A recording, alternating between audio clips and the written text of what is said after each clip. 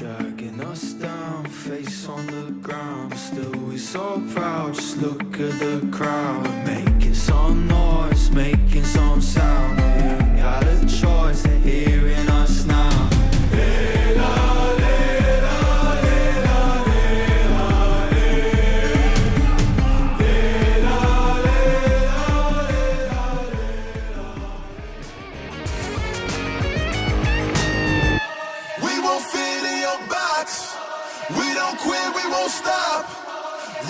All to the top.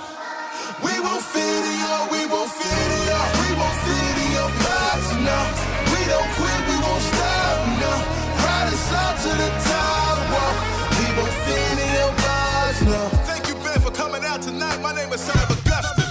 Version 2.7 will be available soon. Let's take a look at all the new content. The long-awaited Dragon Ball Super collaboration is officially here. We'll be bringing you 2 new game modes for this collaboration: Dragon Ball Super themed mode and Battle Royale Dragon Ball Super.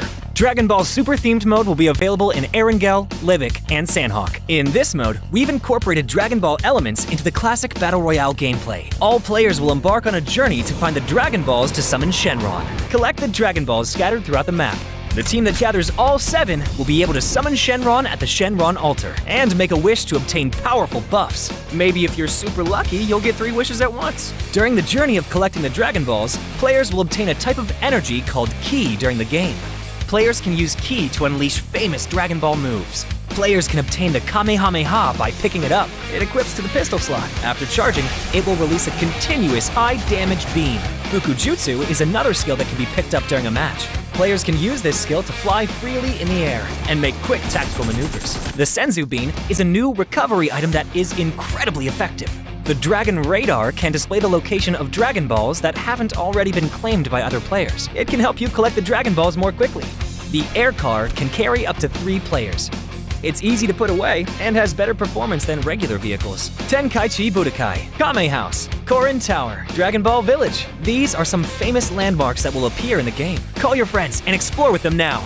The collaboration this time even has a hidden challenge, named Dragon Ball Trial. Win consecutively in the themed mode for a chance to take on the challenge. After accepting the missions, the team has to follow the instructions and gather 7 Dragon Balls. During the process, your team's location will be exposed to other players. All players will be drawn into battle for the Dragon Balls. To win the game, the trial team must successfully secure the Dragon Balls, defend the altar, and then summon Shenron. Are you ready for the challenge? In this standalone mode, named Battle Royale Dragon Ball Super, players can roleplay as iconic Dragon Ball characters, use powerful, unique moves in a brand new anime-style map, and become the ultimate victor. There are 5 Dragon Ball characters in this mode. They are Son Goku, Vegeta, Ultimate Gohan, Piccolo, and Frieza. Select your favorite fighter.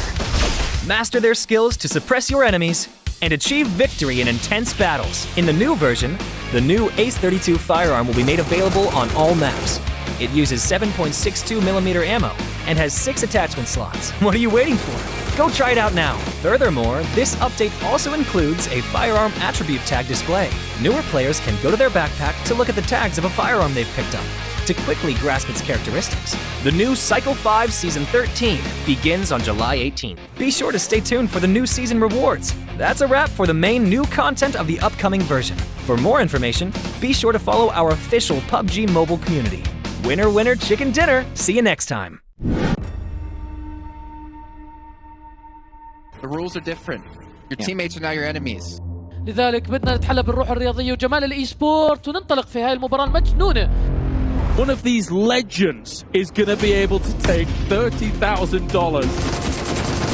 But he got it! He got it! Oh my god! في يعني تخيل لاعب يلعب على 30 ما راح تحرك مكان.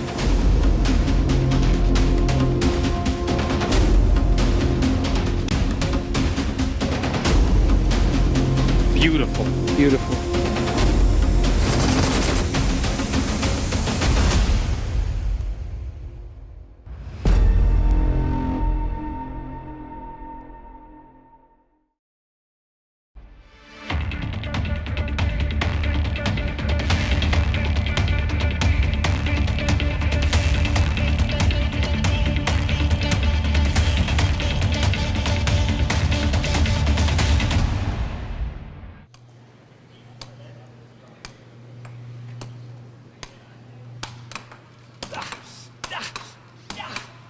Welcome to the PUBG Mobile Regional Clash. It is Championship Sunday and we are backstage at the Boulevard. My name is Banks and I'm joined by Maxman over here. So good to have you here for this pre-show segment. First of all, we've got to kick things off by talking about the TDMs that we've been having at the beginning of each and every day, and then also moving into the main BR tournament. Yeah, I mean, unfortunately, as we know, the European streak has ended on day 3. The 2 MEA teams did win the 2 TDMs back-to-back. We had some really cool moments with some snipers, some shotguns, some sliding animations, so great to see overall. We'll see if they're going to be able to tie it in day 4, but hopes are still alive for the European teams. Though, into the BR, the main mode of PUBG Mobile Esports, looking at REGNUM CARYA. Absolutely insane day 3, 4 chicken dinners out of the total 6 matches. A record-breaking day in any PMRC that's ever been done so far in PUBG Mobile Esports. And now they've created a little bit of a lead for themselves of 23 points, just above NIGMA Galaxy. It's not going to be easy to break that lead. Well, you mentioned NIGMA Galaxy, they're sitting at the top, so what about the rest of MEA? How are they kind of faring coming into this final day, Championship Sunday? Well, NIGMA Galaxy, the thing that's very scary about them is they're super consistent. They get always towards those late placements into the game, getting constant eliminations, mainly thanks to Coops, which is one of the top fraggers and MVP contenders in PMRC MEA versus EU.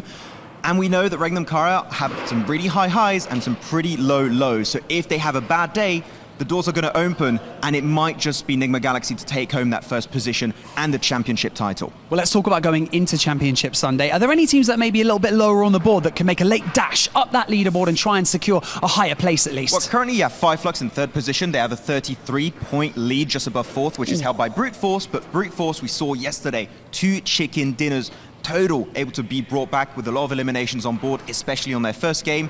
If they can just start playing even more aggressive, taking more control like they did on that day 3 today, that point lead could be reduced significantly in a single match against FLUX. So I'm looking at Brute Force, also Falcons. If they start to be a little bit more confident, not second guessing themselves too much and just fully sending it on breaches in the late stage, they could also have a chance to close that gap and maybe breach in the top 3.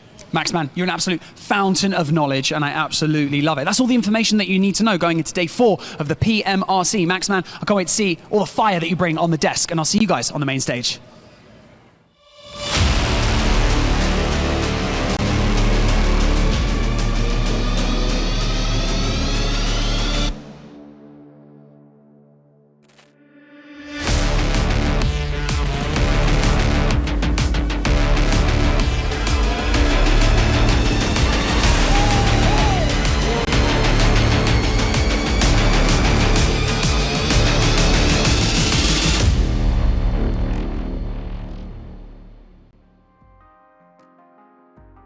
It's the final day here of the PMRC. It's the PUBG Mobile Regional Clash, MEA versus EU, as we're going to find out which region is the best here, with not only the best host, but also our best analyst, with Maxman and 7 Worlds Gaming here. How you doing, Maxman?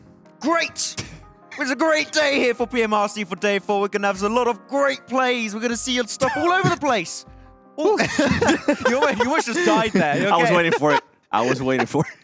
But no, fantastic to have 4th day here and see who's going to be on top. MEA or Europe? Ooh, don't know. Nothing? Yeah. Just stop. Okay, yeah. Cool. Good rehearsal, good rehearsal. Okay, so everyone, welcome now. 7, how you doing, man? I'm doing great, man. I want to see if anybody's going to be able to catch REGNUM CARYA, especially after they did yesterday. I know we got a chance to talk about it a lot during lunch. They did some really good things, and they also did some things that we have to nitpick on, but that's for later on. How are you doing, John? Jason. Whoa! Whoa! Okay. With the jerk talk 10, I was like, you kind of looks like John. It's over. Oh man. Do you wish you had these irony skills? Well, I'm doing good. Thanks for asking. No one ever asked the host. I appreciate it. That's why I messed up your name. I'm glad to have That's you two why back you on the messed desk. up his name. Yeah. What's the? I never asked him. Where's the logic in that? There's no logic. Yeah, Cyber World's gaming. There is no logic. Well, there is logic to our format, though. Let's take a look at what it is if you guys missed it in the last 3 days. It has been 4 days of action as we get into today with 6 matches a day with 16 teams, 8 teams from MEA, 8 teams from EU, and then also some TDMs, which yesterday, as you said, talking to Banks there, were pretty damn exciting. Yeah, we saw a lot of variety. I was expecting just the M4s to be coming into play, but we saw some M101-4s, we saw some M24s, we saw some sliding animations being used, so it's making it a lot more interesting, especially on Ruins, which has got a lot more depth as a TDM map, right? It really does. I mean, the different level changes that you have there, also there's different positions that they can hold. The M24, though, I want to continue to see more of it. It was really fun. Those no-scopes are just so fun. I feel like you should make this an only M24 game mode almost. That would be actually a really fun TDM. I think we would have a chance at getting one of them. I can go one step even further. Oh. A solos tournament, M24 only, no scopes. For real? For real? So imagine those final zones. Tell me You have more. to do a 360. When you're in like top 10, you do a 360 final zone. Everyone's just spinning around trying to hit a no scope in a field. But if you actually hit the no-scope 360, you get like extra 10 points. Or $100,000. Extra prize pool for how many 360s you do, yeah. That's good. Hey. If you better get Have that fun keeping track sensitivity of that. turned real high. But let's also see, take a look at the prize pool, right? Because they're all playing for money here. There's $100,000 for all these teams to win, and it's going to be $3 grand for first place here. And you can see the breakdown on your screen. So a lot of money going towards all of these teams and all these players, and obviously get to experience an offline event here. And for a lot of these teams, it's the first time. Yeah, I mean, it's been really interesting to see this clash of MEA and Europe. I mean, we talked a lot about this, right, Seven? European teams known, especially the Turkish squads, known to be a lot more aggressive, loving to breach and control central positions, compared to MEA teams tend to be a little bit more reserved from time to time back in Arabia. So I'm loving how this thing... I'm loving how things are working out so far. I don't like how we're focusing on how expressive I am with my hands. It's just how I talk. It's a very normal thing. But the clash of metas has been pretty interesting. And I'm still doing it. That's not fair, though, because they just give out free content where you normally make people pay for it. Oh, okay. Your hands. Nice. Yeah. I mean, I could do like a mannequin, you know? I could. Oh. Oh, yeah. And maybe it's a good And career. modeling? Yeah. Playing PUBG Mobile. Pokey-mokey with the boys. I thought it was on a site called Only Hands. But let's take a look at the participating teams here as we'll talk about a little bit of them, because it's important for a lot of these teams here. The experience, getting to meet your teammates. And so far, like we saw, REGNUM CARYA has been off to a strong start. NIGMA Galaxy. I think for me, NIGMA Galaxy, we haven't seen the full potential out of this team just yet. We've seen just glimpses of it. And the glimpses we have seen, we've been happy with. I think we got a glimpse of it on day 2, but yesterday just complete fall off from what we were able to see in day 2.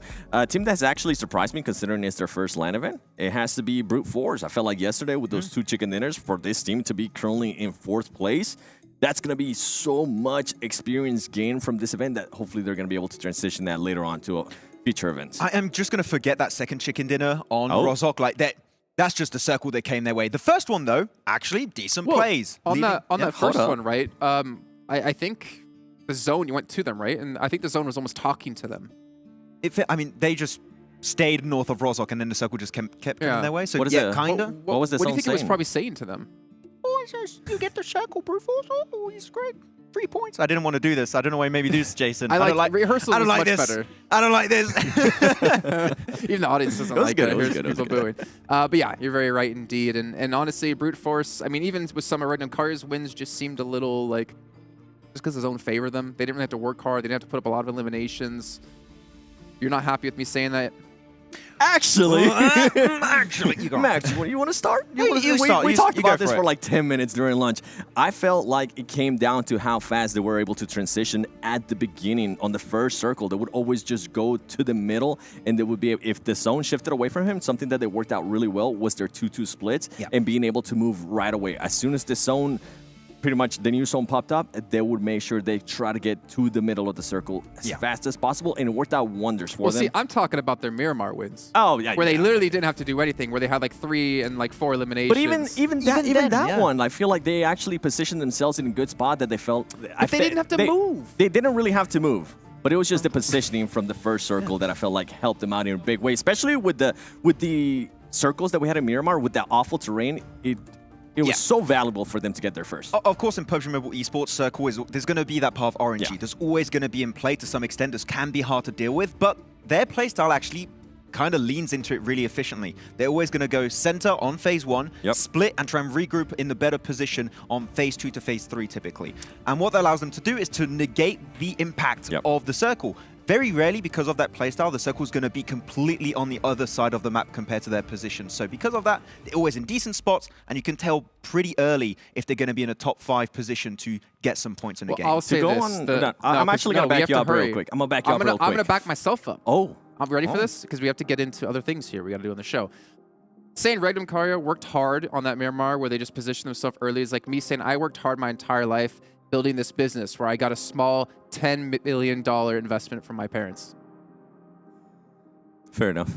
Okay, that's some analysis. They did one thing, rotated early, and they just sat there and profited. That last game, I get it. Yeah, that was like the circle did come their way really, really heavily. I mean, they got, what, 3 eliminations? Yeah, and that was a brute to back force, you up on it, low. whenever they did have to rotate out, whenever they had to crash into compounds, they would get absolutely demolished. And that is something that I was kind of nitpicking at their playing style from yesterday. They were not able to make some good decisions when they had to rotate out of those late circles. Okay, well, let's take a look at our overall so you can see what we mean by talking about them so much, because they had not 1, not 2, not even 3. They had 4 chicken dinners on the day yesterday, smashing any previous record we've seen, and they got themselves up to 176 points in first place. Yeah, 23-point lead currently against NIGMA Galaxy, which NIGMA Galaxy, the thing is, we know how consistent this team has able to remain throughout this PMRC.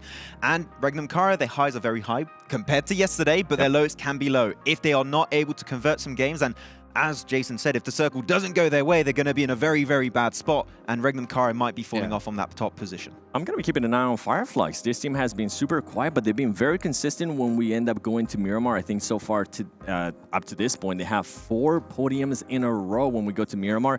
And starting off the day in Sandhawk, that has been one of their best maps as well. They need to just make sure they dial it down when we get to Erangel, because if not, then NIGMA Galaxy and REGNUM CARYA are just going to run away with it. You know, Max, you said you were surprised, with Brute Force a little bit early on with how well they've been doing. I'm actually surprised with Nexus Gaming and how bad they've been doing, because we've seen them be such a strong team online over the course of the last year and a half, whether known as Eastern Stars or Nexus. Like, they have had strong players, a strong team, but in their first LAN event together, they have not been able to replicate that performance. I think I memed in the green room yesterday that they were going to get 5-point day. I wasn't actually that far off at the end, unfortunately. But yeah, first time playing at a LAN event, first time meeting together, it is a little bit of a drastic change of pace from what you do playing online. So that transition has been tough for them. I just hope that, I mean, clearly this event is over for them. They can take these learnings back in their home region and just, try and build on top of that. So hopefully don't change the roster, okay? You guys have a good roster. You just need to get used to these bigger events, because clearly there's potential for this squad, especially with Dorian and Exo and what they did in the championship. It just needs a little bit more time to perform outside of Europe itself. I mean, with what you're saying, then I would expect them to actually have a better performing day-to-day, right? 3 days of experience, being able to get accustomed with their teammates, talking to them, with pretty much being next to them. Hopefully, today they're going to be able to get more than 5 points. So do you think they will be able to? 6-point day. It's 7 for me. Of course. Okay. But the thing is, you think down the line, right? PMGC. Yep. PMGC points get you into PMGC, and they already had a really good first season.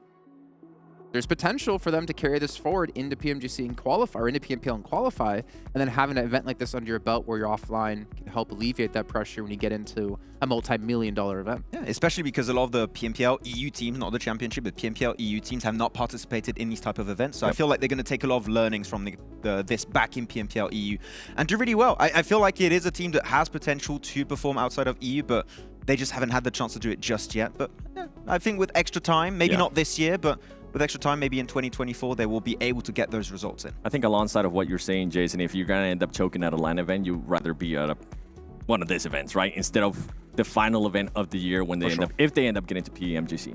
Okay, well, you know what? As we move along, we got to hop back in and talk about one of our teams in particular, REGNUM CARYA, and take a look at their player stats so far in this event to see who the real standout player is. But as we kind of hinted at before, as our MVP was yesterday, you kind of know it's going to be Loxy at 37 eliminations. And Max, you were definitely talking about one of these players in particular during rehearsals, and I feel like you almost need to bring it up again. I mean, mainly Wild was the player I was looking that's at. not who it was. I mean, I was looking at Wild in particular for a player that stood out in Turkey. Tron is not doing as good as I wanted. That's where you wanted me to go, Jason. I see where you're coming from. Tron has not been doing as well compared as Loxy, Azel, and Wild. Compared to like a Ravenclaw for Vampire, I don't know if you agree with this, Seven, but compared to a Ravenclaw Vampire, I do not see the impact of Tron on when the team is securing those big chicken dinners like we saw yesterday. It is mostly just Wild, Azel, and Loxy's show. And Tron really just not fitting in, it seems. So if he starts popping off too, maybe they can just start breaching positions when circles don't come their way, which is pretty rare. But when it comes to fragging power, 3 players is more than enough, and they are doing great so far. I agree with you on that. And also, I mean, yesterday, the thing that kind of saved the stats here for Tron is the day that he was able to have. Before yesterday, coming after 2 days, he only had 5 elims, and he also only had about 1,400 damage. So he was able to use those all. I mean, the positioning that they had, Jason was talking about it, how they were kind of blessing the circle with some of the maps there. He was able to output that damage. He was able to increase more than double it, and he was also able more than double his elims. Can that continue today? And then another thing that kind of comes down to, right? We have seen pop-up performances out of these players. I want to see some consistency out of these players here today, right? We're not expecting a pop-off performance every single day out of a different player, but I mean, if they can just continue to carry some consistency, that's what, in the end, during PMWI, ended up winning Vampire Esports that event. So hopefully REGNUM CARYA can kind of mimic that here. Actually, as you were talking about Tron, I just thought for a second, which is very rare, so you're really lucky right now. Actually, Tron... just attack myself, I know. But because of their playstyle of centering really quickly, going for the 2-2 split and phase 2, phase 3 regrouping as a full squad, a scout/support won't be as impactful as a team that's trying to sweep edge, trying to gather information and go for those late game plays. So because of that, a non-fragger role is a lot less impactful, which is why Tron, I feel like, has had less an impact here. Okay. Fair. All right, to be fair. By the way, slow motion makes everything better. I'm watching this video, I'm like, damn. You don't want to see me running in slow motion. What are you talking about? What do you mean? No, it's more like... It's a good point. I take it. Are you scatting while you're running? Scatting while No, you seen that dude on Instagram that comes out and dances with the belly? Yeah, that one. That's me. Yes. That one. I'm way too old for this because I don't know what you're talking about. Don't worry. But that's fine. You know, I do know what we're talking about, though. Brute Force obviously had 2 victories yesterday. One of them kind of gifted. But we need to see maybe their stats over the course of yesterday in terms of individual players, because this is going to be important going into this final day. Brute Force do have the chance to move up the rankings here, get themselves a little bit of a higher placing. Whether they can do so is obviously going to depend on quite a few different things. But pre-pod, 11 eliminations yesterday. Definitely one of the star players, as we saw. Oh yeah, potting the competition, Seven, for sure. He's having a great time. As a whole, their first chicken dinner yesterday was the best showcase, I think, from we saw from Brute Force this entire PMRC so far. The way they just split out, got so many off angles, and the teams, as they were just going downhill, started to get eliminated one by one. Thanks to the angles they secured themselves, was really good. Of course, that win in Rozhok was just gifted to them, but we see the potential of this team. So if they can just be a little bit more consistently in those late games, I feel like we could see more consistent points coming out from this squad. I feel like going to that first Erangel win out of them, them being able, like you were mentioning, with those 2-2 splits that they have, the confidence that the players were able to showcase during those 2-2 splits, taking fights with different people. And I mean, we saw 2 players being able to take on a full team of the MUERTE, regardless of where the MUERTE currently is on the overall leaderboard. They were able to perform that really, really well without getting any of their players knocked, and then that kind of allowed them and positioned themselves to end up getting that chicken dinner. So the confidence out of this team right now is at an all-time high, and I hope they continue on that today. Yeah, currently in 4th place right now. They still have a big gap between them and FLUX, to be fair, of about 33 points, but it is doable. It just comes down if they can make it happen today. And speaking of today, a lot on the line here for quite a few of these teams, and that brings us to our player to watch. And I'm curious, who did you choose to select? Not gonna put it on because, you know, I can't, but none other than Coops. I mean, we've been talking about him for such a long time, and we were also hinting at how the performance he had, especially the first 2 days, right? Yesterday, there was a bit of a drop-off because the team wasn't performing that well. I feel like if NIGMA Galaxy expects to be hunting down REGNUM CARYA in first place, they need a good performance out of Coop. They need Coops to be able to do what he was able to do within the first 2 days, which was find those angles, get away from his squad, and be able to frag out, because ultimately that's what ended up working out for them. Yeah, it seems like yesterday Coops wasn't in a position where he was set up by his team as much as we saw, especially on day 2. And we saw that, I think, on the first Orangle, which was won by REGNUM CARYA, they just sent one by one and they were all so split far away from one another. You know that when you have like 4 squads all around your position, constantly scouting your spot, you are going to be struggling. So we know what Coops can do, but if they just stick a little bit closer today, it might just be what they need to try and overtake REGNUM CARYA in first place. It's only 23 points they need to overtake it. One good game, and they're back in the race. Yeah, and I expect them to bounce off. I mean, day 1, he ended up with 15 elims. Day 2, he ended up with 11 elims. Yesterday, 5 elims. I know he's not going to be happy about it. He's going to be looking to bounce back from it. All right, well, we obviously do have the TDMs to go before we do hop into those matches. And first up, looks like it will be GANGSTERS up against NEXUS Gaming, which, based off how the seeding worked, it should have been a really good match. But obviously, with how it ended up so far in the tournament, we don't really know. But to follow that up with, we've got GEEKAY and FLUX. And I say GEEKAY has been preparing for this TDM the entire event because every match, except maybe yesterday, they've been hot dropping. So they've been looking for those fights, and I think they're going to slaughter FLUX. PMWI, screw that TDM. That's what we're here for right now. I mean, I think it's going to be close, but if I had to pick one, I think FLUX might be my favorite. GANGSTERS, what are they going to be doing? There's no blue zone here. Well, we're going to find out. So we're going to head down to the stage to kick off this day.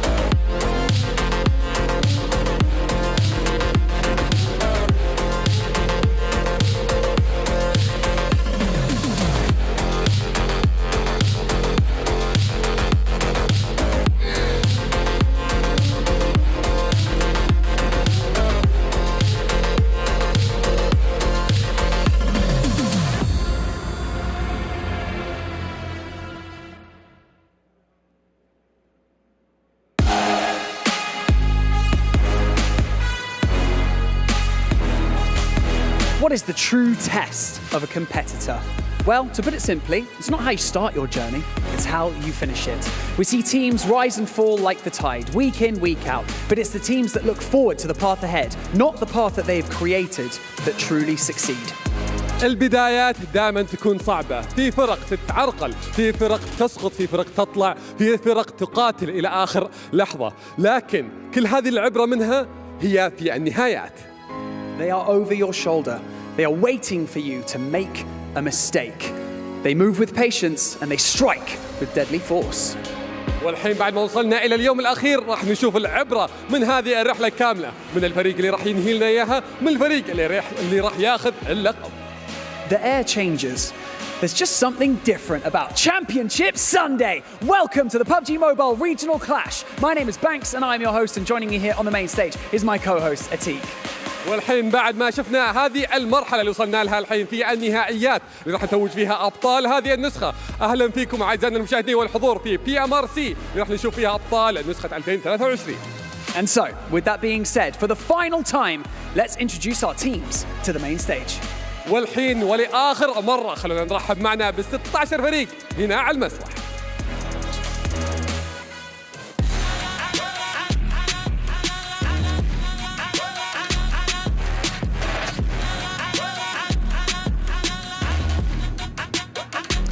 One final chance to make a move on the final day of competition. It is NEXUS Gaming.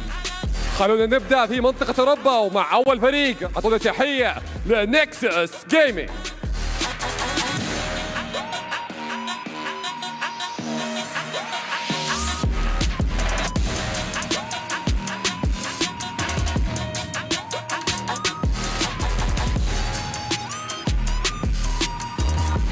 A varied performance so far up to this point, so today could be a big day. It is MUERTE. والفريق التالي اللي أبدع معنا في هذه الرحلة أعطونا تحية MUERTE.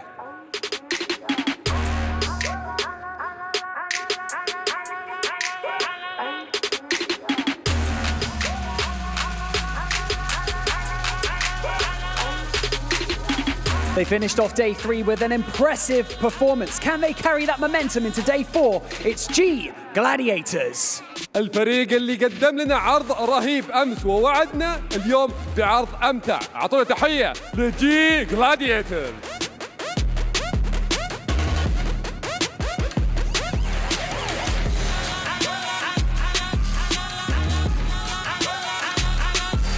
Top 3 is not entirely out of sight at this point, so can they make a move? Next, RÜYA. والفريق التركي واللي جاينا بشكل قوي. أعطونا تحية لنكست رூيا.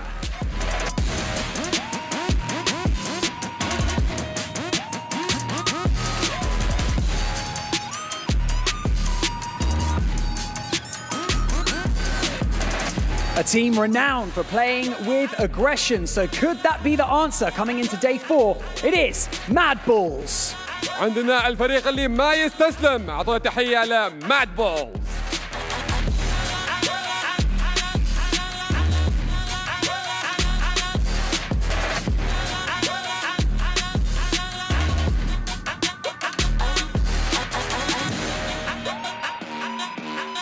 Moving into the top 10, we've only got 6 points off of 4th place currently. It is Excuse Me. والفريق اللي ما هو بعيد عن ال4 مراكز الأولى. رحبوا معنا في Excuse Me.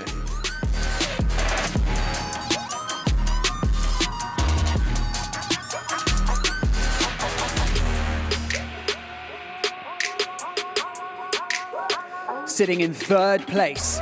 A solid day could see them lift the trophy. FLUX Esports. الفريق اللي مستواه ما نزل على التوب 4 وفعلا اليوم برضو مؤدي أداء جدا ممتاز. رحبوا معنا في FLUX Esports.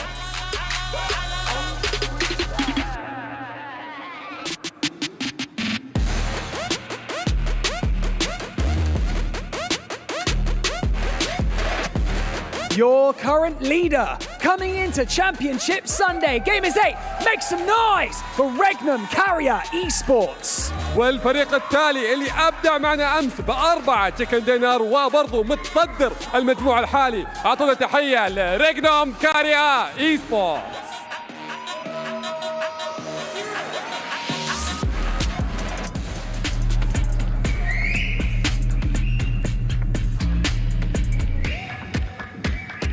And now, moving into the region of MEA, with one final day to impress and make a statement, Vision Esports. والآن مع الفرق من منطقة الشرق الأوسط وأفريقيا. أعطونا تحية لفريق فيجن Esports.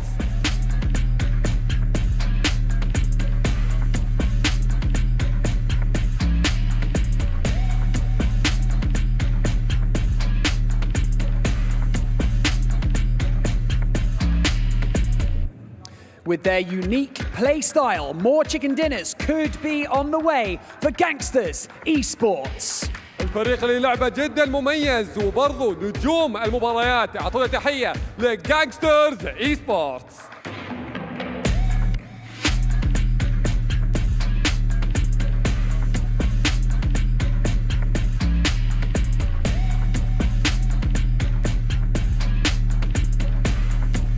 Coming into the PMRC as one of MEA's favorites, can they turn this around? GEEKAY Esports. فريقنا التالي غني عن التعريف، هذا يستاهل تحية كبيرة. أعطونا تحية لGEEKAY Esports.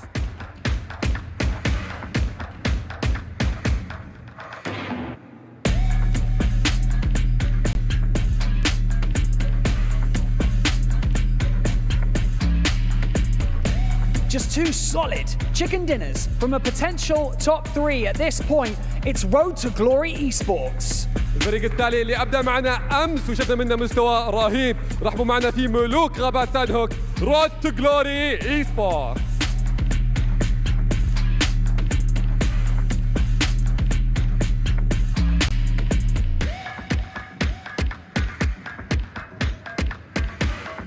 We know them, and can they recreate their day 2 finish coming into day 4? It is Team FALCONS. كلنا نعرفهم وحضورهم دائم قوي. تحية كبيرة لتيم فالكونز.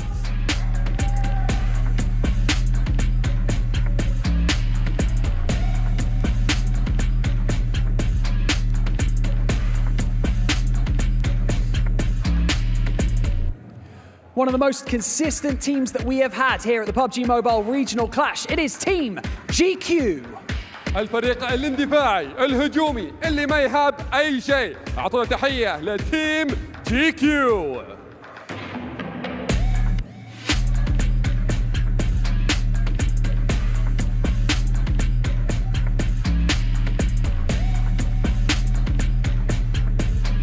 An impressive day on day 3. Can they continue that kind of momentum? Anything can happen for Brute Force. مستوى عظيم شفناه منهم أمس، إذا قدروا يكملون على هذا نفس المستوى ممكن يحققون اللقب. رحبوا معنا في فريق بروت فورس.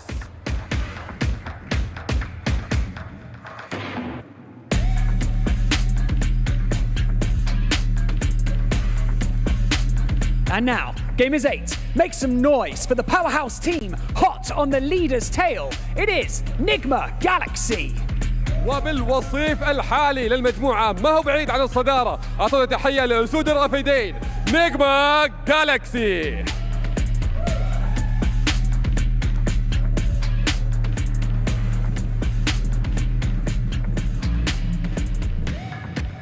Atik, we are here once again. $100,000 still on the line. The PMRC trophy, and one region will reign supreme. I think I hammed that one up a little bit too much. Anyway, let's go over to the casters to bring us into our final 2 TDMs of the tournament. والحين أعزائنا المشاهدين بعد ما شفنا كل الفرق المشاركين معنا في هذه المرحلة راح نبدأ فيها مبارياتنا اليوم. But thanks. What are you doing? Oh my God. Team EU are still in the lead. Well, don't be so happy. We still have one more day. We still have 6 more matches to finish this off. So let's head up to the casters and start the match.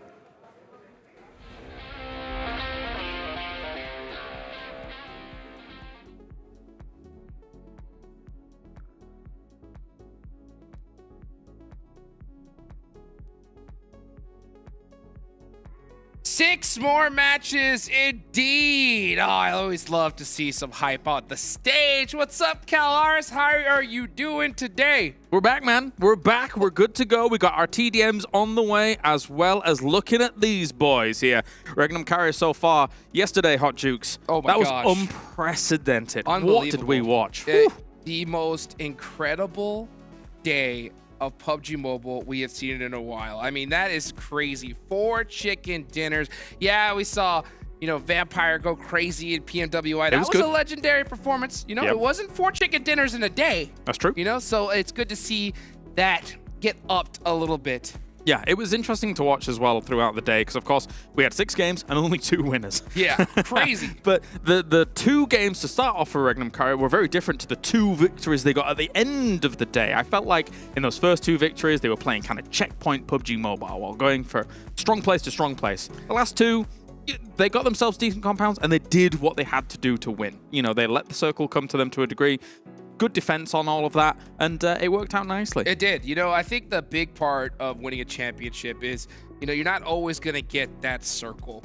You want to put some points on the boards when you don't. But when you do, you want to really optimize it. Now, I think they definitely did in the first 2 matches. The last 2, I think that zone really gave them a lot of love, They got some chicken dinners without very many eliminations. So it's crazy because I remember at the end of the day, you were surprised at just how the gap wasn't bigger than I think we thought it was going to be. So, I mean, there's still a chance for a lot of teams to come back. We just heard it there on the stage that there is 6 more matches here to go. And we're going to start off with some TDMs today, CalRs. You know what? Honestly, I'm super jealous because I know you've casted so many TDMs before, and this is my first time, so I'm excited. Let's get it started. This is an interesting one. GANGSTERS versus NEXUS, 2 teams that have got varied play style. Let's put it that way. So let's see how this is going to play out. Already, nades are going to be thrown on in the M114. Going to try and do some damage, but not against the M4. Swinging around the corner. Goes to a slide. Whoa, did he just get a double on that to Jafar? That's what I'm talking about. Jafar sliding with style. Oh, tries to catch on. Fedora with the sawed off. Okay, it's good to see some secondaries coming out hot here. I noticed a lot of teams here in this style, either like the sawed off or the Scorpion. There's a Groza and M1014 in that loadout as well. Seeing Groza being used a lot. It is Crate up close. Going to charge up an nade here and try and hit Doran. Likewise, he threw one forwards, but it did bounce further away, so not exactly easy. Everybody just holding angles right now, starting to throw all that util out. Getting ready. So far, we're seeing a little bit of a lead here from the GANGSTERS. That's going to help them out towards endgame. Jafar's on 6 already. Wow. He is getting it done by himself. Yeah, big performance so far. He's using that M1014 very, very well. Really doing a lot of damage. Walsh was able to also claim one as well. Now it's Kevin on board with. He's going to be going for the Groza, sliding forwards. Kapahala, though, big spray through with that Scar L and actually making it work. Ooh, hits that lay down, gets that cover, pops back up, and gets it done there with that Scar. Now, you can run out of ammo here, so he wants to go pick up as much as he possibly can. Yep. Yusuf holding down that angle with the shotgun. Miss, actually does tap Kapahala one time, retreats in the meantime. I like GANGSTER strategy here. They got a couple players just free-firing corners and then sending up their teammates like Jafar with that shotgun up close. You've got to be careful with the vaults, though. When you're actually going for that, you are vulnerable. So I was surprised that they were trying to move up in that direction. But, I mean, so far, so good. It's working out here for GANGSTERS. They do have 16 on the board, so a little bit of lead goes their way. Although this M1014 from Kapahala doing some work. Will he finish it? No, he will not. Tried to hit that gun switch. Couldn't do it in time. Jafar's all over the place, man. 8 limbs now. Make almost 9 right there. Yeah, this shotgun has come in hot here. Kevin goes down in the process. Here comes Doran picking up that Groza. I mean, it's a big gun. We were talking about how much we like this shotgun compared to some others. We use it a lot on Livik, etc. Very, very fun to use. And I guarantee you, like, if we would see this shotgun in Erangel, I wouldn't be surprised if we see people pick it up over the DBS. Maybe, maybe. It is strong. It is strong. We've got ourselves a little bit of a standoff for the moment here. Walsh are moving around on that right-hand side. Yusef's holding some high ground, trying to go around the corner, but it's not going to be successful. Kapahala, once again, from this high, able to hit with the Scar. Yeah, I think NEXUS Gaming realized they're getting behind now. So, okay, let's kind of slow things down. Let's hold some angles, try to catch some points on the board, play a little bit more defensive. But this is what happens. As the time goes on, if you are down, that clock starts to tick, you're going to have to push. Definitely, definitely. Doran still holding it. He does have the sawn off as well if he needs to switch to it. A nade went through, but that was his own team, so he needs to back away for a second. Yusef, unfortunately, low on health. More shots will come through. Jafar finds himself in the corner, goes around the corner. He is very good with this gun. He's crushing it. I mean, already hit a dozen eliminations, definitely putting the team on his back here. Exomachida with 7 on the other side of NEXUS Gaming. And that's exactly how many points they're down as well. Look at Jafar holding that shotgun. He's waiting. All right, use it up. Come to me. Very patient. Come to Papa. Get 1. out of here. Maybe 2. 2. Not 3 beat. Jafar. Mate, why don't we just play Livik and have them, maybe they'll play a different playstyle. Dude, that's what I'm talking about. Jafar, what was the patience to just wait and say, you know what, I got this, and crushes the competition. So now with this kind of lead, it's pretty much a GANGSTERS W at this point. At 10 ahead. That is rough to try and recover from. We've got Exo still trying to hold things out here. But this spot is kind of annoying to shoot down on, and he will lose that out. Aiming down in PUBG Mobile is kind of irritating. Yeah, it definitely is, because you got to watch your own toes. Yep. You know what I'm saying? Meanwhile, Jafar, oh my gosh, this slide He's a monster. Has just been ridiculous. 16 elims and counting. Looking for the double peek, doesn't quite get it. And Yusef here in the long will actually get another elim himself. They've done so well with this. What a win. Wow. GANGSTERS, I've got to say, looking at how that played out, that might be the most dominant TDM we've seen throughout all of them. And you know what? To be honest with you, I think they would have done 10 times better if they were in the blue zone. Agreed. Yep. The bearers of the blue. That's correct. They created the blue. They were one with the blue. They live in the blue. They do. Other teams, right, merely grew up in the blue. Yeah. They were bored. Molded by it. That's right. That is correct. As we look at the GANGSTERS getting warmed up here, I think that's good for a lot of these squads, especially coming into the last day. Obviously, a lot of nerves. Teams want to be able to put some more points on the board and get that. I love to see Gladiators, though, when they walked in. Just instantly pointing at the trophy, throwing up the X, and we're like, nah. Not today, boys. Yeah, not today, but hey, you know what? We can still definitely make some moves on the leaderboards. Definitely could. Definitely could. I mean, there's little bump-ups they could make. Even if they just treat this as an opportunity to really scout out what other teams are doing, leading into PMPLEU, of course, which is coming up, it wouldn't be too bad a thing. But hello, Sadie. We still have, hello. We've still got one more TDM to go. Okay. GEEKAY going up against FLUX. This should be a bit of a banger, considering FLUX is doing great, and as you said, for GEEKAY, they've been doing a lot of fighting. If GEEKAY loses this, I am going to be shell-shocked because they have had more practice in CQC action than I think any team in this lobby. It's been absolute craziness. So they're used, you know, to get hot right off the drop.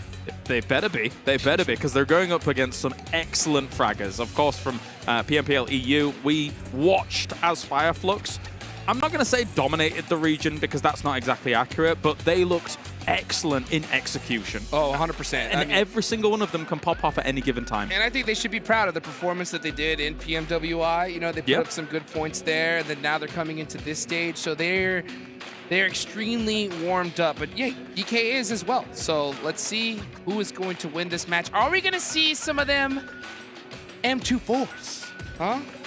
I would like it. I really would. I do think maybe we'll get a lot of M101-4s, though. That is the play, honestly. I mean, we saw that even from mid-range. It's just disgusting. Just good. Strafe back and forth. Just keep popping those shots, and you're going to get them down eventually. Yeah, I mean, the bullet spray on those shells really isn't actually as spread as you might think, right? In terms of challenging the DBS for how much range it has and its ability to be able to do significant damage at that range, it exists and is scary. Yes, it is. Yeah, I remember when this weapon came out in Livik, tons of just players were hot dropping, getting into the action off the rip, and here we go! Final TDM. It's GEEKAY versus FLUX and look at this, GEEKAY is coming out hot. Yeah, they are already. FLUX is trying to hold this choke with a few nades to start things off, get that out, get it done. GEEKAY with the first limb will take Solus down, but responding Kai with the M24 from SoulK. He's here with the M24 action. Oh, yes, he does. Yes, and that was a nice little try to get a little no-scope there. Very pretty. Ragnar jumping away from that grenade just in time. I do notice that the nades don't seem to hit as hard here. Oh! SoulK going for some kneecaps. It's not even no-scope. He's actually zooming in with the hit 4 times at that range. That quick scope. Very nice. Let's see if he can do it here, though. Oh, he quick scoped him. He did hit him. And gets, busted from the side. That's the way it is. Blindsided. Blindsided. Ragnar's going to charge up the nade. What's he going to be able to hit? Solus is also doing the same. He needs to get rid of him before he throws his. Meanwhile, Ketch taking a little bit of an action up towards the top here. Nice nade, actually. We'll be able to get away from it, though. Never mind. Bad bounce. Yeah, bad bounce, too. Yeah, I hate to see that there. Okay, Lutz does go down. Satan up top.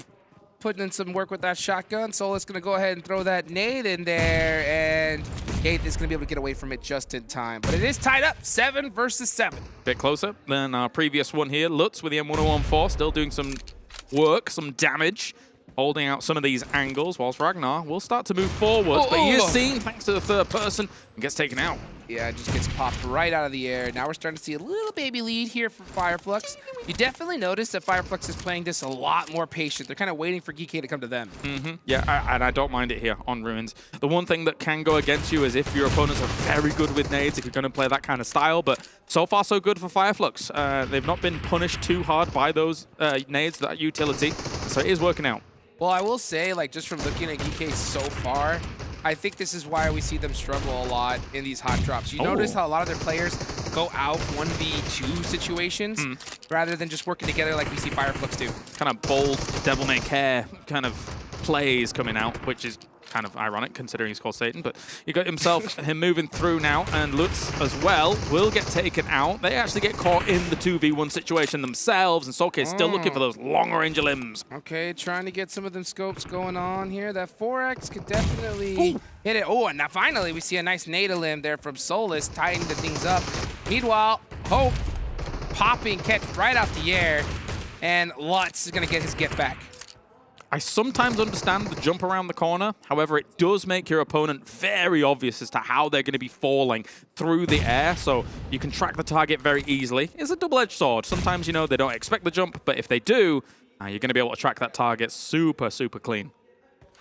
Speaking of clean, SoulK still holding that M24, holding that back line, just trying to keep things in perspective. Here comes Satan with the push against Ketch. It is going to be the M101-4. Yep, versus the Groza. And in CQC, it's all about some shotgun action. All 4 of them were on that angle then. I thought maybe just the collateral of the M101-4 shooting through the air would have taken them all out, but not to be the case. Satan's blind! Hey, will move up. What can they do with this? The M24's in action. And Satan's holding this angle really hard right now. Just that beautiful peek back and forth. Jumps around. Gets caught on the reload. Still surviving for so long. And finally does go down. Tried to punch him. That's disrespect. The disrespect. Let's see what Solus does right now. Free fires the Groza. Oh, runs out of ammo. And Satan gets his revenge. Nice, nice. Almost all the limbs now are M114s at this point. Right. He's just flying on through here. 27 to 24, very, very close as FLUX needs to recover some room here. This could be a good nade. He knows exactly which corner he's on. And he moves out. He does pop out, so it does tap him up a little bit. Oh my gosh, long range shotgun action, and it does piece him up. Yeah, it's nuts how accurate it can still be at that kind of range. Tries to go for the pre-fire across just in case he stands back up from that little crouch. And catch once again on that same angle will be denied. Oh, FLUX is getting caught out here. Lutz does get a nice shot, but gets taken out. That angle completely eliminated. So it's 31 versus 27 in GEEKAY's favor. Now, will FLUX make this recovery happen? They are 4 behind at the moment. It's difficult. You got to kind of group up here and maybe just make some big full pushes on individual members. I think you're starting to see him panic a little bit. They're starting to press the action. They do close that gap just a little bit. Now it's a 4-point, but a couple of bad peaks is all it takes. 4 more eliminations, and GEEKAY are going to win this. Looks like it. Looks like it. More nades will be charged up. Good to go. Lutz very low. Going to run away with 1 HP. Oh, not a bad nade. Does a lot of extra damage. But again, can they catch up? They're so far behind. 2 more is all it takes. Now the gap is really huge. We're going to have to see FLUX group up together and get some plays. Okay, there's 1. Slow things down a little bit. Gotta go long range. Yeah, Solkay with that bolt action. I don't think it's going to get it done. Nope. 1 more elimination. All it takes here. And 35. 35, 39. It's going to be over. The M114 is going to clinch it here.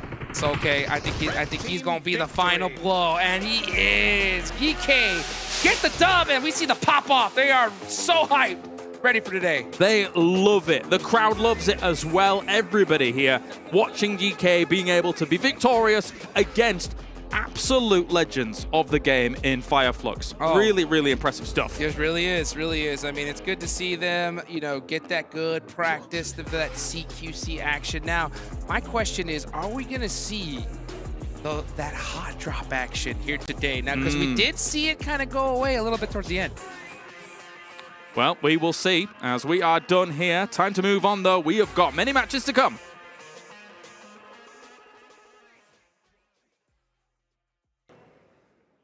Hello, guys and girls. Welcome to the PUBG Mobile Regional Clash here for MEA going up against EU. We're in the final day. My name's Kalaris, joined by Blank here to talk about a few of the moments that we've seen go down so far. And first things first, Blank, we want to talk about the amazing, unprecedented day that REGNUM CARYA had yesterday. What on earth did we watch? I don't know. Honestly, we were screaming back in the green room the entire time because this team has just done amazingly well the entire time. I think that the way we looked at it, though, those 2 first games had a real distinct difference to the 2 last ones that they won. Yeah, absolutely. The first 2, obviously, as we take a look at some of the moments from that day, the first 2, checkpoint PUBG Mobile, going from place to place. We said it ourselves. It looked flawless in execution. The second 2, good compounds, but still good holds, I think. Yeah, 100%. I think that the way I see it as well is the fact that, they milk those compounds for every last ounce of usefulness from them, which was the really big thing. And it's nice to see REGNUM play like that because they obviously can play all kind of play styles and to a really high caliber.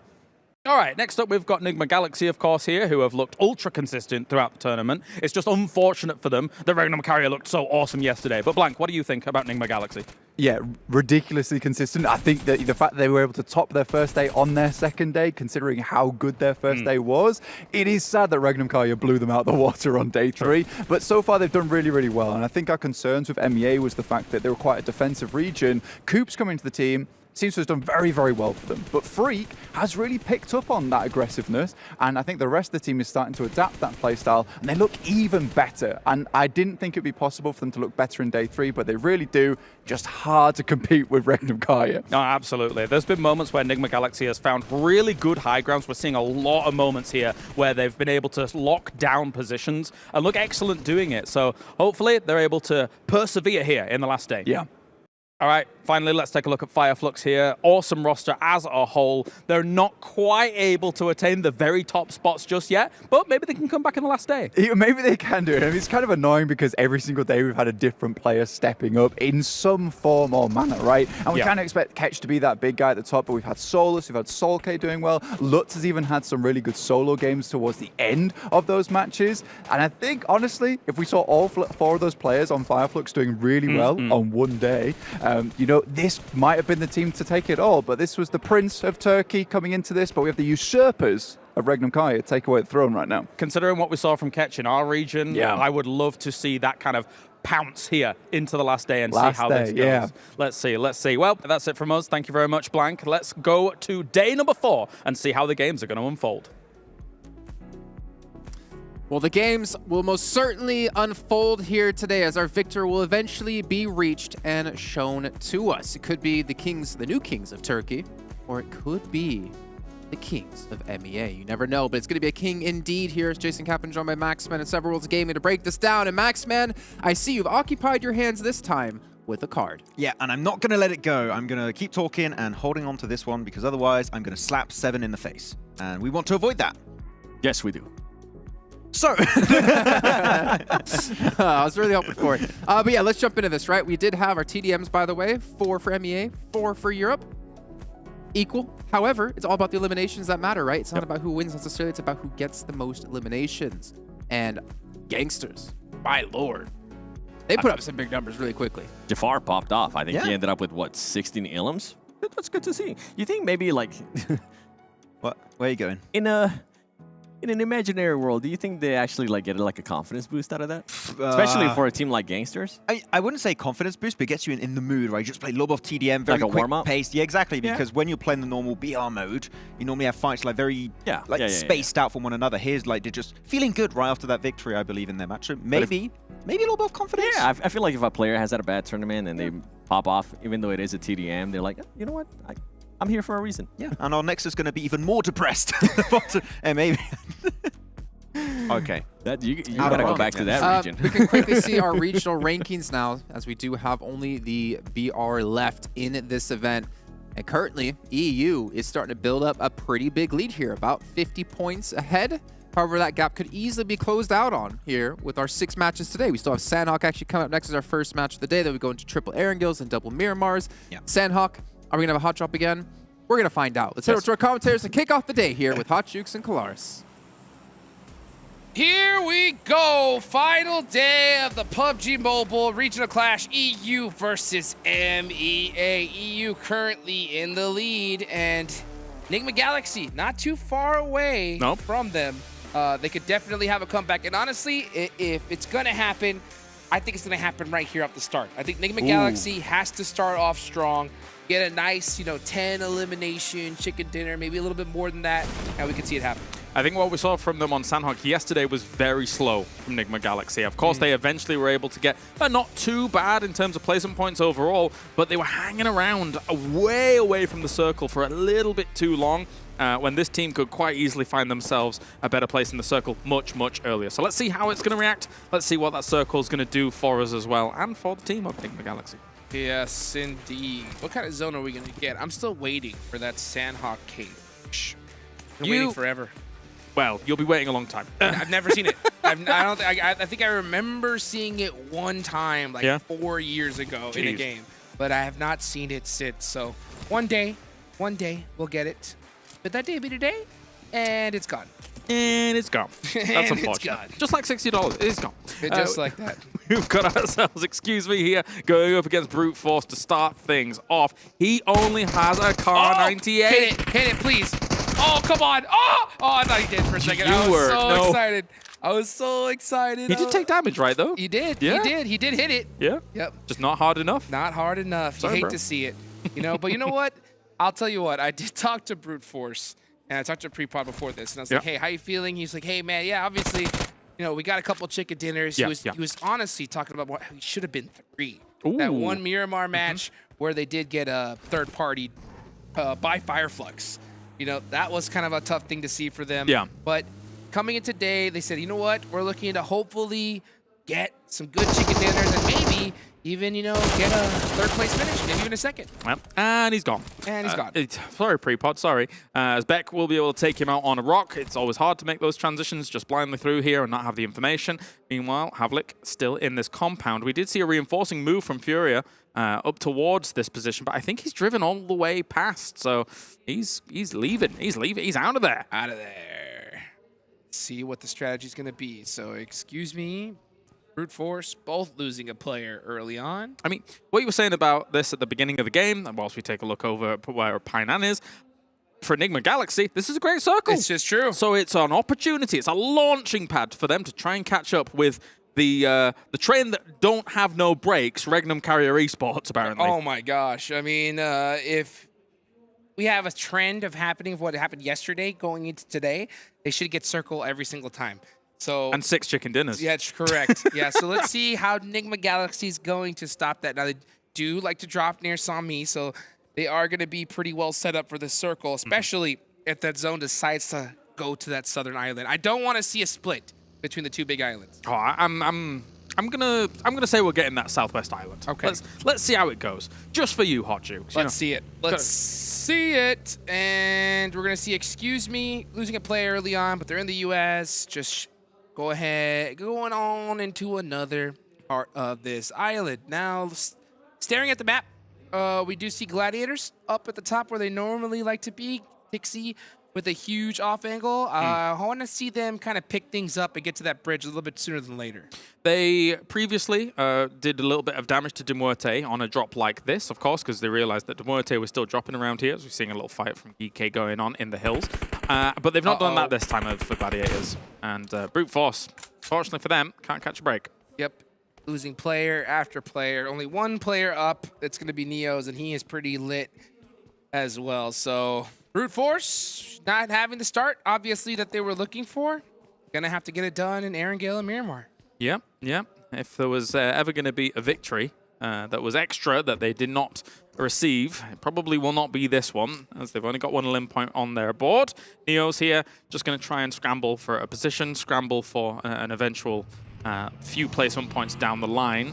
And here's Nexus on board with them now, who have they found themselves a very central spot. So it's a good start for a team that is struggling at the moment. Oh, big time. Yeah, they got a big ladder to climb up this leaderboard. But you know what? Teams in that 4th, pretty much all the way down to like that 11th place finish, they can definitely see some big changes there. So if your squad, like Gladiators, right, I think this is a huge match for you here, because a good chicken dinner, you could be in that battle all the way up for top 4.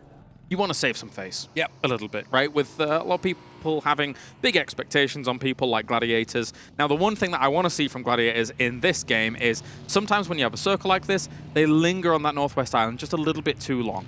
They have all the room in the world to play with here from that Northwest Island. So hopefully they mosey on a little bit faster than usual. Let's see them do it. You know, we're looking at MADBULLS right now. We just saw some stats from the average 5 eliminations in Sandhawk. Uh-oh. Flick. Sees the feet. Ooh. Zooming in on that 6X. Trying to get some shots onto Beck. Sometimes shooting in between these trees can be sketchy, though. Can he hit it? I wouldn't do it. If they'd have both shot at the same time, I think it would have worked on out. But REGNUM CARYA here. GANGSTERS is going to be rolling up on them here in Painan. The move does happen. There is some mollies going through, as well as some nades being charged up. How well can GANGSTERS breach this location against REGNUM CARYA, who's normally able to hold down compounds very, very well? We saw it throughout the entirety of yesterday. REGNUM CARYA, that's what they did all day yesterday indeed. Let's see how Yusuf is going to try to break this open here with that nade. Uh-oh, a little bit of mistiming from GANGSTERS. They lose one. A nice little return fire, though. Yusuf has to win this 1v1. Gets another. And, oh, Loxy almost made it happen. But REGNUM CARYA, first team out today. Was that on your bingo card? Well, no, actually. It was not at all. You remember that train that had no brakes? Yeah, that train. I remember that train. I guess it's just a mountain in the way. It's just... It was like, choo-choo. Oh, sorry, train. Hate to see that. That's rough. Yeah, but you know what? I think that they're panicking right now. That lead that they have, they are just like, oh, no. That's going to give you some sweats, I think, for sure. Like, you wanted to come in here. Obviously, they looked great on Sandhawk yesterday. To go out dead last in the first Sandhawk of the day. You could let that get to you a little bit mentally about this day, and it gives these opportunities for NIGMA Galaxy to catch right on up. 100%. I mean, if you got your ear to the ground right now, you could hear that door just start to creak open. And I guarantee you, NIGMA Galaxy, they saw that in the feed. So this is their chance if they want to get that championship belt on their way. So I talked to Coops. He said, you know what? I don't even want an MVP. I got too many MVPs already. Yeah. I want a championship. So this is the time to do it. Could quite easily make it happen here. Not a bad circle as well. For a lot of focus now on this Southwest Island, so for a lot of teams are going to be trying to move on over there or position themselves on Painan as well as the river to maybe make a move if they need to onto the mainland, but that is very unlikely to be occurring, as we do have Toffee still scouting out this bridge. Taking the shots. Got him. Got Volt. And the remaining member. Oh my gosh, what a shot. 2 players from Vision Esports just out just like that. This bridge still has quite a bit of value even after this circle has closed, because it is still a good transition path and it will be in the blue, so teams might use it thinking people aren't here later on. So yeah, that's a good little spot to be able to camp out there for the moment. Yeah, it was smart there from GQ. I think they definitely did their homework, realized that in a zone like this, teams like to think that they're safe going down that bridge, and we're able to take advantage of it. Very, very nice. Meanwhile, we're watching Painan. Okay, next RÜYA. Very close to GANGSTERS. GANGSTERS just being very, very sneaky right now, waiting to possibly spring the trap. Next RÜYA, where are you off to here, Frozen? Looks like he's going to reposition this vehicle. Just use the small spot that he can cross the river with. Yes, indeed. Let's take a look here at Wash, holding it down. So, I mean, this is that planning phase. You know, the zone is still big enough to be able to kind of get a little breathing room. I think this is a really good area and time as well to try and camp rotations, just like we saw GQ do right here. So, worst case, if it does go wrong, you still have enough time so you don't have to worry about that third party as much. Yeah. Next zone, that's definitely gone. We give Toffees a lot of credit for that double there, but there was also supporting fire coming in from his teammate, so well coordinated by GQ, holding that down. Now NIGMA Galaxy, it's looking towards Excuse Me's compound. This is just a little bit north of them here. This is where it gets a little bit risky, because the zone is starting to close. Timing is everything here. If they decide to take this fight, they have to put a little like a 1-minute timer on it, because it has to finish quick. Because if it doesn't, that third party is definitely coming. Maybe. We will see here. Excuse Me still just using that third person to try and see exactly where their opponents are. Vision is rocking past this, but they're going to get absolutely exploded. Everybody's shooting at them as they move past. Next, RÜYA was able to start things off. Bye-bye. And they're finished, man. Done and dusted. Just like that. Yeah, obviously we saw GQ waiting for them over there near Camp Charlie Bridge, and since then they were just trying to find another spot. Got taken out immediately. Next zone, about to pop. Are we going to go down to the southern island? Maybe even a Ruins finish? Let's see it. Or are we going to see a nice split down the middle? Well, speaking of splits, I'm kind of scared about Gladiator split up at the top at the moment. If you're holding Trifecta, the last thing you want to be doing is having then an entire team coming across Trifecta like MUERTE up at the top. With a 2-2 split like this, it's a bit daring. But look at that. Okay, so Gladiators could move together and then start taking some positions on the west. I mean, what do you feel about Gladiators deciding to take Ruins right now? Do you think that's a good idea? Ooh, not Ruins. I'm scared of Ruins. I am also scared of Ruins. If the circle shifts there, cool, that's brilliant. If it doesn't, you're done. Yeah, it is really hard to get out of here. Now, there is that little hillside up on top of Ruins that you can still rotate away if that zone goes south. Yeah. So I'm wondering if that is where they're taking now. I am happy to see them group up together and head in that direction. Well, it allows MUERTE to also pass on by across the water, so that's nice. But as you say, that kind of lip south of Ruins is amazing as a kind of vantage point to be able to work with. So maybe they go there, maybe they go to a compound, we'll see. But it looks like they might choose a compound. Next RÜYA here, rocking up on Octavian. Literally rocking up right here. Let's see what Octavian could do. He knows he cannot get knocked, has to play it very carefully. Oh, that Molotov, forcing to run backwards. That is just instant knock. Great zoning, great control there by next RÜYA, but at the same time, they're not done just yet because Kapahala is coming in as reinforcements to try and stop this. Frozen and Yekta a little bit far away on the angle to try and reinforce where Z-Wolf is. Gets him, takes him out right now. Let's see what Kapahala does. He tried to throw that nade. There's going to be a nade thrown right between him. Frozen is down to 1 HP. There's a 2-1 split right now from Nexus Gaming. Beautifully done. Exo Machina able to get the double. I would have wished to see that timing be a little bit more synonymous, but they were able to get it done. But here comes GANGSTERS with the third party. This is what I was talking about. This is that time where once you get that fight, you got to finish it almost instantly. Very quickly. You got to try and finish it off, but it's not to be the case here. GANGSTERS, I must say, you know, rocking up a few points here and there. 7 elims for them. They've approached this game in a bit more of an aggressive stance, and it's definitely worked out, even though they've lost 1 player. But, you know, 3 alive, still all right. Yeah, I think this was a big day for GANGSTERS so far. I mean, this is that save face day for those teams at the bottom, right? Yeah. And I love the fact that they did their homework. They caught vision early on, and they are playing it aggressive. Now, they do have 7 eliminations with 1 player down. Great game still in the works for them. Now, the zone starting to close. 41 seconds left on the clock. A lull before the storm because zone number 4 in Sandhawk, that's where it starts to get picked up. This is scary. Falcons in 1 vehicle. If they pass by just a few guns, this could be absolute disaster. Let's see how far they're able to get. They're going to try and absolute blast through here. Where are you going? I want to just hear their comms, and I wish that they were just doing nothing but Falcon screeches as they drive in onto MADBULLS. DBS is in hand. They get 1. They do have the advantage, and this is what happens when you split up. This is the main thing you have to worry about. A screeching Falcon, whole entire squad coming onto one side of your team. Yeah, it's very, very difficult to even kind of predict sometimes in these moments. But yeah, MADBULLS is going to be falling as a victim to it. The car does explode now, but Falcons can get the recovery going here with a few smokes. That was successful. Yes, it was. Oftentimes it's not, but that was successful. I mean, not to mention sitting at dead center of this next circle, so they're in a great position. And let's see what happens as Road to Glory Esports now chilling in the blue zone. His bike is getting shot up, and he gets knocked in the process as well. So Road to Glory are going to lose.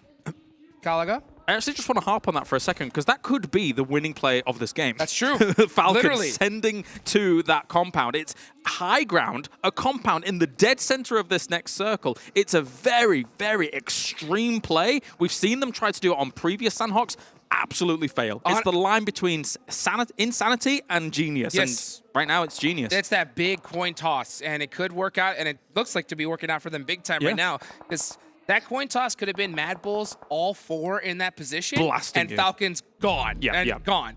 But they caught that split, took advantage of it, easy 2 eliminations, and now you're good to go. Final player from Brute Force does get knocked out in the process. Now we're starting to see Nexus Gaming get into it, and NIGMA Galaxy as well.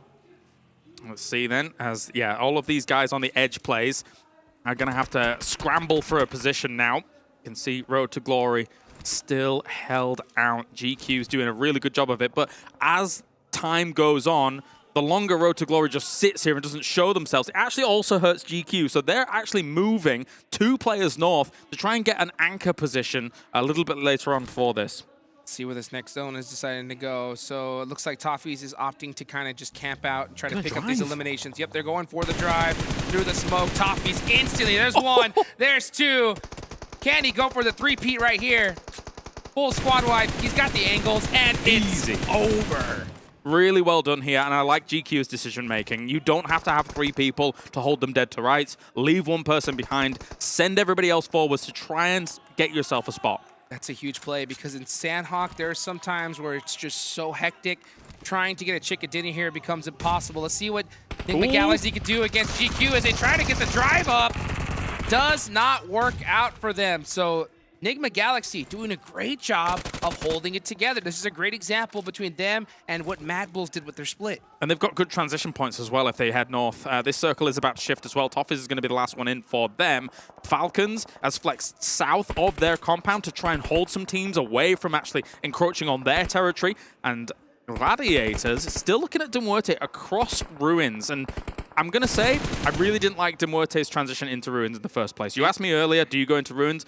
Almost every time, my answer will be no. Yeah, 100%. It is Good Luck Valley, and Aces is definitely feeling that right now. Elementrix gets taken down in the process. Oh, a nice shot from Aces on the Kitsune. That does take away 1 angle, but now he's going to have to make it happen against McHugh.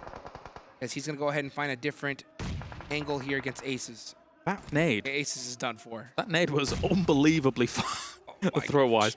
But yeah, as you say, Aces here. He's going to try and heal out, but he has not much cover to work with. Meku and Tixi could just hold this angle for days and then still have a transition into the next circle if they so desire. Let's see what they decide. This is always that tricky point because sometimes you want to prioritize zone rather than getting those elims. But McHugh is going to be right on the edge of this next circle. Now here comes a big important fight. NIGMA Galaxy could be coming up against the Falcons. And yeah, the MUERTE eliminated. Yeah. I realized how stupid my sentence was. They have a spot to go into the circle if they so desire. Of course they desire it, James. Yes. What are you talking about? You know what? My big question is seeing Gladiators right here. Do you think that rotation was intentional? Absolutely, 100%. Smart plays, just getting in there as fast as they did. Very intentional. Good question, Hot Troop. Thank you very much. Let's see what NIGMA Galaxy and what their intentions are, because we did see REGNUM CARYA go out early. Got to remind everybody, this is that second place team. They're starting to put up some eliminations on the board. So if you are REGNUM CARYA right now, I think you got to start biting your nails. It is a little bit difficult to deal with when NIGMA Galaxy is so good at staying alive into games. Even the Sandhawk that I referenced at the beginning of this one, shots come through from Coops, where they were so far away from the circle, they still got themselves some decent placement points. So they will continue to persevere, but you probably want to get Coops back on his feet. Yes. Because that was a great shot. Indeed. I mean, wow. Nice little double tap right there from Matic. And they are going to pick up Coops in the process, but losing this armor at this stage is never a fun thing. 30 seconds left on the clock. This is zone number 6. Papa Blue's going to come in hard and punish you if you stay in it. Let's see how they're going to move out from this position. Look at Gladiators. I think Gladiators is going to maybe try and wrap north. That's probably one of the only entrances that I can see here for them. Likewise, NIGMA Galaxy. I think they wrap south, man, as we're looking at them here. I don't think you try, and they might try and push on the Falcons compound, but you need a lot of smokes to make that happen. They do have a few mollies, which could change, turn the tide a little bit. Let's see how Falcons opt to hold this. If you're the Falcons in this particular zone, it's time to stand up and play hyper-aggressive. You want to be able to put some points on the board, so you do not want NIGMA Galaxy pushing on you for free. Nice smoke wall here from the Gladiators to push up on the MADBULLS. Zurich throwing out some nades, just trying to delay them as much as possible. But Gladiators did make it up to them, so this is going to be tough to defend. Nice nade from Zurich. Yeah, very, very nice to start things off, especially since they're only 2. Remember, MADBULLS lost 2 to the Falcons crash earlier on. That is, again, more damage going off against Gladiators. Gladiators doesn't fully know this is only 2 players right now, so you can see that they're playing it patiently because they're not aware of the numbers game. Uh-oh, Falcons were playing it very defensive, and they allowed NIGMA Galaxy to get close. Axer up in the front. Nice couple nades here, as we do see some off angles come out from NIGMA Galaxy. Shots coming from every single direction right now. Let's see what Rauf's going to do. Full snake play. Axer with this angle is huge for his team. More nades. Oh, here comes Coops! That's the DBS singing its song here on Sandhawk. Ka-chunk. Can he do more? Let's see if he can. Coops holding this angle. Lord gets caught with a nade in his hand. That's going to force Coops to try to make a play here, because 6 is coming from Tixi. Gladiators, I think, smells a little bit of blood in the water, but 6 holding it down with that M4. It's just Coops left. GANGSTERS is also rocking up on this, and they were shooting from the distance as well. So this is going to be an extra third party. They realized that they could take an opportunity and try and control the south side of this. GANGSTERS is playing a game that we just haven't seen from them before. They are picking their fights, and they're picking them well, right on time. Coops is going to go for this res here on the Lord. He does get it off, as he does have that angle, because Falcons looking in every single direction. Oh, Coops now got his eyes locked on to Gladiators. Yep, get the easy points while you can. They are completely stuck in the open. And Coops is just like, I'm going to shoot at everything, as we still see NIGMA Galaxy here trying to push up and against it. Lord doing quite a bit of work. The nade going through, whelps out. And then, unfortunately for them, they go down. Falcons hold on to this, but they need to still deal with some GANGSTERS members. And here they come. GANGSTERS. It's just Jafar. It's just Jafar. He wanted to do that solo third party. And honestly, the timing is looking pretty good right now. One nade could definitely take out these 2 members from Falcons. They're so battered. Oh, he gets caught though. 6 was, he knew it was coming. Yeah, he did. They were so battered, they realized they had to get the heals off before anything was going to go down. That being said, GEEKAY, we haven't focused on them too much this game, but they've done a lot of work for themselves. S12K, round the rocks, going to try and dance Gladiators. That's a good start. Will he be able to get second? The turn! Oh, Ragnar! Yes, the two-piece. This is why you play a TDM before this match right here. He's had that shotgun warmed up, locked and loaded. Let's see if they can bring it all the way to a chicken dinner here as the Falcons now have their back against the wall. Yeah, the numbers advantage on GEEKAY, and will that send earlier on for Falcons be the winning play? I mean, they've got themselves up to second at least, but going up against this, I don't think there's much hope. Uh-oh, Teak with the off angle. Last one up for the squad, but that is gonna be it. It's GEEKAY Esports with the first chicken dinner on the day with a lot of eliminations as well. Yeah, not bad at all for a Sandhawk here. 22 points going their way. And again, I think that obviously we saw as this compound became absolutely pivotal in this game for teams trying to get themselves placement, and then GEEKAY understanding exactly when they had to say, okay, let's get aggressive on this compound. Let's not allow them to reform, get some semblance of defense. They were in there swift, and they finished it fast. Yeah, and you know what? I also got to give a big shout out to GANGSTERS as well. I mean, I think they played this game pretty textbook, you know, camping a nice little vehicle rotation from Vision early on, getting there, and their timing was good. They just had their whole team out by that end of it. So good points on the board for them, but at the end of the day, GEEKAY really clutched it. I mean, we memed about the idea of sometimes about playing the TDM before this, but Jafar, man, in the TDM he had like 15 or 16. That's true. And he had 5 in this one as well. So he really did come in warm alongside these guys. I'll tell you what, there's something about it, about being warmed up and ready to go. And speaking about warmed up, we know our desk is ready to break this one down. Let's send it on over to them. I wasn't that ready. I wasn't that warmed up. I was ready to go. But you know who were? GEEKAY. Yeah. They didn't catch it on camera. You have to do it again. Take 2. GEEKAY. Still didn't catch it. Do it again. GEEKAY. There Okay, we go. I think you were going to give up after the third.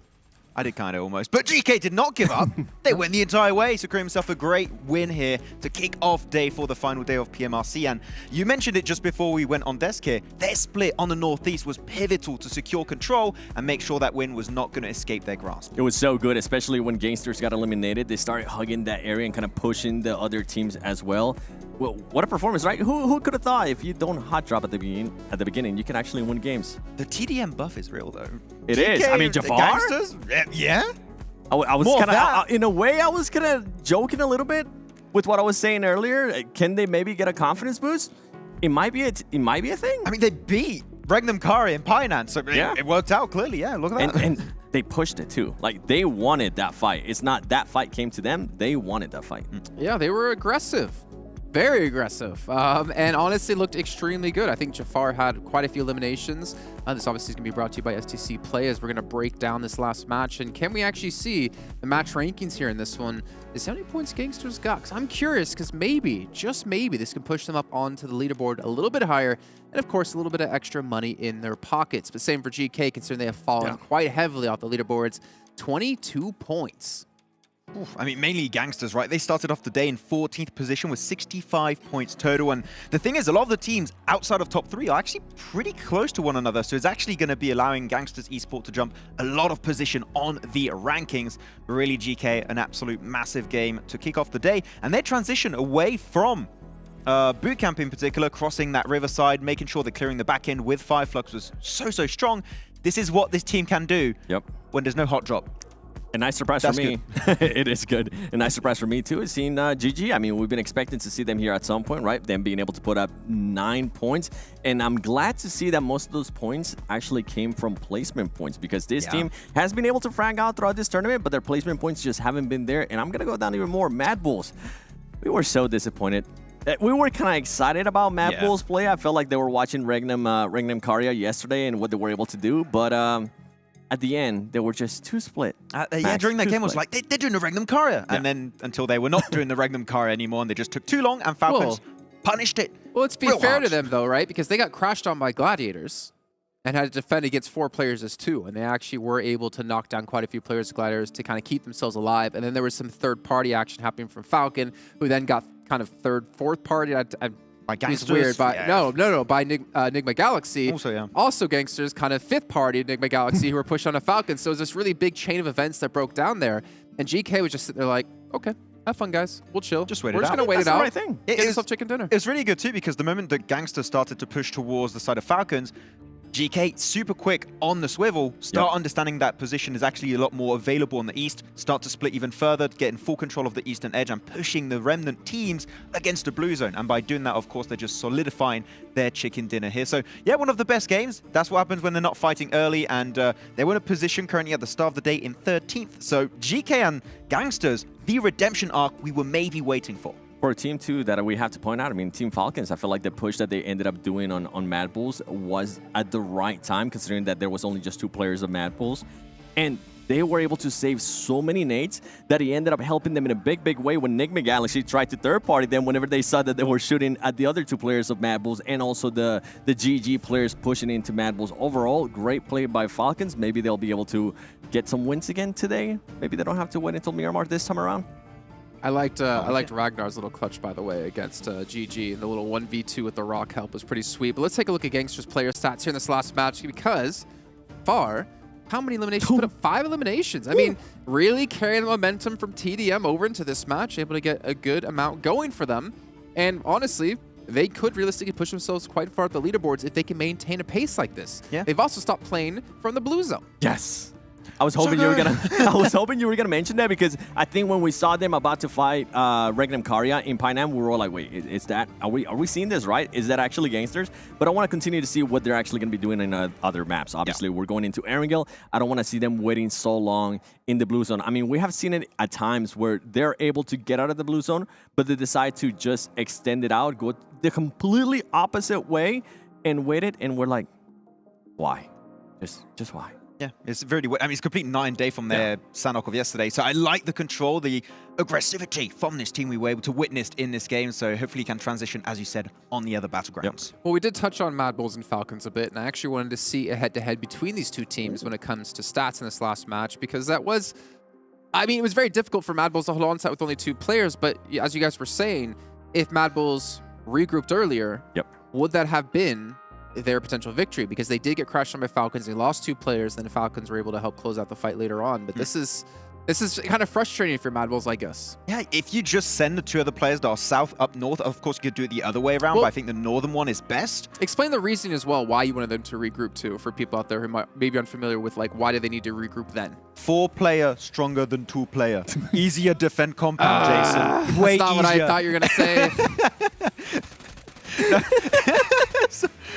It's of course. I don't like that you're casting now. You're getting too much confidence. We're supposed to be beating you down, okay? No, because of course it's a lot easier to defend your compounds as 4 players, and you saw that FALCONS instantly understood if there's only 2 players in this position, we're going to breach as 4. You're going to win that one pretty one-sided. One-sidedly? Yeah.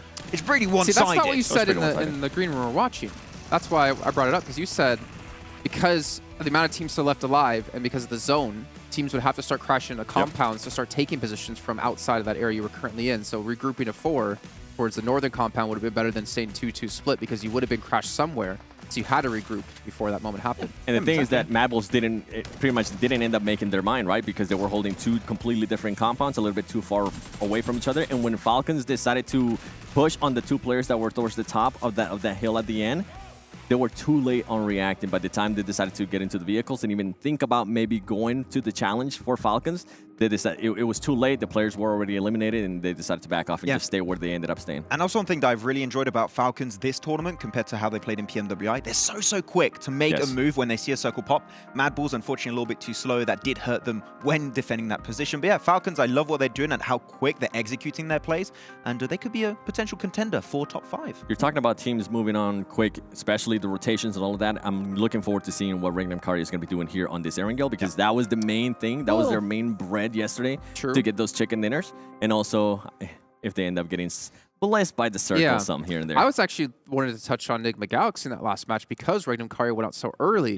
this was a chance for NIGMA to actually catch up when it came to points. And I don't remember how many they got at the end of this. Hopefully it was enough for them. NIGMA Galaxy ended up with 9. 9 points? Okay, so there we go. They took away some of that lead. I think it was like a 23-point difference at the start of the day. Take away 9 from that now. And they're getting closer. They're getting into reach to surpassing REGNUM CARYA. So if anything, I feel like the pressure's now on the Turkish team to maintain their kind of place. As we're going to take a look now at our overall so you guys can kind of see how close it is everywhere else here on the leaderboards. But yeah, REGNUM CARYA, I think the pressure's on them now to like maintain their position. They don't have to win matches. They just have to not go out early. Yeah, I mean, the thing about REGNUM CARYA is their highs can be really high and their lows can be really low if, of course, sometimes the circle doesn't go their way. But if they get hot dropped and taken down by teams that really just don't care too much, like GANGSTERS, it is going to make it a lot tougher. And right now you can see that NIGMA Galaxy has started to close that gap significantly. And we know that they're really consistent, right, Seven? And that's a very scary prospect when you are a team that's very volatile like REGNUM CARYA. So you need big results coming in. Otherwise, I feel like NIGMA might just be not only getting in first place, but remaining there for the rest of the day. And the scary thing there, we're talking about players to watch at the start of the day. We're talking about Coops, right? We saw Coops being able to go back to what he was, those off angles, being able to surprise teams. And we saw that perfectly whenever they decided to push a little bit more onto Team Falcons. So yeah, REGNUM CARYA, I feel like they have to have a strong performance here in the first Enrigal to kind of send a message to NIGMA Galaxy that no, we're not willing to concede this first place just yet. They're actually looking at Team Falcons here that actually did a decent performance on this first Sanhok. That gap is going to start closing with teams around that top 5, top 6 position with the top 3. There is a gap that currently does exist, but 23. with 5 Flux... Thank you. I was kind of like skirting, not having to do the math. Thank you, Jason. I do appreciate it. But it is going to get to a position where if the top teams like 5 Flux don't do too well, Falcons trying to really speed up their game could allow them to breach top 3. I'm so glad you mentioned that. And I mean, anybody from 4th place all the way down to 8th place and maybe even MADBULLS here, they could make that push to that top 3 if FLUX does not end up reacting, because we really haven't seen much out of them. I think we got a chance to see a little bit in Sanhok, and by the time we saw it, they were already eliminated. So L. Okay, well, you mentioned MADBULLS. You know, they had potential there. Yep. I have high hopes for them still. But it is also time to take a look at some content they filmed. Oh. Do you know what it is? No. I know what it is, but I know it's not ready yet. So they're still going to edit it in the back right now to get it prepared for us. They're just doing the final touches onto it. Is it them just like watching gameplay from yesterday of REGNUM CARYA? Trying to just no, it's actually, it's them watching Kalaris and Blank analyze plays that they've done, and they're analyzing the analyzation. Oh, REGNUM CARYA's like, they're analysts. No. MADBULLS. Analysis. MADBULLS are watching Kalaris and Blank analyze MADBULLS, and they're going to analyze how the analysts analyze their gameplay. I'm lost. I don't know. I'm just trying to filter the videos ready, to be honest. And this is pretty much going out of hand here. But yeah, MADBULLS, obviously another contender. Okay, well, they're going to go to the video now. It's ready. It just I finished it for you guys. I was on my laptop here, and let's go check it out.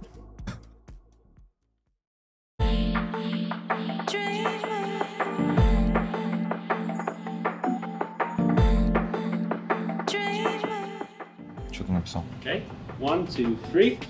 Show it to the camera. Нормально написал. Okay. Why do you think everyone? Because everyone can be the MVP. Everyone have the similar chances for this.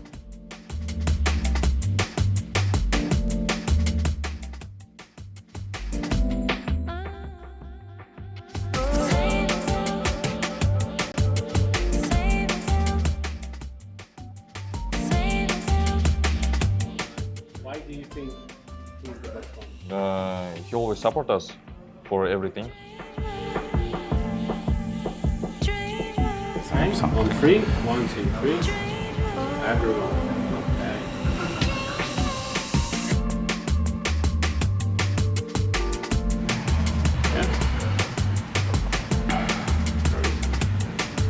Okay.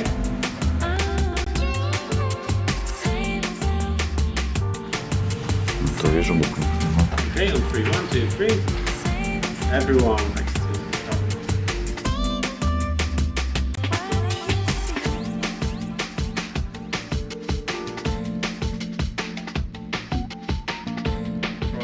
Can you explain why? Because he is emotional in games, always like screaming like this.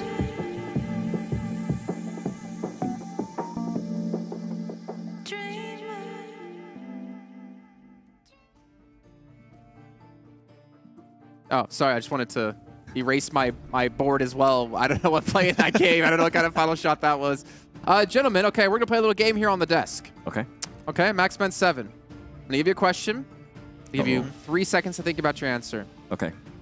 And then you have to say it at the same time. So I'm going to say the question, go 3, 2, 1, and you have to say the answer when I say go. Okay. Okay, you ready? Yes. This is going to be fun. By the way, don't say anything that could ruin your career. Okay. Oh. Okay. Oh, that's tough. Ready? Yeah. Who is your favorite talent in PUBG Mobile Esports? 3, 2, 1, go. Jason! Maxman. I'm just securing my future, man. Hold on, let me clean your nose. You got a little bit of brown right there. Oh, no. Okay. You ready for another one? Yeah. Are you sure? Okay. You can't go with Jason every time, okay? Who would win in a 1v1? Maxman or 7? 3, 2, 1, go. Me, 7. easy. Oh, what? Really? Oh, yeah, 100%. You play the Scorpion, I play the M4. That sounds fair.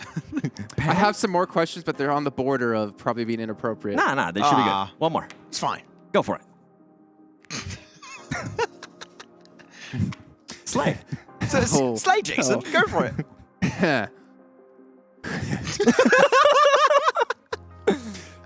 Don't worry, they can cut this out. Who is more likely to hit pedestrians when driving? Maxman or Max. 7? 3, Max. 2, 1, go. It is me.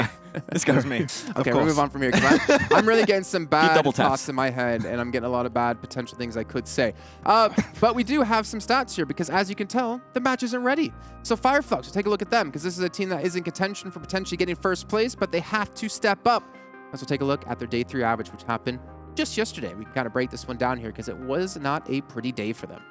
Not good. That's all my analysis you're going to get. No, definitely some lower stats, not as strong a performance as we had at the start. I think it might be due, 7, to the fact that teams have throughout day 3, and we saw already on this first game today, started to speed up their rotations a lot more. And we know that FLUX like to punish slow rotations. They like to sweep edge, and that is going to be their approach to it a lot of the time. And because of that, the Mini 14 hasn't been as impactful. So I think that's been an issue. Though good to see Solke start fragging out. He was one of the most chill players on the team. Yeah, he was. What actually surprises me, you're looking at Solskjaer, and I'm actually glad that you mentioned the Mini 14, because I'm looking at Solus. Like, what happened to Solus, right? Wasn't it after the first day that he had, we're like, whoa, this is going to be great for FLUX. They don't only have to rely now on Kedge, they can maybe start relying on Solus. I went up to Solus, Solus was like, best Mini 14 player out here. I was like, all right, I can't wait to see it. Solus, what happened? Everyone's playing Mini 14 now, so maybe not still the case. Maybe day 1? Day 1, yes. Day 1? Day 1, no. Day 3? Yeah. That's a great segment. What is this desk divulged into? I know it's our last day at PMRC, but come on, gentlemen. No, I'm in there with you guys. Don't worry. Well, we do have an interview. We do have an interview actually with FLUX. Why don't you take a listen on this, and we'll come back and hopefully kick off our second match of the day. Nice.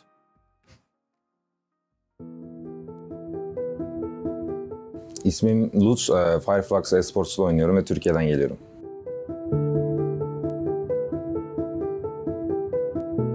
PMVI tabii çok daha zorlu bir mücadele. PMRG her zaman karşılaşabildiğimiz takımlarla oynayacağımız bir mücadele olacak. Çok daha kolay geçeceğine inanıyoruz.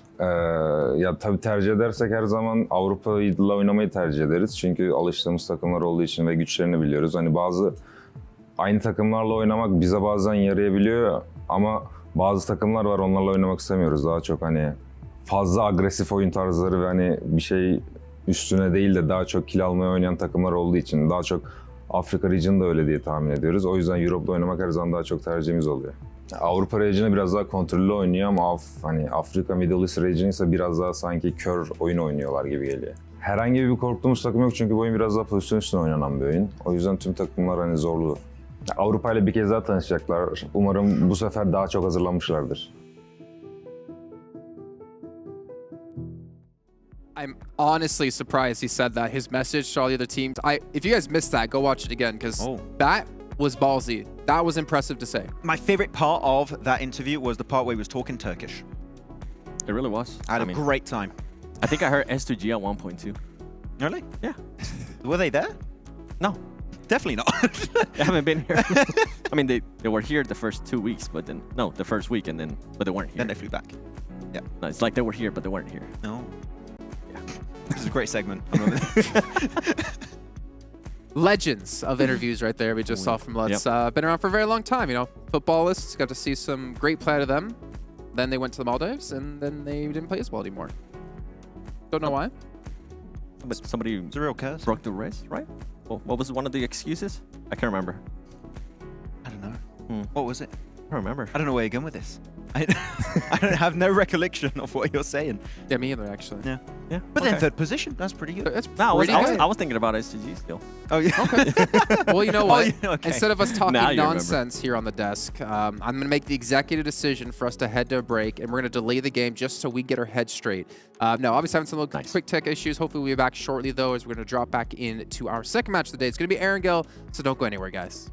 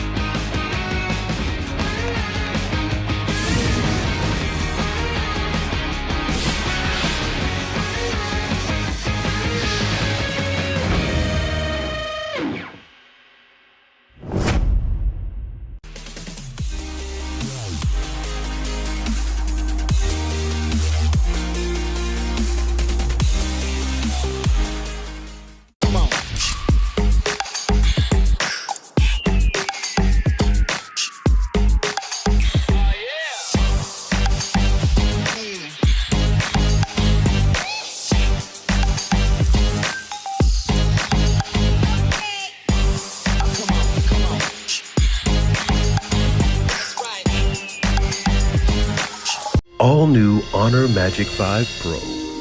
Freeze even fleeting emotions in just milliseconds.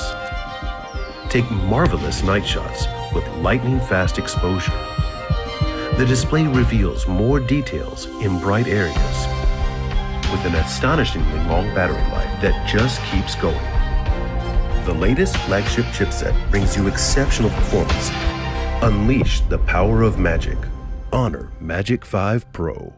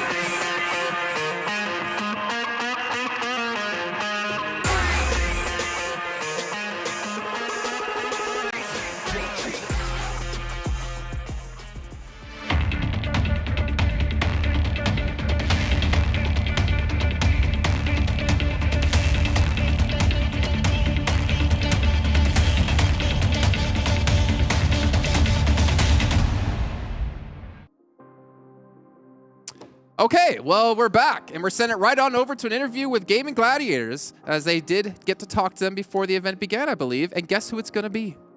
Kitsune! Probably. If Makes it's not, sense. I'm going to be surprised. Hey, we had Tixie once, though. Who knows? It's actually Meku. What? I'd like He to hear talks. that. No, He talks? Does. How did they even get him? Matic, we lost him. He split away from the team. So Gladiators currently in a rough spot, we should say, overall in the event.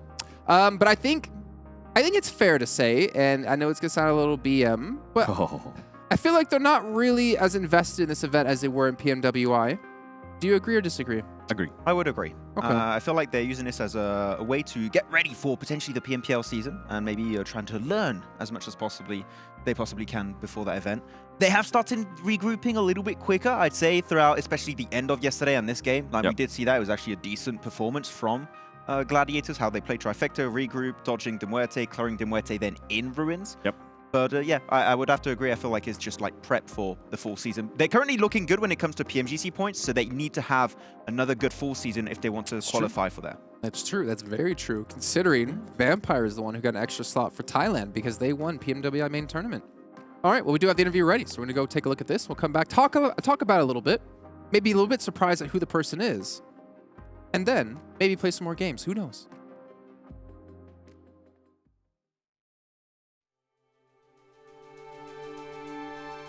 Я считаю, что это будет прикольный экспириенс для двух регионов, потому что это единственный лан между регионов, который у нас будет.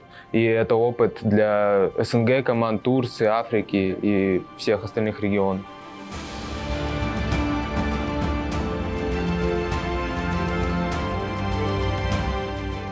Я считаю, что европейский регион сильнее, европейский турецкий регион сильнее Африки. В раза два, мне кажется. И думаю, победит команда из Европы. Ну, и в Африке, и в Европе есть несколько команд, которые играют агрессивно, но я думаю, больше всего команд агрессивно играют в Европе, а в Африке, мне кажется, в Африке и Арабии играют более пассивно и залетают в центр. Думаю, что это команда FALCON, потому что это единственная команда, кто прошла из своего региона на PMWI. Пожелать им удачи, но победа будет на стороне европейских команд.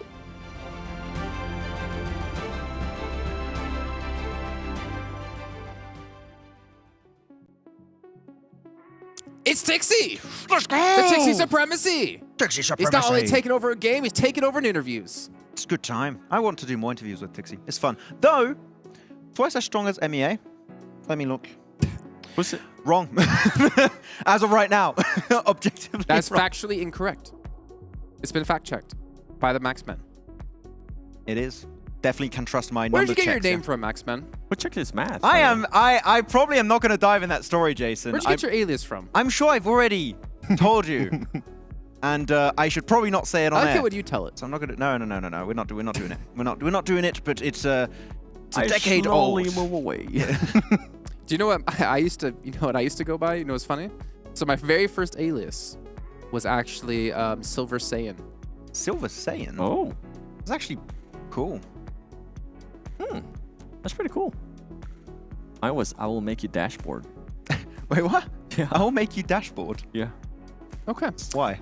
Well, obviously, yeah. We're not going to get to that because then if You don't he wanna know. answers, then Okay. you're going to go into yours, and we Alright, need to fair hear enough, about yeah. yours. We'll hear about it offline. But obviously, this whole event, the regional clash, is all been about MEA, EU. If you guys watched the start of the show yesterday, you saw Atik and Banks, both our hosts, are on the stage having a little fun with each other. Saw the EU rocks on Atik's card, and you saw MEA rules on the back of Banks's jacket. Well, I've heard they're trying to settle their differences here of what region is best on the Boulevard here in Riyadh at G8, and they're ready to take it to us to show who won. I heard they were going to do 1v1. I just thought it was going to be in PUBG Mobile, not in real life. So that's going to be a fun one. Okay. Pans involved. Shabam! I pick Banks. Yeah, Banks too. Easy win. He's taller. Yeah. I pick Atik. Oh. Yeah, for sure. That's a surprise. I back him. I backed MEA this whole time. I'm losing right now, but I won't have lost at the end of the day. I mean, except for FLUX and REGNUM CARYA, Yeah. MEA's doing decent. Yeah, MEA is and actually they're winning not like the doing bad. regional clash of like no points and everything. So yeah. MEA's no, No. EU's winning. EU, sorry. But MEA is Mix the still. two. I feel like MEA is still performing actually pretty good, considering that everybody in the world usually thinks of the region as a very, very, very bad region. Yeah, Blank and Kalaris were very well. We're not talking about NA here. I think you've heard Blank and Kalaris already. I mean, we did see an interview with Hot Chooks and Coops about something like that. But obviously, we heard Kalaris and Blank back EU quite heavily. So you guys have Banks. I have a Teak. Let's find out which region is better when it comes to our hosts. Welcome to the Boulevard, essentially the hub of Gamers8. And currently, we have on the BR stage, EU going up against MEA. And we've got our own little EU versus MEA going on right now because I'm joined by Atik, my co-host. Exactly, yeah. And we have another competition here, and we're going to see who's going to win, regardless who's going to win on this stage. Oh, they say 1 in to win. 1 in to win. Can I throw it in my back? What? Yeah. Trick shot from Atik. He loses. Okay, just want to let all of you guys know. Both? He? Yes. Which one? We'll never. That's the question. Oh! But you know what? I will tell you, one of them does lose on this next episode of PMRC, baby. I was going to It is go game Dragon number Ball. 2. Oh, okay. Never mind then. Yes, sir. Yes, sir, indeed. Southern play path. As we see teams hop on out the plane. First Aaron Gale of the day. Let's get started. Yeah, I'm glad we just jumped on in because no one cares about Barney and the Teak. Nobody. So we want to get games going as fast as possible. You know what? I want to see the chat because you know the chat just says stop talk, start Oh game. yeah, absolutely. And ultimately, everybody here knows, as well as over in chat land, I'm chaotic evil. So I absolutely don't. Get me in the game, Let's all right? go. Let's do it. Let's do it. Let's get it started. The game has begun. We're starting to see some squads hop on out. Ooh, it's good to see Gladiators take that Primorsk drop. We saw them take it at the start of this tournament. It didn't really work out for them the way that they wanted, but with this kind of playing path, I don't think you have really much of a choice. Yeah, it's interesting because Vision has kind of sometimes dipped in there. Now they've also bailed up towards kind of where they would normally go if they're going to be trying to find some vehicles. And actually the Circle's been kind to the playing path to get things rocking here. There is still the chance, though, of military with a Circle like this. So, scary times abound. Oh, if yeah. we do have that happen. If we have a hard shift to military, you know, Gangsters and Road to Glory are going to be stoked, but everybody else is going to have a bad time. So let's see where it does end up going here in the next few minutes. Well, that's a good point. Does Gangsters now rotate southwest so that they're outside the Circle so that they can come back in? What do you think? Oh. Ooh. Could be a play. Could be a play. Could be. Could be the play to also guard the bridge The just blue in power. case. You know, try to get some sight lines down in that range. So many different options if you're Gangsters, to be honest. I don't think going up to the top of Sosnovka and swimming to Main Island is the strat, though. That does not sound good. Yeah. I'm just thinking to myself, could it be? It's Blue Gangsters. It's Blue Gangsters. They love it. They love the blue zone. So regardless, I wouldn't be surprised if we do see that. Wow, a nice shot there from Gabe. But GEEKAY, after winning the last match, are going to have 2 knocked. It does look like the rest of their teammates are trying to help them out. No. Oh, no. No. Not like this. That's one of those moments where you're like, I really hope I wasn't on camera. I really hope I wasn't on camera. Unfortunately, you were on camera. I'm so sorry. Yes. Oh. And when you just hop out that vehicle just a little bit too quick. But it doesn't look like they're going to get punished for it. So they are going to get that res. And they're going to act like it's never happened. You know what I'm saying? Just look away, pretend. Tapok coming in with the AK. What, did he see YDD? I don't think he did. I think that smoke just bloomed in the perfect second for him. He's shooting wildly through the grass. He sees a vehicle. Right peaks, and he's gone. Putting some fear in them.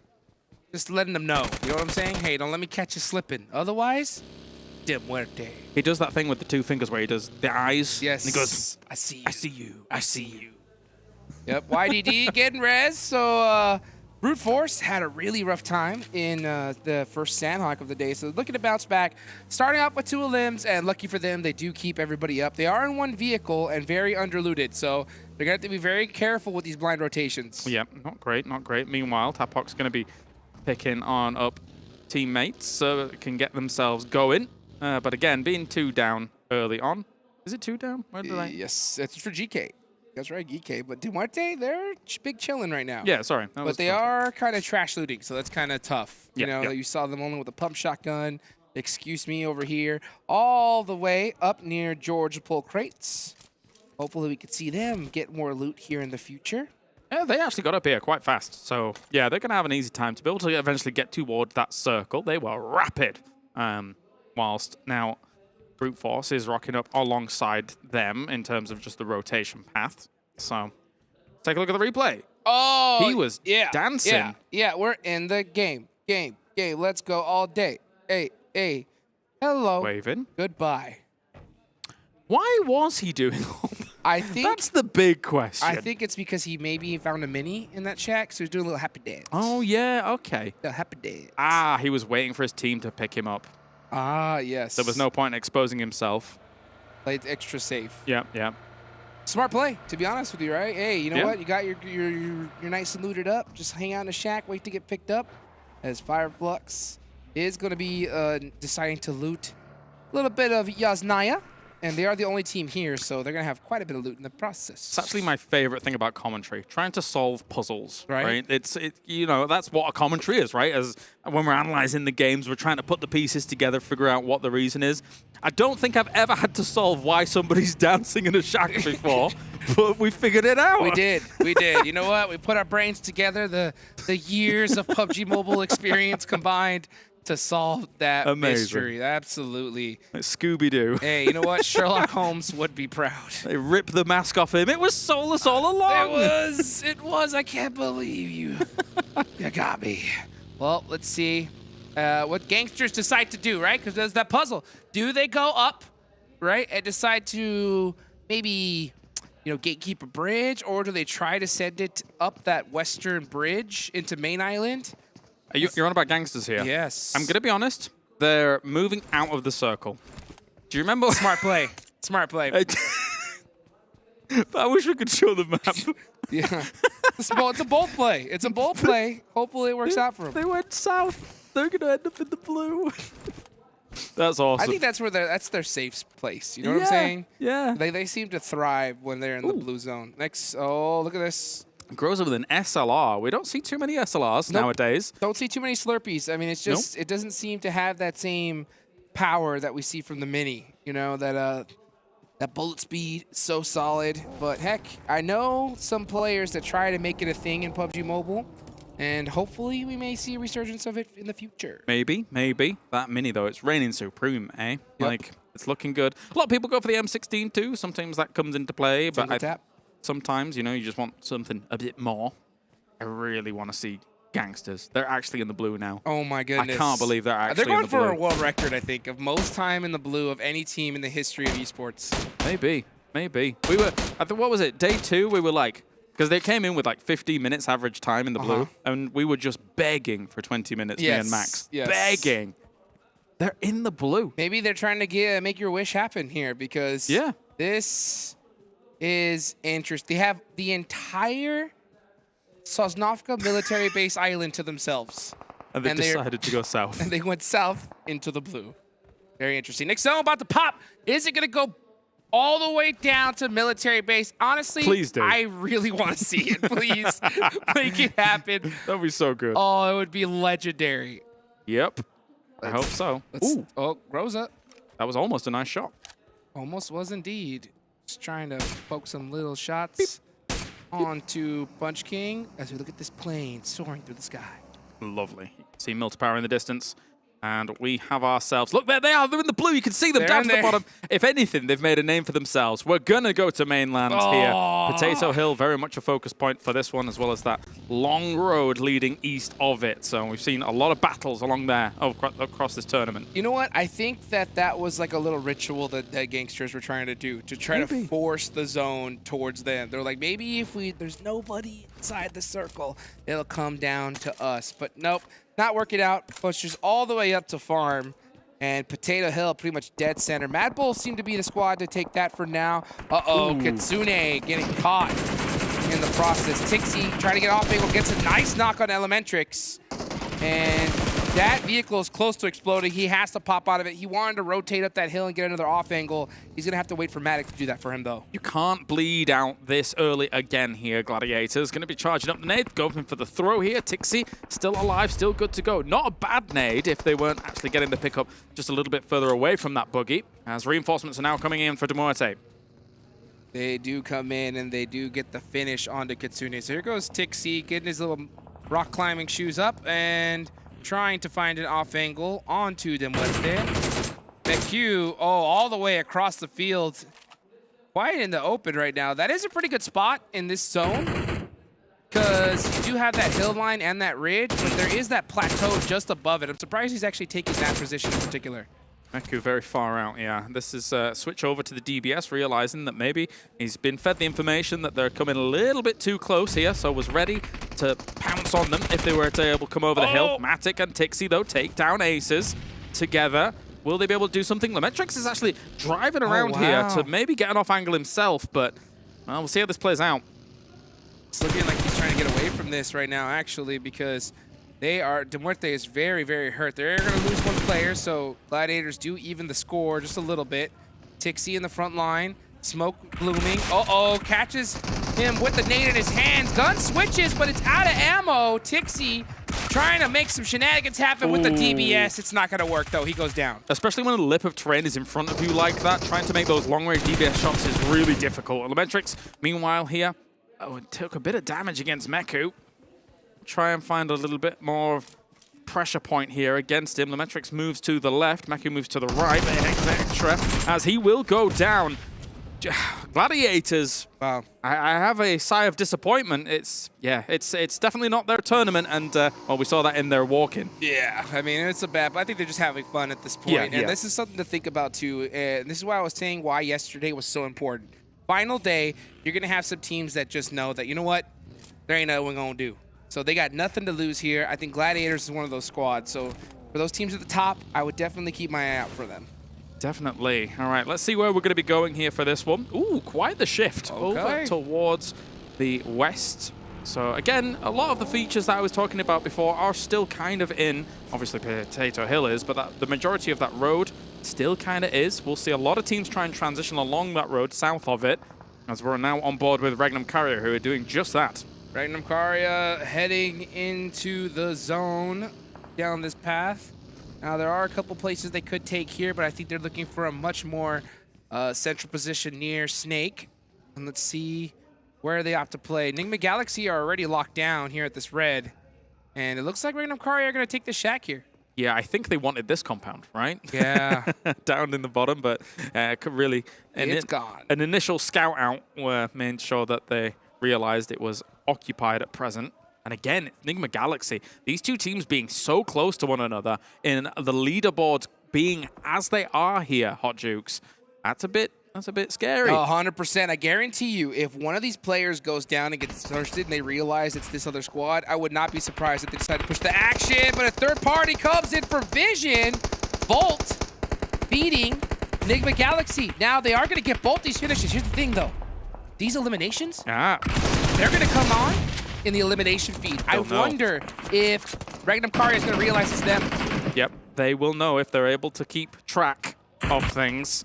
And now, they heard all that go down. They know what's at stake here.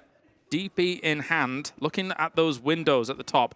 Using 2 levels of landscape in front of him as defensive cover whilst looking through those windows, it's a smart move. 100%, yeah, because they don't want to get just pushed up immediately. So I think just seeing the movement of REGNUM CARYA, they definitely know this is NIGMA Galaxy here. Yeah. So they want to take them out as fast as possible because they do not want them to catch them up on the leaderboards.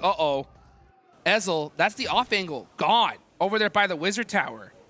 That is tough. We're going to have to see one of the members from REGNUM CARYA drive possibly to go pick him up. That's a risky play, though, and here he goes. He does go with the buggy. Almost gets shot up, but is able to make it safe in the meanwhile. Let's see what NIGMA Galaxy decides to decide. I think that right now they're just opting to just chill. Yeah. Now, the one thing that goes against REGNUM CARYA here is that NEXUS is coming in behind them. So, actually, no, they've turned around and are going the opposite way. They were slowly coming in behind them. You can see them in the distance there. But they've decided to abandon that plan. for the moment. Uh-oh, here come the gangsters all the way from the south side of military base, getting popped in the process. And we can see them just going through Pachinki, often to take these trenches here. Yeah. And the only thing bad about that is that that's where you're going to stay for the rest of the match. That is, and if anybody gets close up to you, it's kind of nade bait. You need to spread yourself out across those trenches. Here's RÜYA, who was causing REGNUM CARYA a little bit of problems up the hill. And it's a big shift once again up towards Potato as well as that road. So it is a big focus point. As you can see, Potato, with shots coming in from Lord as well, trying to stop Vision from moving forwards. But Potato currently has FLUX on that left side, MADBULLS on that right side. They can coexist on that mountain and actually find themselves in a very good, potentially winning position. Absolutely, and I'll tell you what, a very big heads-up play from NIGMA Galaxy to take this position knowing they're going to be near REGNUM CARYA, because due to how lucky REGNUM CARYA was yesterday with zones, might as well put yourself right next to him. Just follow him. Right? Put yourself close, because that seems to be the plan right now. This zone does go on in favor of these two squads. REGNUM CARYA as well, able to pick up one elimination for his team. Closing that gap, making that gap bigger and bigger as time goes on. There's going to be some big crunch. Sorry, I had to interrupt you. There's going to be some big crunch down on this south side. You can already see teams here moving through. FALCONS as well as GQ is trying to send it forwards. And there's a lot of other teams down there that will eventually have to move on against this. You can see MUERTE trying to hold off FALCONS' position because this fight needs to end soon, Hot Jukes. Absolutely. And get in the circle. Only 2 minutes on the clock. I think FALCONS realize that they're trying to completely avoid this fight altogether. Or maybe not. You can see Teak making a little drive around there. Maybe looking to try to get some information. Let's take a look at this replay. Lord, wow. Ooh. Through the window. That was a great shot. A great shot here. And maybe some great shots from RTG. No, not going to be able to connect with FALCONS here as they made a big send on through. Push it all the way to center. All the way to center. It worked at Sandhawk. Do it again. Yeah, I mean, it could. It could. This is not exactly center, though. Going up against RÜYA. Here they go, Axer against Doku Machine. Can he at least get one elimination for a squad? He does, so he's going to get that clutch with half an HP. Ooh. Last one up for his team. So this push not working like it did in Sandhawk. No, and there's going to be other teams rocking up soon, so you need to finish this fast. Already you can see MUERTE in the distance shooting this way, and RTG shooting this way as well. As I said, the crunch here is going to be severe. There was only one entry point. Elementrix barely making it in there with that buggy. It's on fire. He's got the DPS, but Zwolf has one of his own. So RÜYA doing a great job of holding this down, but they do lose 2 in the process. And it's still RTG taking their time about this, even though they've lost 1 member ahead of this. You can't be too slow down at the bottom here. Meanwhile, excuse me, trying to rock up on FLUX. FLUX needs to stay alive. They want to be challenging for the top spots, but they're getting absolutely brutalized here by excuse me. Beck doing a great job of having that off angle right below that hill and just punishing the heck out of FLUX. Now it's just Lutz up. Meanwhile, you can see Brute Force is looking to try to get some cheeky runovers, and they do. What is going on? Everybody is fighting everybody. Excuse me, gonna have to run, tuck the tail between their legs. Black White's on the other side of this. He's gonna be under some fire here as Furia, as Brute Force wrestle this spot away. Prepod did shoot out Furia's tire right there, so nice. He was barely able to make it over. You can see it, it's completely busted up. So you can see how he's going to be able to handle it against Lutz. You will see this nade flight. That nade actually looks real good. It doesn't hit. Yeah, Lutz saw that one coming from a mile away, said, I'm out of here. Still good tracking from Furia to realize exactly where Lutz had gone. Circle about to pop. Where is it going to go? I see you pointing at somewhere. I am pointing right at REGNUM CARYA. Come on.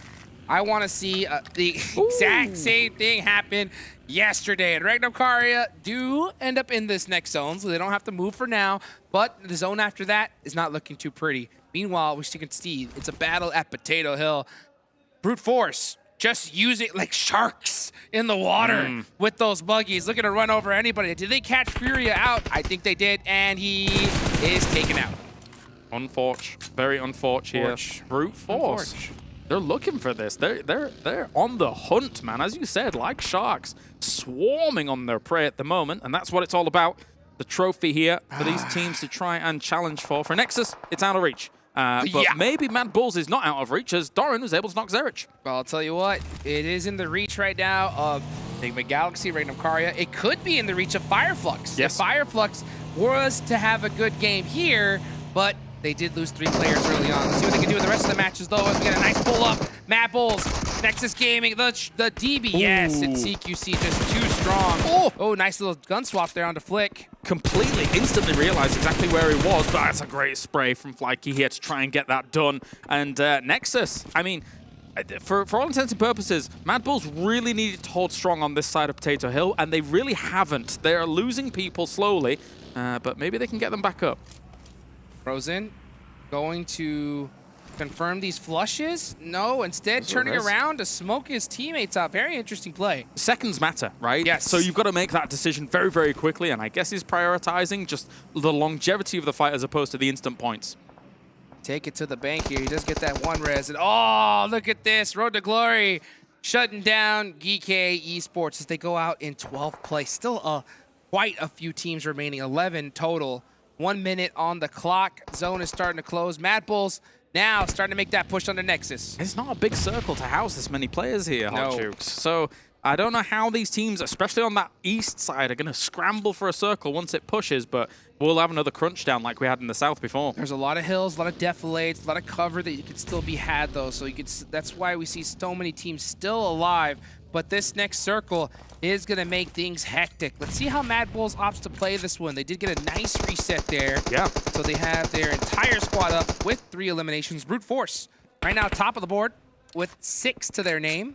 And we can see them controlling Potato Hill. I think MADBULLS' campaign now is, yes, that exactly. You sweep Potato Hill, you try and clear out all opposition, and then you play from the north downwards here as them. However, Brute Force, I think, might also have the same game plan in mind. That seems to be the play right now. You want to be able to control all that high ground. Don't even have to worry about your backs and just look straight down and shoot anything that moves. But for the meantime, they're going to have to share Potato Hill as neighbors. Meanwhile, oops, did get knocked, does get picked back up. Next circle, where does it go? Does it go up to Potato Hill or down into the south? You know REGNUM CARYA is praying it does go down to them, because if it doesn't, they're going to have a bad time in the zone. I mean, they've got the circle magnet, so surely, inevitably, maybe... One time. It does still include Wild. They're still in there. They're still in there. Wild still making it happen. Nexus Gaming does go out. 10 teams still remaining. FLUX does have just Lutz up remaining for their squad. Vision all the way at the bottom. Coops does get knocked by Lathe.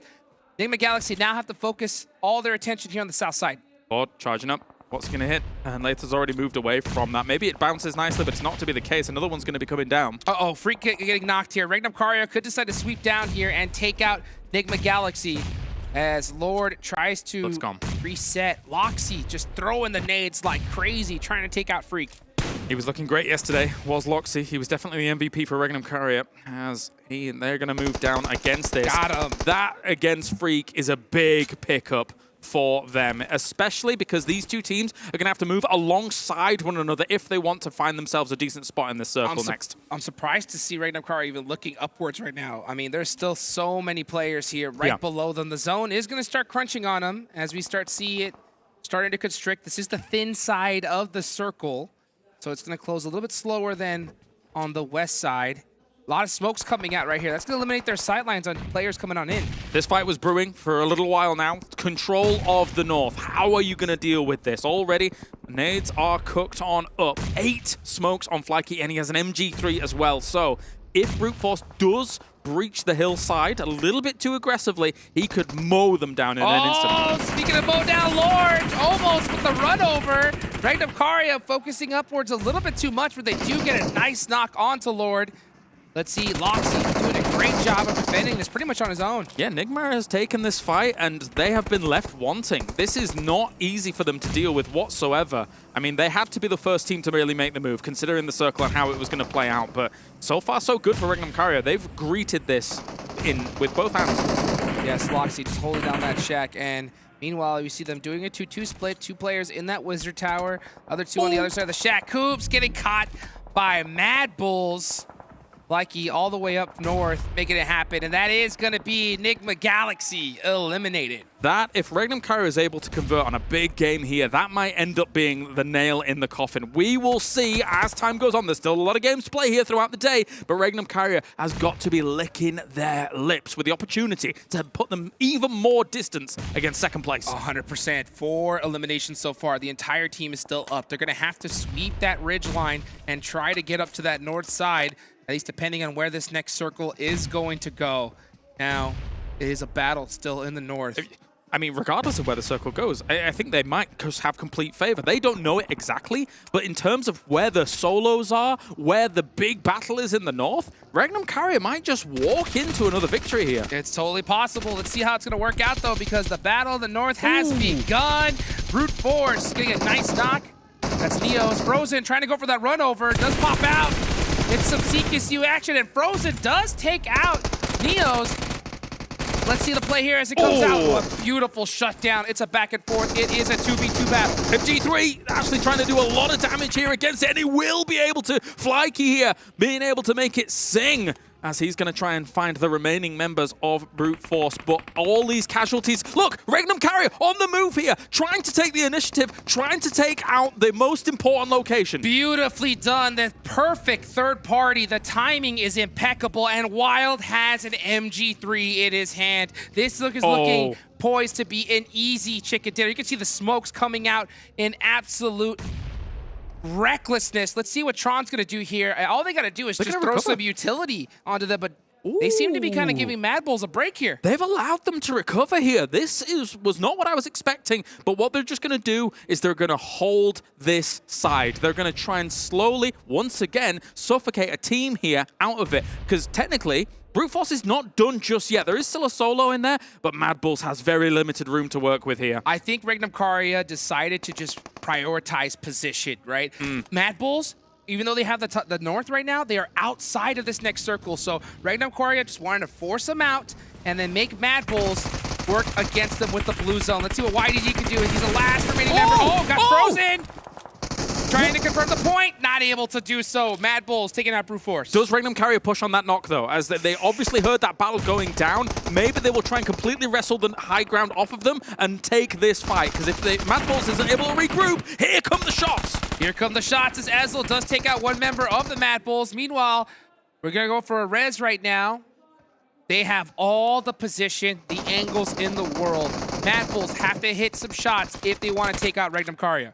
Also, this could be a grenade. Nades coming in. They're so grouped up, so punished here with the position. It's going to be difficult for Frozen to do something. Tries to go for the nade, tries to go for the peek on over here, but the push up is not bad. Oh, he is able to return it here as Frozen, but the knock comes in. MADBULLS under all sorts of pressure. Wild's going to try to get it done here with this MG3 and the CQC, and they do eliminate the MADBULLS. REGNUM CARYA, you can see Wild just leaning, saying, oh, that's how you do it, baby.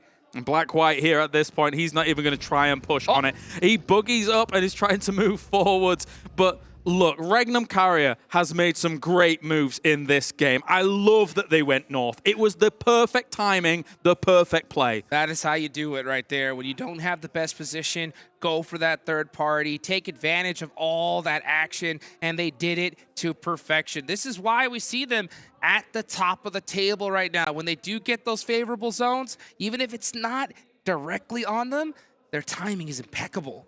I wouldn't be surprised if they just blow up this buggy from that high ground. For Black-White, great stuff. You've got yourself a second place. That's awesome. 4 eliminations on the board as well. Here, they'll just kind of move from plateau to plateau, look around the circle, realize there's a buggy down there, and probably blow it up. Well, I'll tell you what right now. I'm going to ask you a question. When it comes to REGNUM CARYA versus NIGMA Galaxy, is this game the nail in the coffin for them? It may be. It may be. The thing is that NIGMA Galaxy, they have shown excellent consistency throughout this tournament. There is the potential that they could have a day 2 again, right? Compared to what we're seeing. And then maybe REGNUM CARYA, maybe they don't have a decent spot, but that's it. REGNUM CARYA with yet another win on the board here at PMRC. Hot Jukes, these guys are on fire. Oh my goodness. Their bellies are so full of chicken. It is ridiculous. How can they eat more? How can they eat more? I don't know. I don't know. I mean, they've already had it for breakfast, for lunch, and for dinner. Actually, this is the last day, so this is dessert, baby, at this point. They are looking too good.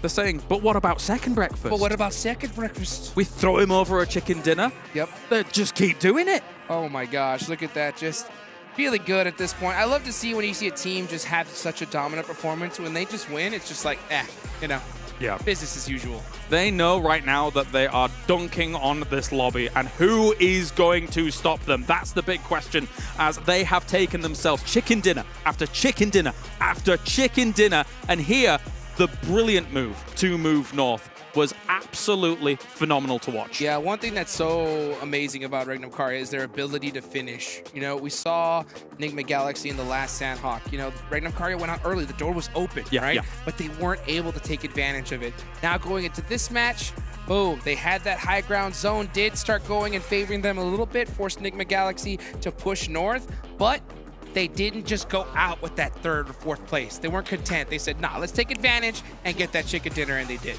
Definitely impressive stuff here from REGNUM CARYA, and as you said, they had NIGMA Galaxy really dead to rights as we take a look back at this game. For MADBULLS, they were able to win that north position for the most part against Brute Force, but then once you're in scrappy mode here, the MG3, man, I love the MG3 in close quarters. Oh, it is the gun to have. You can definitely ramp that fire rate up too. It is the most disgusting weapon.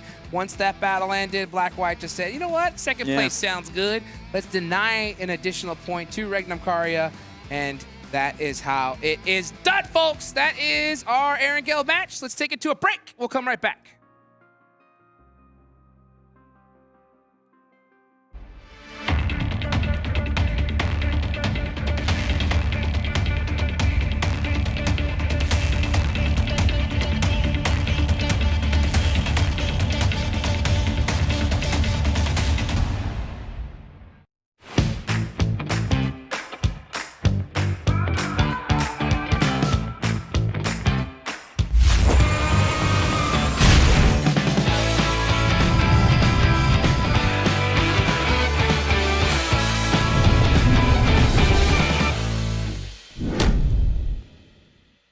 All new Honor Magic 5 Pro. Freeze even fleeting emotions in just milliseconds. Take marvelous night shots with lightning-fast exposure. The display reveals more details in bright areas with an astonishingly long battery life that just keeps going. The latest flagship chipset brings you exceptional performance. Unleash the power of magic. Honor Magic 5 Pro.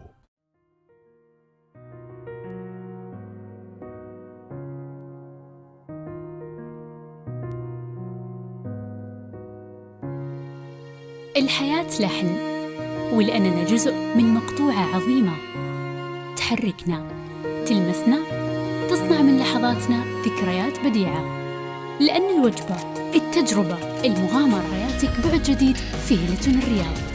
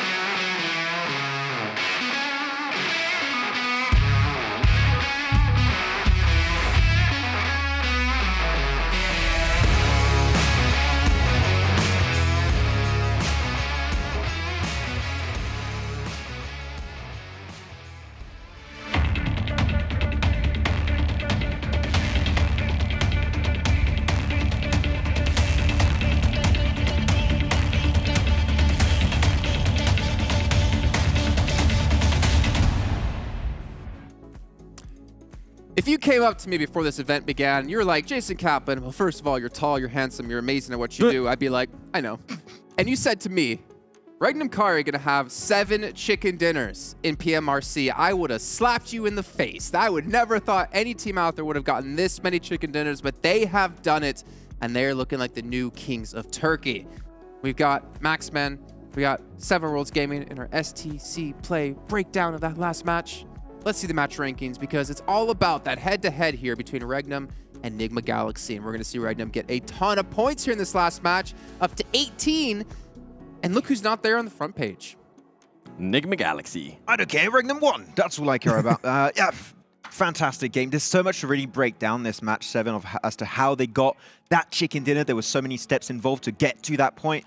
And not really blessed with the circle, this time around, actually sending it from the eastern edge towards a more central spot and trying to coexist with NIGMA Galaxy, waiting things out. No need to really engage the fight any further, but that push north onto MADBULLS and Brute Force, such a ballsy play, but it worked out amazingly well.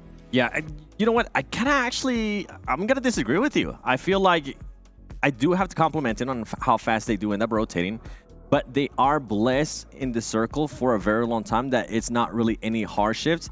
I do enjoy what they were able to do there at the end. I do enjoy that they were able to make the right play to push north. But the one thing I didn't enjoy about that is that it seems like they weren't sure if they wanted to take the fight with MADBULLS right away or wait for the right time. And you can see that uncertainty out of the players a little bit. But overall, I mean, great performance out of them. It's not that they were just blessed by the circle. They were able to coexist with NIGMA Galaxy like you were mentioning. The thing is, once they push onto MADBULLS versus Brute Force, they realize that this fight took a little bit too long, so MADBULLS are just able to fully heal up as a 4-man squad, and then they're like, oh, do we fully commit? Do we leave them finish off their fight versus Brute Force, stop the third party, go back downhill, which is what I initially thought they were going to do, is not even push the heel top off Potato Hill, just stay on the low ground and try and play it safe, or maybe a top 3. But that play, the fact that they clear MADBULLS and control the high ground, makes that chicken dinner 100% secured. I think it was maybe a little bit too much, but REGNUM CARYA have the fragging power to back up a play like that. The timing of it, I felt like, was so good when they decided to actually make that push up that hill, Jason. And I know you were.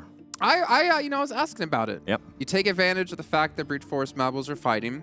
You take advantage of the chaos. You rotate in there, you go for the quick eliminations, and then you worry about the rest of the team. The only, I guess, downside was there were other players left alive on the low ground that could have maybe shot you on the transition. But you obviously have to give credit as well to REGNUM CARYA to realize they didn't have to push into NIGMA, because you saw Tron. He thought about it for a second, right? He started to walk towards him. He's like, maybe I want to go for this fight. But he reeled himself back in. He stayed back. And because of that, they eventually able to push in towards the high ground as 4. Though, obviously, like you guys said, they would have liked to have crashed on that fight a little bit quicker to make sure just to eliminate both teams at once, as we did see MADBULLS push back into Brute Force. But you can see here, I mean, the damage, pretty close to be fair, but the eliminations and obviously the placing, what's really going to do it for REGNUM CARYA. And I mean, NIGMA Galaxy, like, if you were in their situation, Max, because they had to fight up against Vision as well, what would you have done anything differently? No, that was just the perfect play, is that you were waiting for the circle to pop where NIGMA Galaxy were going to be outside the next circle, which it did end up happening. And from the moment they get that information, just wait it out. They had 2-2 split. No, I'm saying if you were NIGMA Galaxy. Oh, if you're NIGMA Galaxy. Oh, if you're NIGMA Galaxy. Would you have played it out the same way that they did? It's complicated, because if you're NIGMA Galaxy, if you push onto REGNUM CARYA, you're going to get third party by Vision Esports. They're going to try and push you. If you push Vision Esports, then REGNUM CARYA are going to have even a better foothold in the circle. So it's tough. You just got to make one of those calls and fully commit to it. I mean, we did see Koops get knocked. I believe it was by Vision. I'm not sure if they got him back up, but that was definitely the start to the downfall. But we can see the kind of final fight here between REGNUM and MADBULLS 7, and it actually came down pretty close for REGNUM CARYA, to be fair. It did, and this is kind of what we were a bit uncertain at. I felt like they should have been able to third party this fight a lot sooner. They waited a little bit too long, and it's still that indecisiveness out of this team in certain situations that they need to still to be able to work on. Going back to what you were saying there with NIGMA Galaxy, ultimately they ended up having to push to REGNUM CARYA. I feel like they should have done it a little bit sooner. They had a lot of smokes. We saw all those smokes that they were being able to use, so it's not really about them being shot by a third party, whether it was from FALCONS or whether it was from MADBULLS, which they ended up fighting them anyways. They were going to have to move at one point, and I feel like they were, with NIGMA Galaxy, they were focused on 2 different things. First of all, you had Koops all the way in the middle of nowhere, just focusing on Vision Esports, and then you had the other players kind of figuring out, all right, when are we going to end up pushing on REGNUM CARYA? Yeah, there actually one really small detail that made it so much easier for REGNUM CARYA to gatekeep the entirety of them Vision Esports and NIGMA Galaxy, is that Loxy, in that one little building, smoked up the entire building, and those little windows where you can just thread the needle with a nade, you just can't hit those anymore. So Loxy can just hold on to that position. It maintains that off angle, so you have 2 angles onto NIGMA Galaxy, which makes that crossing pretty much impossible. All right, well, it's time to check in with the overalls. We got about a minute till we're heading into game here, and we need to see where the teams currently stand, and it's not 30 points. Like, this lead has only grown now for REGNUM CARYA, considering the start of the day, and when we can see NIGMA Galaxy have to have a good Final Four matches if they want to catch up to this. And even the gap between 3rd and 4th place has come a little bit closer, as you can see, 151 to 136. And also, looking down the list, MADBULLS, 7th place. We're literally living in a world right now where top 2 teams could both be Turkish. Which, like, they could happen. I mean, of course, SG not here, but you have the teams of FLUX and REGNUM CARYA that have been looking great, though a little bit lower on the leaderboards. I would still like to see more from RÜYA. I feel like this game in particular, they were in a decent spot over to the west, so maybe a win could be happening. Would like I'd to like see to see more out of MADBULLS. Also, yeah. Yeah, maybe here. We'll find out. So we're going to head into our second Aaron Gill of the day with Hot Jukes and Kalaris. Second Aaron Gale of the day. Here we go. I'll tell you what, man, it's looking pretty good for EU right now. Yes, it is. 30-point lead. I didn't realize it was going to be 30 points. And now that causes a lot of compromises that the NIGMA Galaxy is going to have to make if they want to try and get to that #1 spot. But let's get to it. It's a difficult playing path for some of those northern teams once again to try and make something happen. So all the shenanigans we saw with trying to take vehicles and shooting at each other at the very beginning of the game could happen and materialize again. 100%. Every single time you see an awkward playing path like this, you know, trying to go and hunt down a vehicle to get to your spot, there's only a few areas where they do spawn, so we could see some action off the rip. Let's see if that is what's going to happen. Like to see Gladiators drop Primorsk once again. Not their desired really drop spot, but they have no real choice with these playing paths lately. Let's see how it goes. Let's see how it goes. Already, I was noticing that there was still Coops is the elim leader. However, he just got passed up. Did he? I thought he was #1 just now. He was, but Loxy, I think, just gave him the boot just a little bit just after that game. We literally just saw it. Maybe my eyes have deceived me. Maybe. But you know what? Unless it's not updated on there, of course. Could be. We'll see how that ends up playing out at the end of the day, because even if that is true, I'll tell you what, he still needs to watch his back because Loxy's coming for him. Definitely, especially with them just getting 1 elim point on Gangsters. So that's already not the greatest start. It was Loxy as well, I think. Wow. Oh my. Now he's the elim leader. Let's see. Yeah, this is gonna work out. Oh, go for some toes. Just get the kill. A little bit of the spray here. Can Loxy pull off the 1v2? Bosch with the nade. Ooh. Oh, that would hurt. Yes, it did. Going for a pre-fire. And I mean, the thing is, we're doing that much damage on a nade. But here come the reinforcements now. Walsh is going to be absolutely dead to rights for this one. There he goes. You know what that is, right? Oh, last day getting the slice and dice treatment right there. That's gotta hurt. Chopping him up like sushi. This was terrifying. Oh my goodness. And you know what that is? It's number 32. Oh, no, wait. It was given to someone else. Someone else got it. Someone else got it. Anyway. How dare they? Yep, but you know what? I'll tell you what. In total for REGNUM CARYA, 32 total points above NIGMA Galaxy. So that gap just getting thicker and thicker as time goes on. Very fortunate for them. So let's see where this ends up wrapping up. Playing path. Oh, sorry, Circle. Heading all the way over to the west here. Teams are going to like that. Yes, they are. Of course, Gladiators here has an opportunity to try and kind of leapfrog forwards from their position that they dropped in Primorsk. But again, you know, considering what we've seen from them so far during this tournament, only 100 points, man. And again, it's not a Gladiators' usual kind of message they're sending out, but another attack. Jafar got one. He tried to go for the instant thirst, wasn't able to get it off. So REGNUM CARYA make that 33. They are absolutely pumping. Yusuf, please. Little moisten again. Moisten? Let's do it. Pop him out the buggy. You can do it. You can do it. Nope. And okay, he's got the M4 too. So let's see how Yusuf is gonna try and snake his way out of this. Is GANGSTERS Esports. Oh man, looking real bad. Yeah, he's gone. Here comes REGNUM CARYA. They're gonna send every single player to make sure that he's taken out. Part of me does believe that REGNUM CARYA is now having fun. They may have been having fun before, of course. Yeah, but now they're really having fun. Yeah. Ezel actually, pre-fires it. He knew exactly where he was. And down he goes. Bye-bye, Gangsters. This is brutal. Absolutely brutal. Vision is actually lurking around here, so they're looking to try and take this fight. They know that they knocked someone on the path here. Oh, they got wild. And, yeah, actually even running him over would be great for this, but they will confirm that. So REGNUM CARYA losing some players. Maybe getting maybe having a little bit too much fun here. So let's see how they're going to handle this situation. They are holding it out for now. I mean, you're right. Alamo could become a no-fun zone here for them. Got to remember it. Never forget.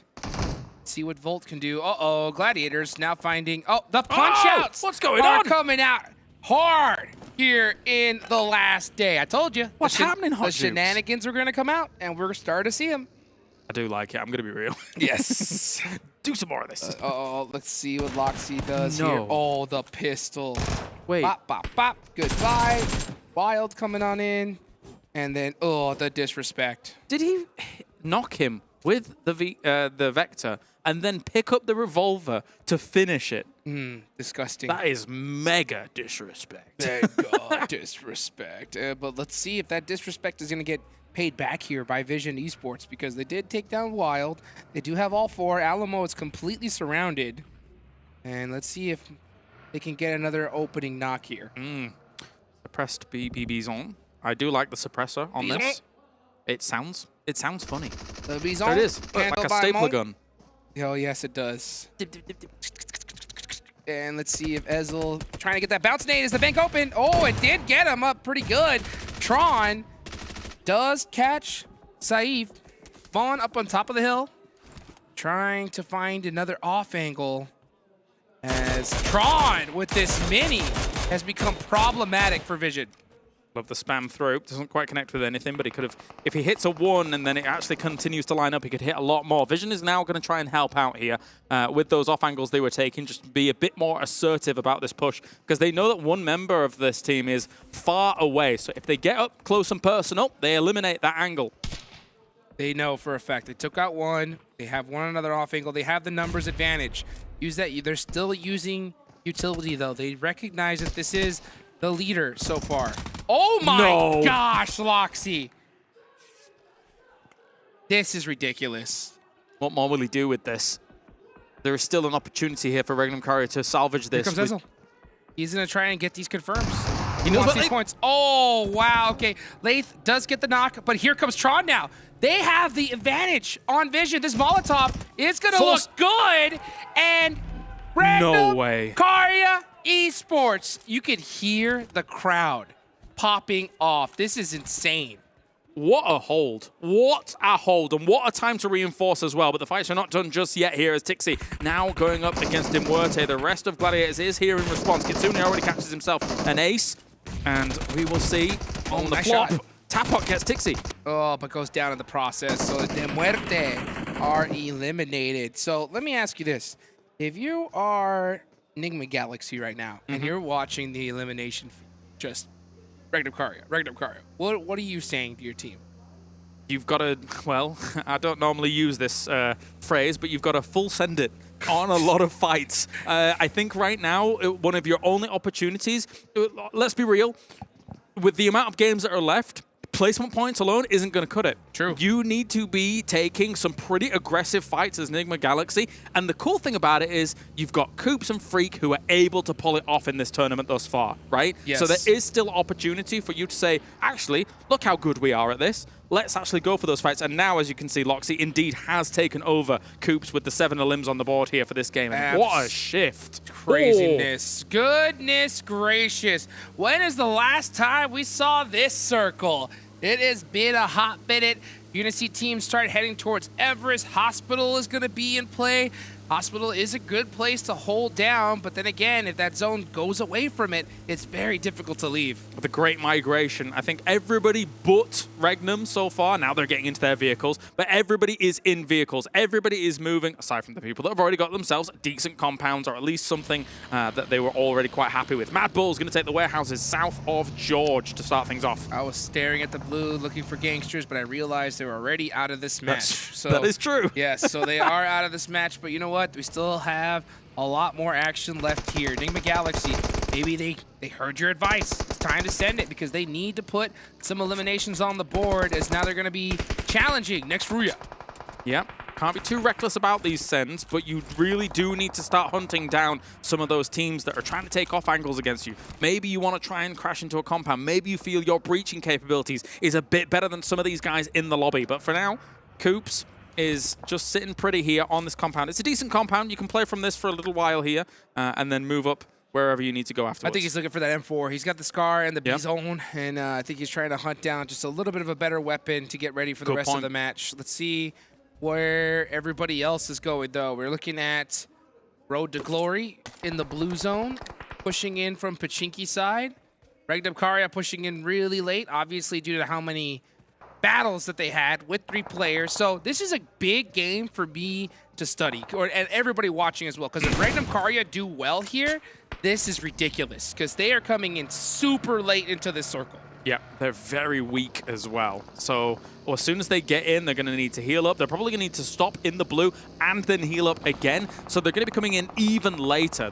Will be minutes behind basically all the other teams. So it's an edge game for them. I won't be surprised if they go up Everest, to be honest with you. It would not be a bad play at this point. So yeah, they're at an extreme disadvantage, but they do have those 7 eliminations. So even if they were able to go out now, they still put some decent points on the board. Let's take a look here as FLUX, right? Trying to possibly pass up NIGMA Galaxy, and we'll have a double EU finish here. So they are a little bit behind. They need a good game here, definitely. Yes, they do. And we are going to get a circle shift soon. There are still a few teams not in the circle. You can see them here on that east side. Where is the circle going? Just have a load of water in. Just cause chaos. Let's go. Just cause chaos. Let's do it. We've been waiting for a full water circle. I have not seen it yet so far. Here in Riyadh, Saudi Arabia.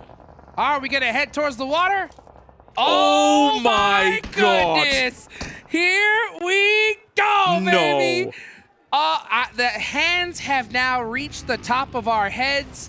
This is what we've been waiting for. Absolute carnage. Okay, yeah, this is about to get super wild. Everybody's going to be sending it through. There's going to be multiple breaches and multiple locations every single time. Already shots going off from GQ here to try and stop people on the edge. There are going to be moments where some of these teams on the edge are just going to shoot at everything because they realize they can't get a position to play properly in this circle. 100%. You can see the anxiety levels have risen tremendously. Everybody realizing they got to get to this circle sooner rather than later. Road to Glory, no way. Trying to take out, trying to get some shots down range on the Team GQ, but Evo Station is going to hold them down for a little bit. This is causing that late rotation, even later than ever before. How do you play this circle? I've never played this circle. Not a circle as aggressively full of water like this near Georgia Pole kind of coast. This is going to be brutal. FLUX is done, so their road to try and catch up even to second place is now in question. NIGMA Galaxy is still in the compound they were in prior. They can move north into some of those hills eventually, but currently they're looking towards Falcon, making sure that they will not impede their entry to the circle. 100%. They want to get into this next zone, but they're going to have to do it right on the edge. Let's see how they decide to handle this. Do Falcon and NIGMA Galaxy decide to share and kind of hold fire until the next zone pops, or take the fight immediately? REGNUM has gone to North George. Interesting. And actually, NEXUS is coming in behind them as well here, so that could actually be very, very curious. Wow. There's still a spot where they could take west of North George. It's an interesting one. It is a very interesting play, and honestly, it's smart for REGNUM CARYA because they know they have such a big lead. They already have the eliminations. Now it's time to get some points. So maybe even going on the George Pole Bridge, going underneath it, swimming, just trying to find a place where they can just stay in the circle longer than later. But they may have to meet up with NEXUS Gaming in the process. I mean, a swimmer in this kind of circle sometimes almost guarantees you placement points. That's true. So they might gamble on that, but they're blitzing it across North George Bridge. We're seeing these fights unfold in the south, though, here as Falcon still trying to hold out some teams. Super wide rotation and super smart because this hard shift is going to leave that north side open, but we see Team Falcons punishing GQ on their invasion here. Gorka getting a nice shot onto Punch King, does get the finish. Meanwhile, we see Teak loading up those nades as Another player from GQ goes down. That's going to be Toffee's down. Korka and Daisy. The last one's up for their team. I like that from Teak. Cool guys don't look at explosions. He throws that nade, drives on away. Oh, what a shot from 6. Very nice. Lasered right out the vehicle. Oh, he's going for the res on Axer in the wide open, but he knows the blue zone. There's nothing he can do. NIGMA Galaxy coming in hot and picking up a nice couple eliminations on the way into the zone. Got to roll from fight to fight. Let's see what else they can find here. The circle has been as kind as it possibly could have been here to these teams, as we're seeing players die to the blue zone and left, right, and center. They found themselves a compound down south of what we would consider the center of the circle, but anybody coming in from the south along this beach is going to be absolute shark's bait here, basically, for NIGMA Galaxy. I don't like that NIGMA Galaxy left their vehicle wide out in the open as well. I would have liked to see them protect it just in case, because this zone could still go north. Now, we're seeing Nexus Gaming do that strategy of just hopping in the water at this point, just saying, hey, let's just try to get some points on the board. You know, they're in last place, so it's not a bad play. Let's see what REGNUM CARYA could do, because they're in first place, and they're trying to hold it. Yeah, full smoke wall going off here for REGNUM CARYA. I think they're going to use that because they realize Nexus could have had line of sight on them across the bridge, but they don't realize that everybody now from Nexus is in the water. So it's just a little bit of a defense play. Loxy's their anchor spot in the middle of now South George. And REGNUM CARYA is going to continue moving over. But MADBULLS, meanwhile, in hospital, trying to recover FLUX. And that's the right place to be if you're trying to pick somebody up. Yep. So let's see how they're looking to handle this. They're still on the edge of this next circle, so they're going to be fine for now. But this next zone, where is it going to go? Is it going to go onto the beach side, center up near South George? It's been a while since I've seen this much of a Southern George finish. Yeah, very, very unusual, as now Falcons still taking shots over towards Gladiators. They will return some in turn, though, as Falcons quite spread out here. They have a few angles available, but Matic on Teak is able to really open up this fight. So huge for them, and if they realize that this is the same squad, then they're going to definitely come for the push hard, and that's exactly what they're doing. Tixie been so aggressive today. Laser nade right onto Axer, a heat-seeking missile, and speaking of heat, here comes a Molotov to kind of finish him out, and we're going to watch the Falcons go for the push. Right into the center, and goodbye. Absolutely blitzed down. Coop's able to hit all of it. And meanwhile, though, they're even going to take fights against the Gladiators over in this direction. But here comes MADBULLS rocking up on this fight too. Our third party time, right? They heard the fight. They were trying to take advantage of this action. They do have the hillside. They got plenty of room. Uh-oh. GEEKAY putting some shots on the MADBULLS. That's going to eliminate that comfortability here on top of this hillside. So yeah, you can see them getting back in their vehicles and realizing, oh, they did get Matic. So they're going to push, get that flush onto him. So Gladiators down to 3. I'm going to be real.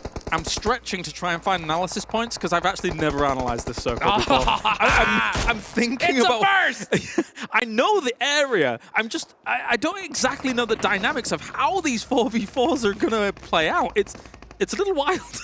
It is a wild circle indeed, because there's still a chance that we could get an urban finish here. Yes. If it does go up to the north where GEEKAY is holding. Meanwhile, next RÜYA opting for a very interesting split. You can see there on the north side of this next zone. Where does the circle go? It has been crazy all game long. Come on. Please go urban, because I can talk about that location. Yes. This beach side would make it absolute craziness. Let's see here as it does decide to center up. So it's very, very kind to these teams here. Brute force, dead center right now. Full squad up. Yep, it's not a bad spot. The buildings there, they don't exactly have the highest of rises or whatever, so they won't be able to have hugely high angles. You can see, for example, against where next RÜYA is, they're not really able to fire at them because it's not exactly the tallest of buildings. You can see them in the distance over there, just the 2 stories. Meanwhile, REGNUM CARYA, they found themselves an entry point. You can transition from some buildings to some buildings when you're going left to right or southeast to west, but going south to north or north to south on some of these lanes of buildings is very open between them, actually. So you've got to be careful about that transition. Man, REGNUM CARYA is so intelligent to be able to get into this circle the way they did and put themselves in a decent spot, you know, compared to where they were at. Meanwhile, you know, I'm looking over there at NIGMA Galaxy. I wonder what their IGL is telling their team right now, because they didn't protect that one vehicle that they had. The zone did end up going north. They're going to have to play with their M4s on their back and hit some shots on the way to the next zone. They might try storm the beaches, try and make something happen that way, but even that is going to be difficult. Next RÜYA has got a very interesting split. They're all going to group together now, realizing, well, there's no point in us being all the way at the very tip of that beach. But yeah, these teams down towards the south, I think they're going to have a very rude awakening once they start cresting hills and looking towards those buildings. 100%. Let's see what Kitsune does as he tries to drive by MADBULLS. Meanwhile, Frozen against McHugh. McHugh does get the heads-up play. Uh-oh, the DPS not able to get it done. And McHugh punishing MADBULLS in a major way. That was a big play coming out from Meku as well as Gladiators here. Kitsune also helping with some reinforcing fire. Now all that's left here is Zerich. I don't think they know exactly where he is, but it really doesn't matter. They can just go elsewhere, but they've got to be careful of NIGMA Galaxy. Oh, you see the frustration in MADBULLS where their players taking off the headset. The game's not even done yet, but he said, I'm done with this one because this zone is absolute craziness. NIGMA Galaxy, so the vehicle did survive. So they did survive that vehicle. Nice. They were able to make it to this hillside and try to take advantage of the chaos here. And third party this, Coops, opening up with a massive nade onto Kitsune. But they've got to keep doing this. It's Coops and Freak once again, this two-man show coming out from NIGMA Galaxy when it comes to fraggers. And if they're just able to push on this, control a little bit of this lip, it's okay. I'm just scared for the transitions after this fight. Well, I'll tell you what, if they do end up winning this fight, and with McHugh trying to get it done by himself, not able to do so. So NIGMA Galaxy pick up some huge limbs, a ton of loot, and a lot of vehicles. They just have to finish off Zerich. Zerich just all of a sudden coming out of nowhere. I'm coming for you. I mean, they didn't realize that this snake was still alive, right? But whereas Gladiators did, they will take him out eventually. That's another one on the board. 8 in total. Freak with 5. Ooh. This is getting interesting.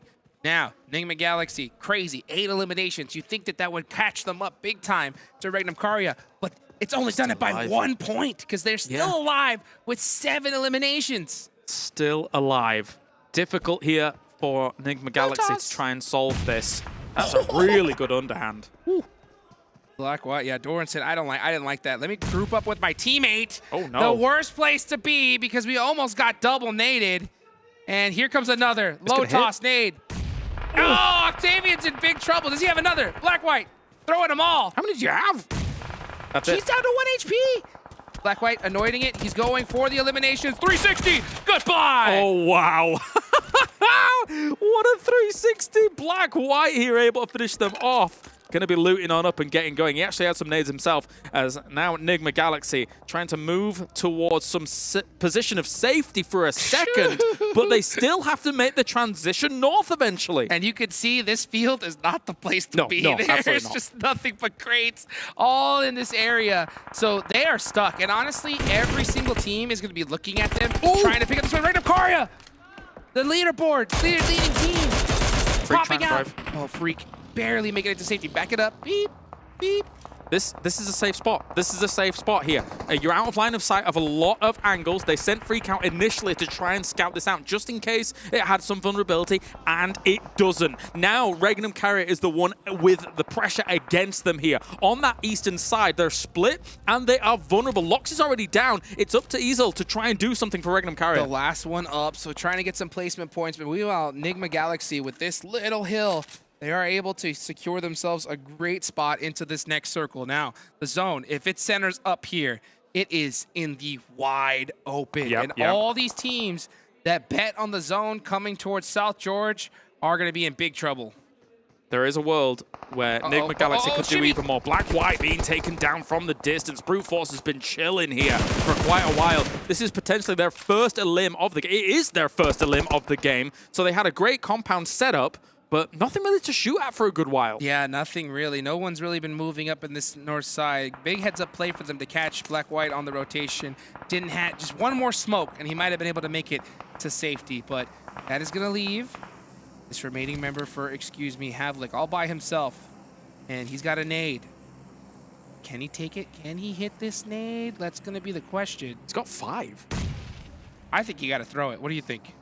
Just give it a go. At this point, I mean, you're really up against it. You're going to be up against the blue soon. You've got to try and make a transition, yeah, you've got to try and dislodge some teams. That's absolutely right. Let's see if he does have. He has it in his hand. Does he decide to throw it? onto the side of Satan through the window. You're really building up the nade, Hot Jukes. And you're really building it up. Taps him a little bit. Nice. Here's another one. Goodbye, Satan. Goodbye, Satan. Goodbye, Satan. That is how you do it. He's going to go ahead and finish him off as well with the DBS. It's him versus Ragnar. Hello, Ragnar. Bye-bye, Ragnar. Bye-bye. Sorry. Just like that. Meanwhile, REGNUM CARYA gone. So now they did do one heck of a performance here. Yes. So NIGMA Galaxy, even though they have 8 eliminations, need They a got the lot circle. more. They got the They circle. got the zone. Oh, okay. This is it. This is where catch-up happens. We thought maybe before this game it was a done deal. No, NIGMA Galaxy has the circle, and all these teams to the north have to move towards them. Oh How my are gosh. they going to do this? Dream scenario. If you're NIGMA Galaxy, you need to soak up every single elimination that you can get. Here goes next RÜYA. All the smoke starting to come out. You're going to see some vehicle walls, but I don't know if next RÜYA even has any vehicles left. They're going to make a smoke wall all the way to NIGMA Galaxy. In a rare happening as well, there's actually 2 crates in the middle, well, not in the middle, but on the edge of this circle that could act as a little bit of extra cover. So there's a bit more to work with, but for the most part, you can see out these windows here, Hot Jukes. Yeah. It's pretty flat. It is going to be tough for these teams to make it in, and Brute Force realized that, so they say, you know what, let's just hold it down, let's try to take out GEEKAY and soak up as many points as we can, because trying to win this game is going to be tough. Trying to throw some long-range nades here. GK's already going to be on the move here. They have a little bit of a lip that they can start working with. This is just on the edge of the circle. They'll try and work with this for now. Next RÜYA is the first challenger here to NIGMA Galaxy. Crazy smoke wall. They're getting mighty close and getting that much more into nade range. And those nades were just to kind of make NIGMA Galaxy back off for just a little bit. That's the thing, right? When you've got this many smokes down and you're throwing this many nades, one stray nade could cause a problem. That nade might be it.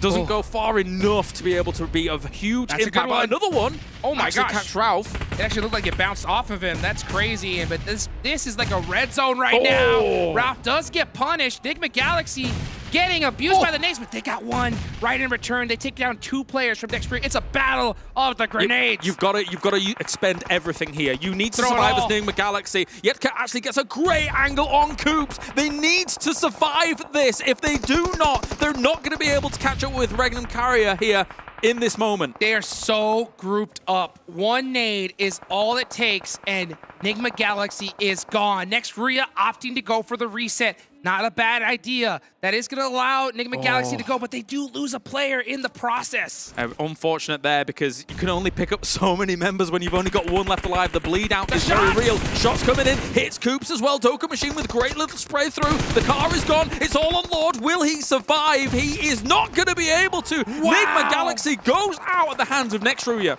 Next RÜYA with the most insane push. Nothing but smokes in the wide open. I cannot believe they were able to take out NIGMA Galaxy there. I want to know how many grenades they threw during all of that, because they, as you say, created a red zone all of a sudden out of nowhere here. So dislodging them, NIGMA Galaxy had a circle advantage, but it was not to be. And they didn't even lose a player, Kalars. Yeah, big. That is crazy. Next RÜYA now with the most dominant position. One seems to question if REGNUM CARYA was in the spot, would they have lost it? We'll see how it ends up playing out towards the end, though. Meanwhile, GEEKAY forced to snake their way into this next zone. Brute Force in a position that is so difficult to even move into. We will have them. Next RÜYA trying to spin around here on this one. Yekta with more shots coming in across. GEEKAY in the distance. They will shut down Brute Force completely. Yeah. There's no one thing they're going to be able to do. Yeah, nothing they can do. Here comes Papa Blue looking to punish him up, and there it is. Prepod gonna stand and wave, baby. Smile and wave. Oh, he actually ran out. He ran out into the zone and is still alive for 2 seconds, and he is out. So here we go. Next RÜYA versus GEEKAY. It is next RÜYA's game to win. Yeah, it really is. It really is. After dislodging NIGMA Galaxy the way they did, that was brilliant stuff. I don't know how Doka Machine has another nade in hand. I feel like they threw 500 Look at at the NIGMA Galaxy. confidence. Look at the confidence next RÜYA has to throw up these smokes, start running up, and just putting that pressure onto GEEKAY with some more nades. They're just trying to shoot through any little bit of grass they can see here. Whoa, what a spray coming in, though, against Soccer Machine. That confidence was a little bit overstated here. They revealed exactly where they were, and GEEKAY punished them. They are going to be able to get the reset. That's going to be the hard thing, though. Oh, there we go. One of the players from GEEKAY does get knocked.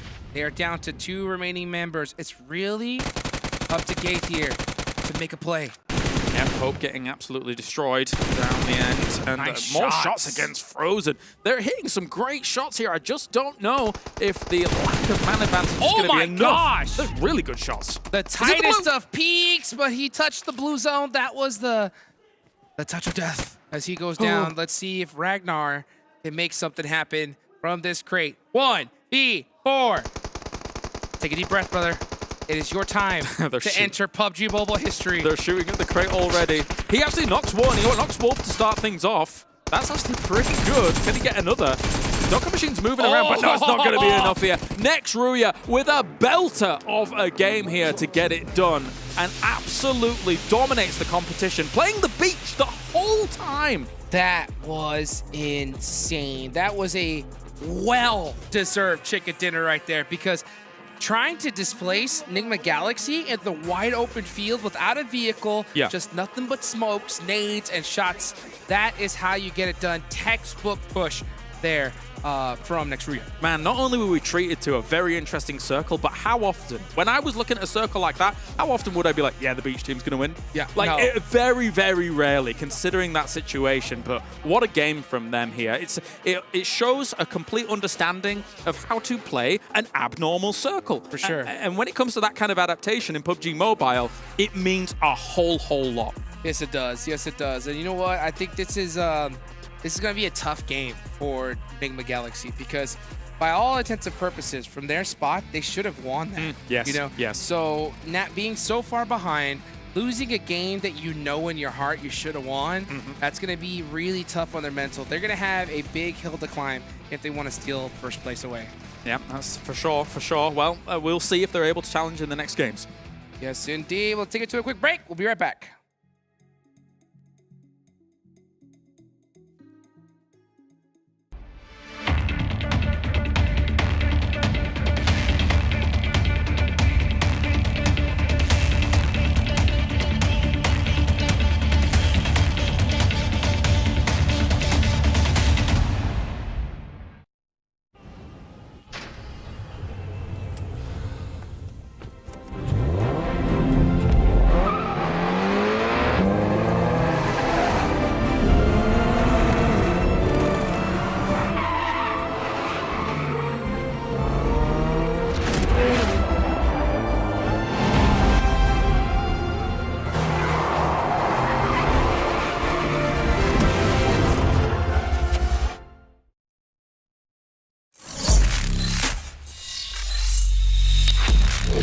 Open your eyes. When you look into my eyes, tell me what do you see? Tonight I'm gonna show you the wonders of the mall.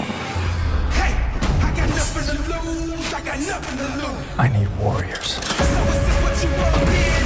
You wanna war? Show me what's up then. Now we ready to bust in.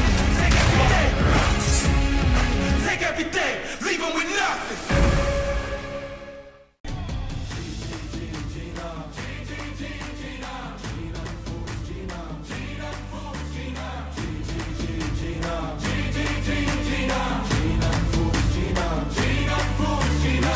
Paradise through dirt.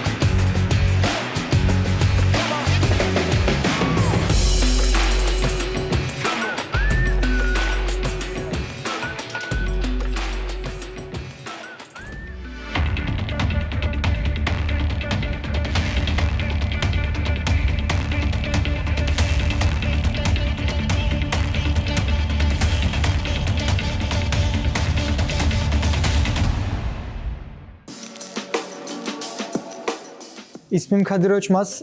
Oyun nickim Tron. REGNUM CARYA'da oynuyorum. Otelde oynuyoruz. Oyunu Gaming House'da oynamıyoruz. Otel daha rahat.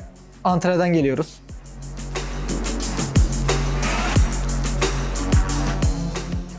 Yani heyecanlı değilim. Tecrübelenmiştim zaten. 3 kere daha LAN oynamıştım. Bu da onlardan bir tanesi. Kendi bölgemdeki takımlara karşı tabii ki de oynamak istemezdim diğer bölgelere karşı ama burası bir rekabet. Aynı şekilde oynamam gerekiyor diğer takımlar oynadığım gibi. MENA'nın oyun stili biraz daha agresif, rotasyona dayalı değil ama Avrupa tamamen rotasyona dayalı aslında. Neden MADBULLS bize daha rakip görüyorum? Daha agresifler. Ya bizle hemen hemen aynılar ama biz onlara göre biraz daha hızlı rotasyon atıyoruz. Onlar daha çok fight'a dayalı. Yani MENA'ya tek bir mesajım var. Dikkat etsinler. Yani biz geliyoruz REGNUM CARYA olarak.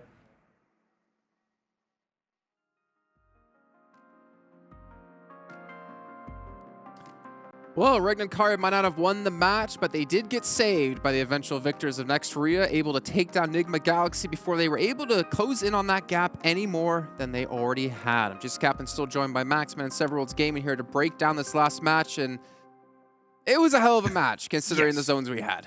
Yeah, I mean, another Turkish chicken dinner, right, with next RÜYA. So that from Europe right now, the Turkish teams are looking the best by a pretty significant margin.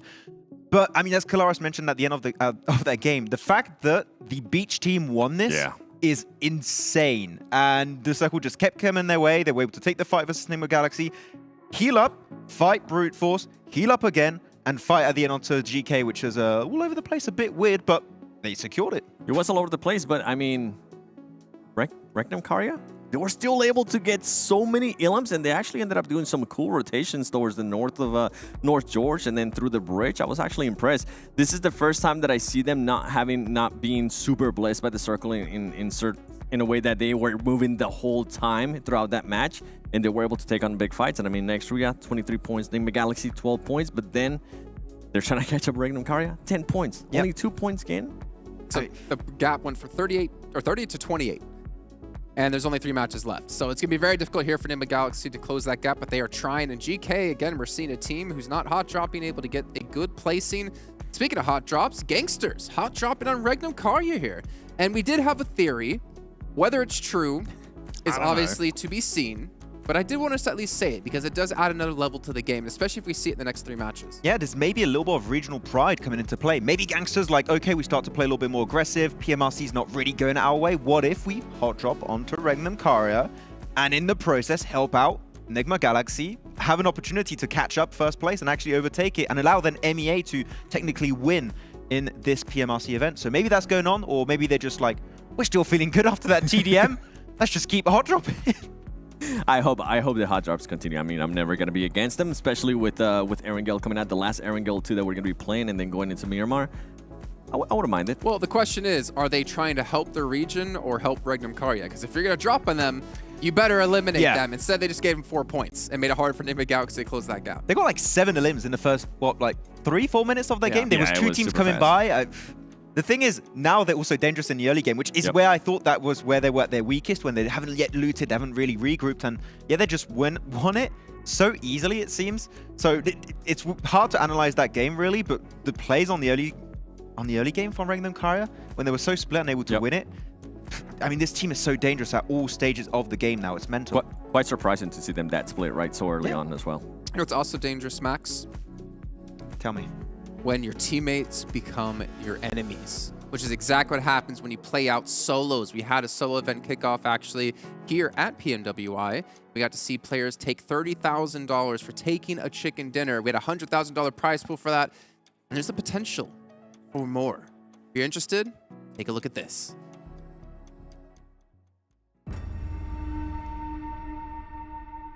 The rules are different. Your teammates are now your enemies. لذلك بدنا نتحلى بالروح الرياضية وجمال الإي سبورت وننطلق في هاي المباراة المجنونة. One of these legends is going to be able to take $30,000. But he got it! Oh my gosh! في يعني تخيل لاعب يلعب على 30 ما راح تحرك مكان.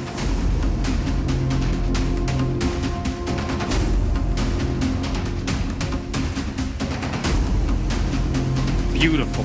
Beautiful.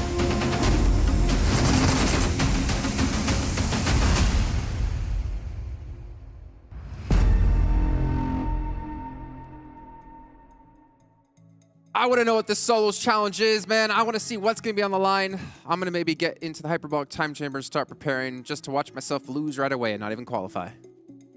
I see that Maxman happening. knows something about that. Oh, no. I wonder who would actually win if we had a solos tournament. I think Hot Jukes.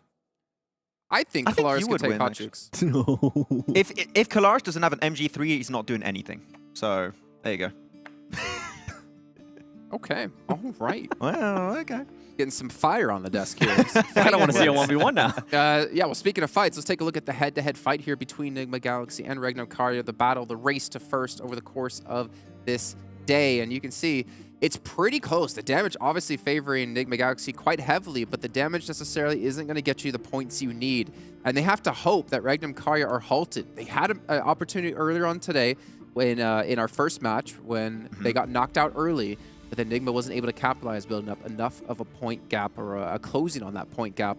So now with 3 matches left, Max, like, do they drop on REGNUM to try to make something happen? Like, do they hope REGNUM got early? Because the way REGNUM are playing, the rotations are smart and quick enough that they're not really getting caught off guard. If you're NIGMA Galaxy right now, especially after this next game, if it doesn't go your way, the hot drop is not going to work because 5 Flux are still, lingering. They're in the shadows waiting for their time to strike, and they are getting a few points here and there throughout the day. So if they do take that risk and it fails, 5 Flux are going to be in top 2, and we're going to have 2 Turkish teams in first and second, which would be a great moment, not going to lie, for the region of Turkey. But yeah, it's too risky. I feel like NIGMA Galaxy just need to try and reach the late game and just get so many more eliminations, because placement points alone are clearly not going to cut it today. Well, let's see our overalls. You get an idea the point lead that REGNUM CARYA have. 205 points, a pretty strong lead here for them, and it's continuing to stay this long, or this big, I guess, unless NIGMA can close it up. But FLUX as well, we talked about them potentially going for second place, but honestly, with the way things have been going, not quite sure they're going to be catching as they're still 25 points behind.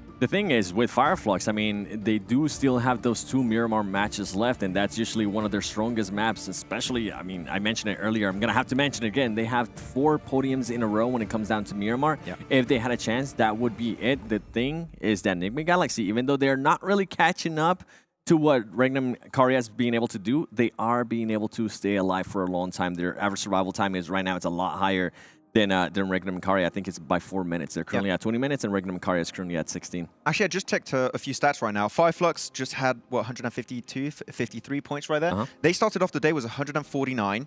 During that time, FALCONS had actually a really good day. So top 3 is not as safe as we had at the start of the day. We could see a new top 3 contender happening, even possibly after this game, if FALCONS pop off. I hope so. You know what? We've seen FALCONS do it in the past, but it's going to take a lot of work. Obviously, 6 was a major impact player for them on Miramar when we saw yesterday.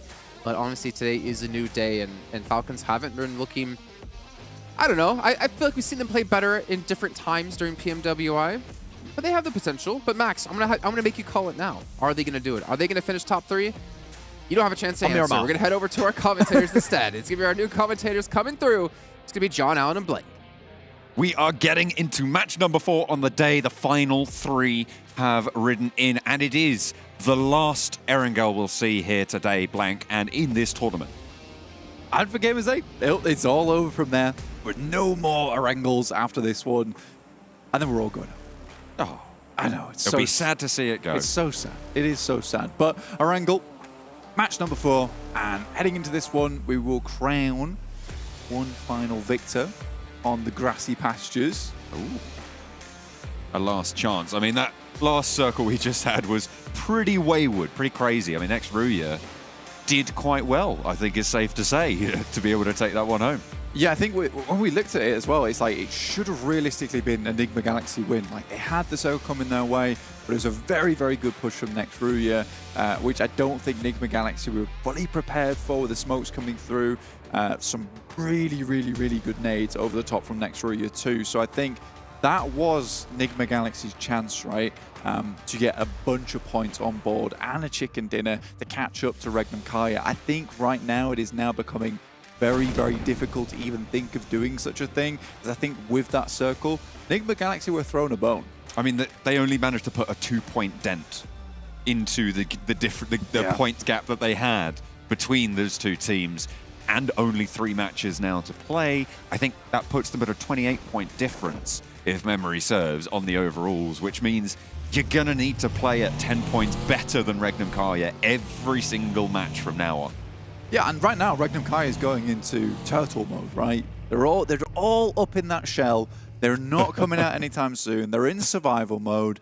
And I think with plays like that, where they send towards North George side, it is very obviously not a winning move, right? That is a move that's going to get you towards a top 5, which it did, 5th place exactly, get you enough points on the placement point side of things. And with the fact that they got 7 eliminations at the start, that is the really big number.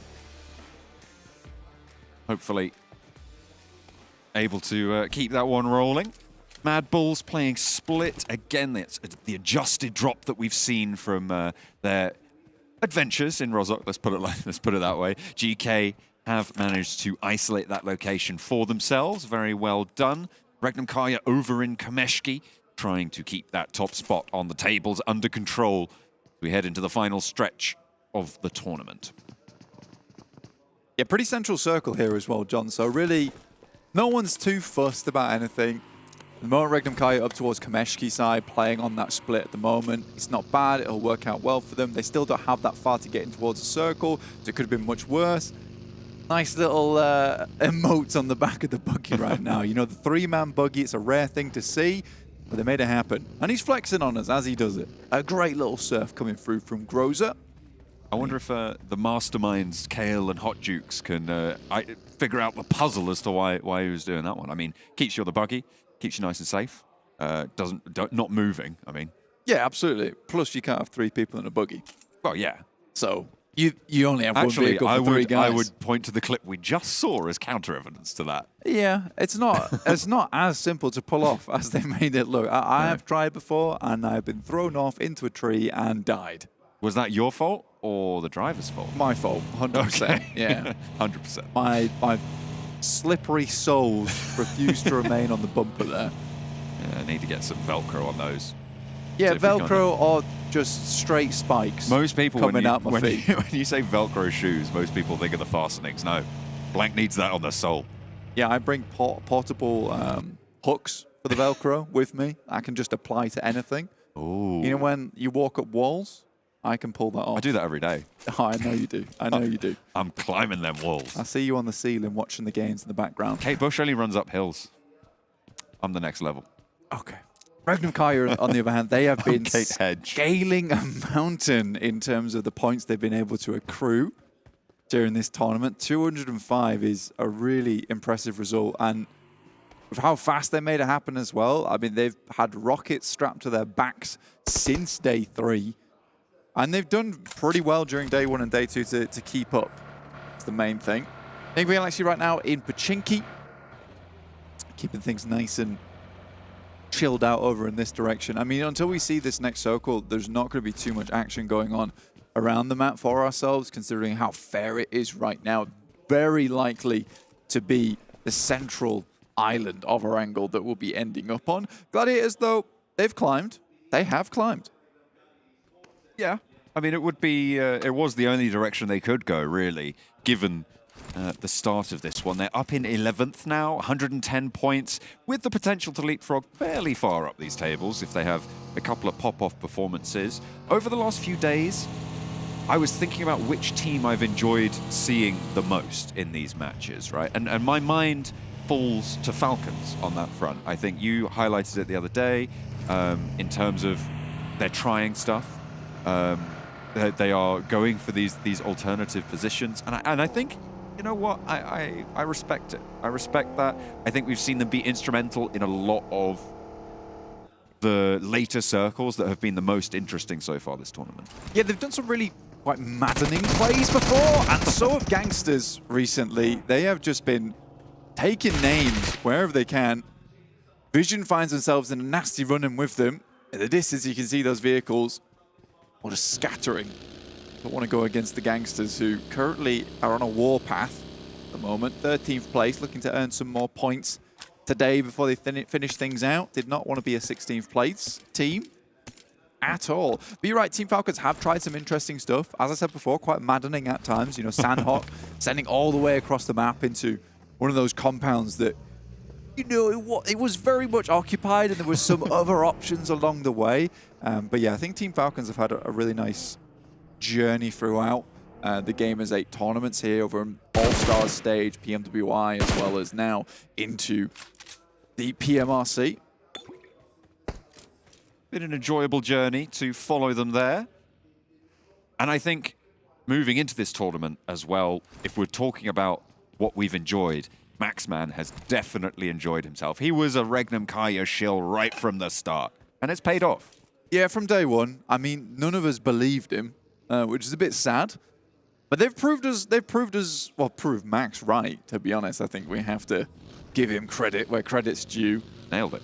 He nailed it, yeah. He was like, I'm waiting. They were going to pop off at some point. And, you know, he said to me, 4 chicken dinners on a day. That's easy for REGNUM CARYA. Just you wait. Do you reckon they could do it again? 4 chicken dinners today? It would mean, how many would that be? It'd be another 3. They'd have to win all 3 games now, right? I mean, I'm here for it. It'd be cool. It would be double-digit chicken dinners in 4 days. In 24 games? Yeah. Which, having almost a 50% win rate in a lobby.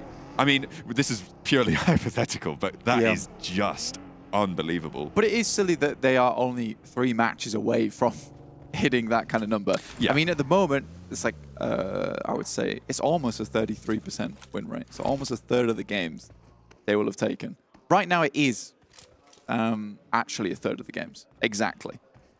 On match 21 with the 7 chicken dinners they have. Oh, I see. I was going to say 22 isn't divisible by 3, but yeah, no, with 21. Yeah, you're right.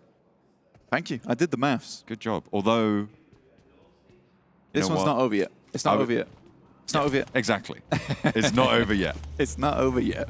Oh, dear. Gladiators moving out from North George. Something that Max was critical of them before was having that slowed down play style that they go back to at the start of tournaments seemingly every time. Yeah, there's a lot of positions around the map that Gladiators could pick up and go for the simple approach, but often go for this complicated approach, and it does lead them to be getting into a lot of these engagements that they can't finish quickly. See if the Falcons can conclude their scrap. Less of a scrap, more of a standoff right now. They're down on the southeast side. They're close to Nexus. They're close to GANGSTERS as well. We know how dangerous they can be given the right tools.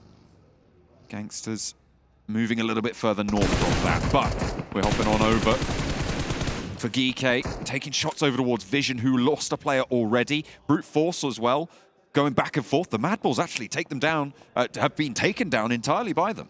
In the meantime, there is a third party that is coming through from the Gladiators over towards that position. That wasn't an easy fight for Brute Force whatsoever. They currently only have 1 player left remaining, and they're already starting to throw the nades over the tops from Gladiators, looking to find some of these eliminations, but all the while, these reses are going through in the process. That nade looks good from Matic. Prepod on a low HP bar, still taking shots out from the building. Matic wants to launch one back. Tixi tries to post it, sends it straight on through. Excellently found. The reses can still go through, and the heal comes out for Prepod. They need to hold these angles and hold down the fights as well. But Tixi rolls in, looks for the flushes, goes low though, needs backup from his team. Prepod's down, and it's just 1 more, and Brute Force fall. Gladiators pick it up on a fast cross to Sunken. Yeah, it's a really decisive play coming through from Gladiators as well, and we needed that for some time. Nexus, though, they are being picked to pieces here by GQ, who have actually had some very decent fights recently. Toffee's on the swing over on Sandhawk in terms of that 180 onto the vehicle after initially picking off the first player. You know, I wasn't a big fan of GQ at the start of the tournament. I felt like they were being gifted a lot of these free wins as they finally go down, but they certainly have some skill on side. Nexus, though, they've been thrown a bone here, because I do think a lot of their rotates are really slow jump. Been stuck in the quagmire on the southeast side, trying to just lift those feet through. But sluggish and slow has been the mood of their tournament. It's safe to say. Octavian further up the hill. Gallagher wants to put the shots down, but not given that opportunity. Octavian stays safe with a smoke. In the meantime, Solke spotted Meku from the Gladiators. Not too close to that team, not going to be looking for that crash blank. going across the headshot hills in between School and Pachinki and Rozok.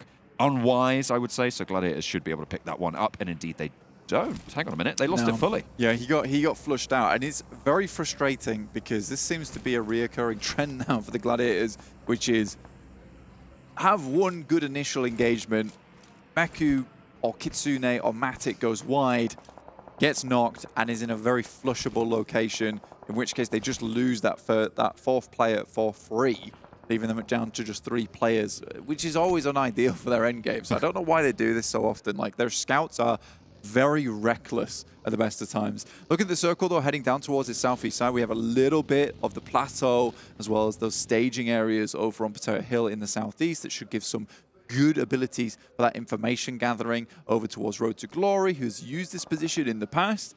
There's also Pachinki Fields involved, John, which is going to be nasty for teams like MUERTE, who have still yet to make their way through. The hills on the east side of them not under control at the moment for Pachinki Fields, but maybe soon to change if MUERTE are looking for a spot anywhere they can get it. Vision going down to a nade from Ralph, and NIGMA Galaxy capture one more corner. But they're playing on with 3, and if they want to close that gap further up to REGNUM CARYA, they do need to bang out some really solid games. As we talked about, that differential will not close itself. Yeah, I mean, they've lost Coops, though, which is a big deal for NIGMA Galaxy. He's such an influential player on the team. They don't have him anymore, which means Freak now has to step up in the limelight. They also have Kryptonite next, RÜYA next to them. So NIGMA Galaxy suffering slightly here. We'll take a couple of shots down towards FLUX will next RÜYA just to keep them at bay. But holding out, NIGMA Galaxy coming out from Pachinki doesn't seem to be that big of a deal for next RÜYA, and they can just coexist in this space for the time being. Not top of the list of priorities for the time being. That central strip along the road, high-value compounds. Next RÜYA, the first on that route out of Pachinki.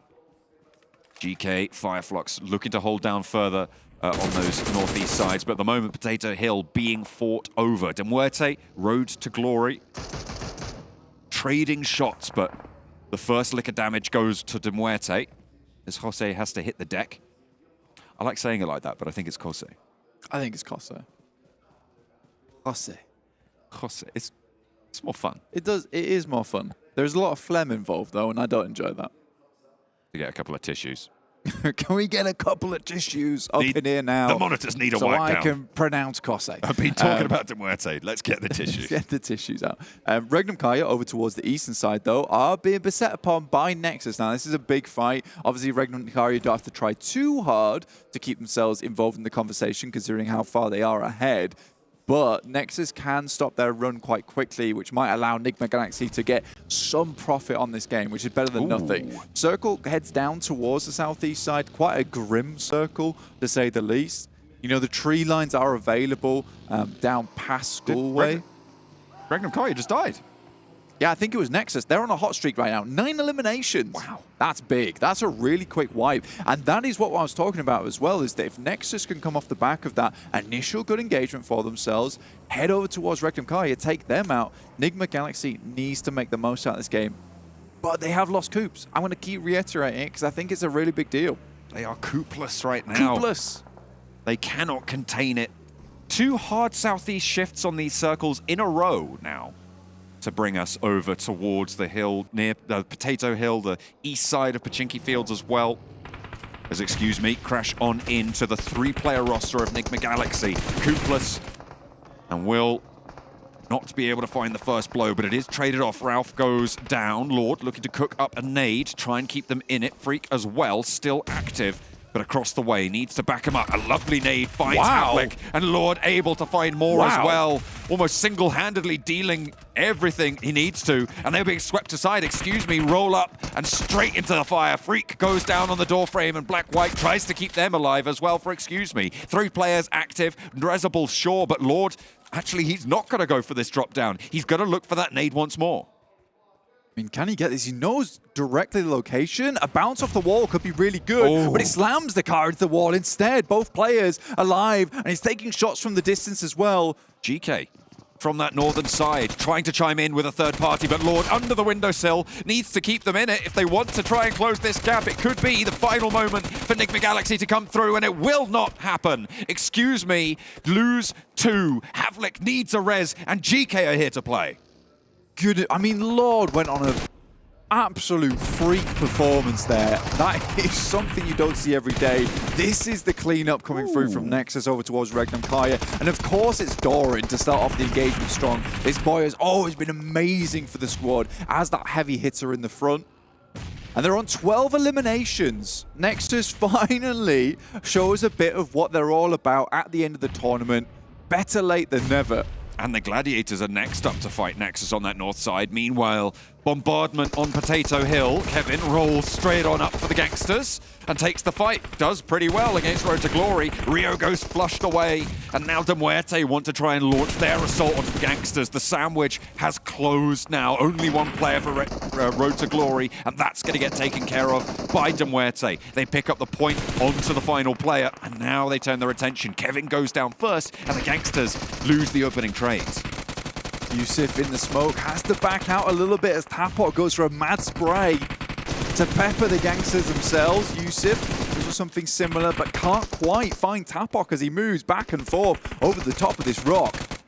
Tapok still through the smoke, laying down the laser beams emanating from the barrel. In comes the roll down. The cavalry's here to play, and MUERTE want to deal death to anyone who steps to them. They will succeed in winning out the fight for Potato Hill. All 4 of them alive as well on that southeast side. Gladiators, who did crash on into Nexus, still going back and forth with them. It's a gorgeous double rundown coming through from Elementrix as well. Doran, though, first to fall to Tixi, but he will run immediately into the fire. Gets onto the rooftop to try and put out the fire itself, getting away from the molten remains underneath him. Ooh, that is tricky, and a lot more damage still to come as Exo Machina tries to find the angle. The heal comes through, and the Gladiators maintain 3 players. They crashed straight on into Nexus, and they didn't all go down. So I count that as a success.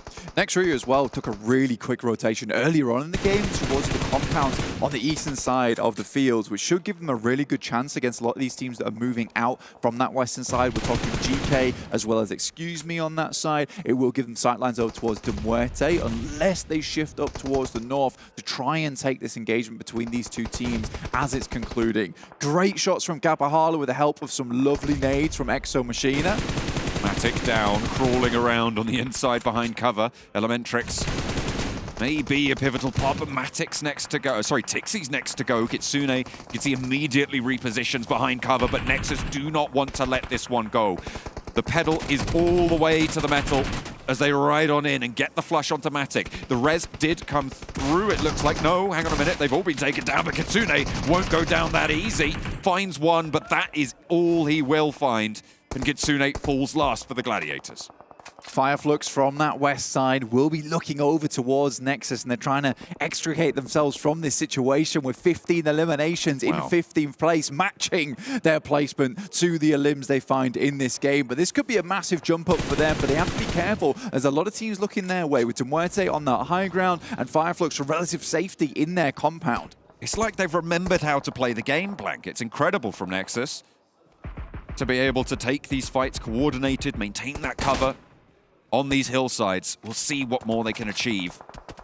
Taking shots down towards FLUX. A helmet just peeking on through, and Lutz not quite able to do it. Exo was just fully teasing the head there. That is so unfortunate that he couldn't find the headshot over towards him. And we'll move away. Elementrix, though, still having a quick scout. Move around. I think Nexus has got probably one of the most difficult rotations for themselves, but you're right. I mean, Nexus has been in a straight fugue state throughout this tournament, finally breaking free of the amnesia. They are the one who knocks. Exactly. You know, it's been a dark descent for them, but finally they're seeing the light. Right on the edge of the circle this time, though. We'll see if that order is tall enough for them to mount that hurdle. MUERTE on their south side, and Doran will scout out behind them on that wraparound, looking to try and push into the northern side. It is bold.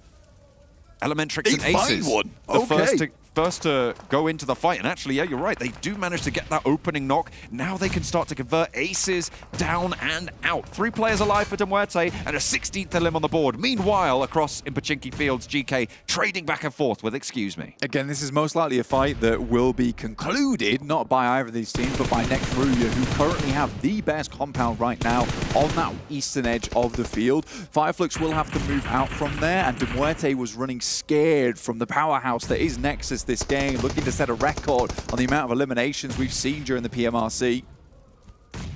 16 right now, the tally for NEXUS. Let's look at that table as well for most eliminations. 6 for Doran, Octavian up on 4 as well. Kapala and EXO not too far behind. A really even performance from the squad. I mean, Doran, like, he's gone from team to team to team, and, you know, he is not a relatively new player, but he seems quite like a young player. And he has definitely honed his skills over time. And I think he was one of the best additions to the squad. But he was making quite a few mistakes at the start, fixed them. You come into an offline tournament, it's a little bit more difficult to find your footing like that. But this is the NEXUS that we're used to. They're very, very good. And these late rotations are starting to feel just a little bit tighter in terms of their timings. I think they continue like this, maybe they could end up in 14. It is still quite a gap to make, but you can see on the tower graphic on the right-hand side, with 16 eliminations, they sat 30 points behind at the start.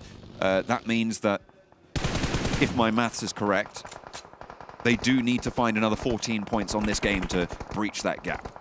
Yeah, I mean, right now, it is a nice start, getting up towards 69. Hopefully they can go further than that. GK, full squad. FLUX, full squad. RÜYA is a full squad, so is NEXUS. This is a really heavily team-packed ending. Octavian, Kapahala both just swerving, snaking about in the buggies, trying to bait these peaks. Allow the teammate to move on in, playing together. Good news. Nade over the top, but not going to find anything. Octavian nice and safe for the time being. North side, meanwhile, FLUX up to the wall, pushing out against GK. EXO, that is dangerous maneuvers coming through from EXO at the moment. Does not spot height at all from GK. Solkay certainly sees him though. EXO will just move out. He has been playing without a care in the world at all.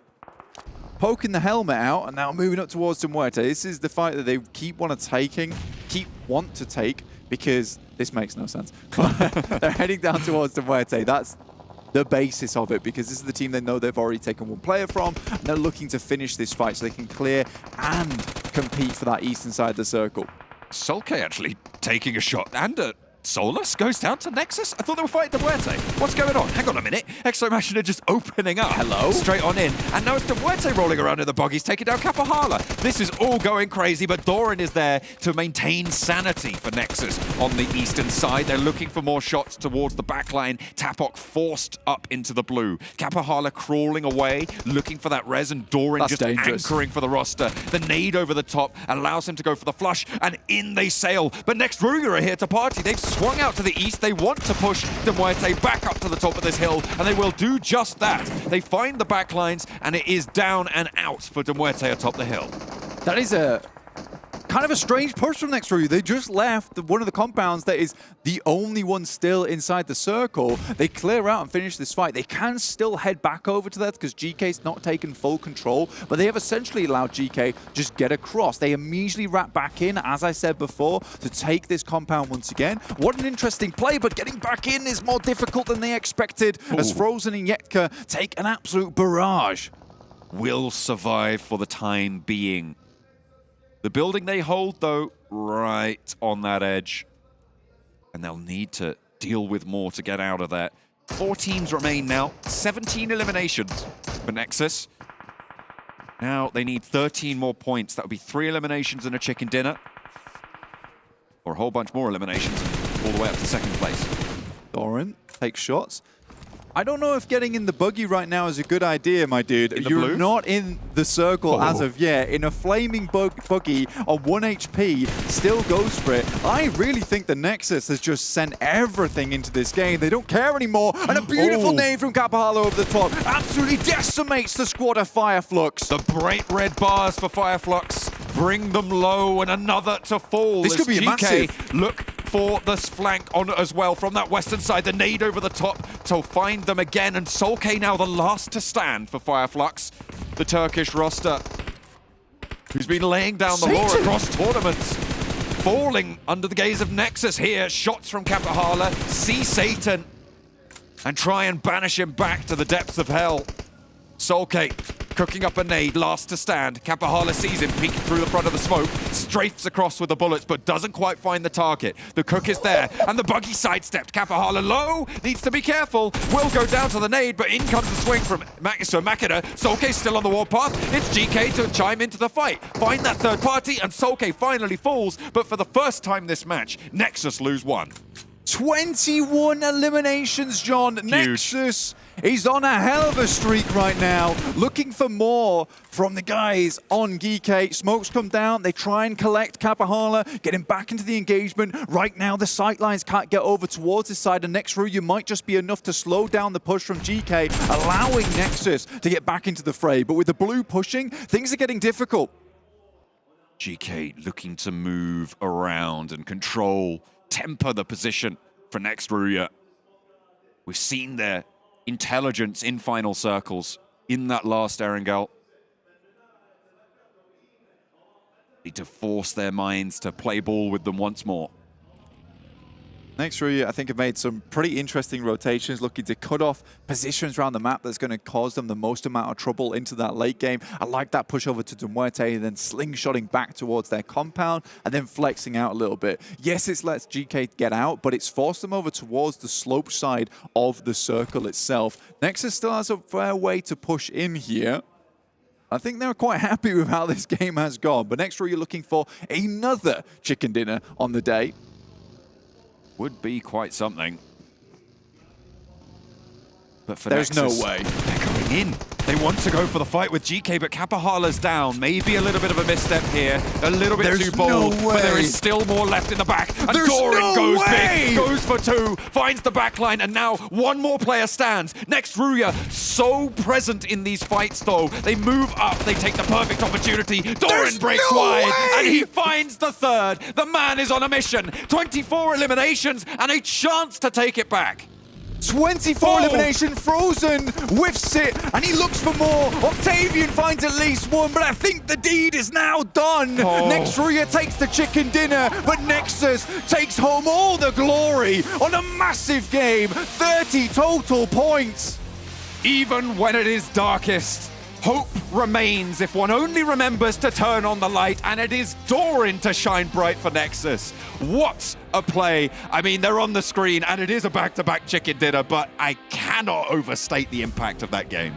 It felt like Nexus just stopped overthinking everything, and if anything, started underthinking everything. They were like, look, GK's causing us problems, man. Let's just rock up in the buggies, pull out the DBS, see what happens. Oh, man. But next RÜYA's got to be happy about this. This is going to add a good tally to their total so far, push them even further up the rankings.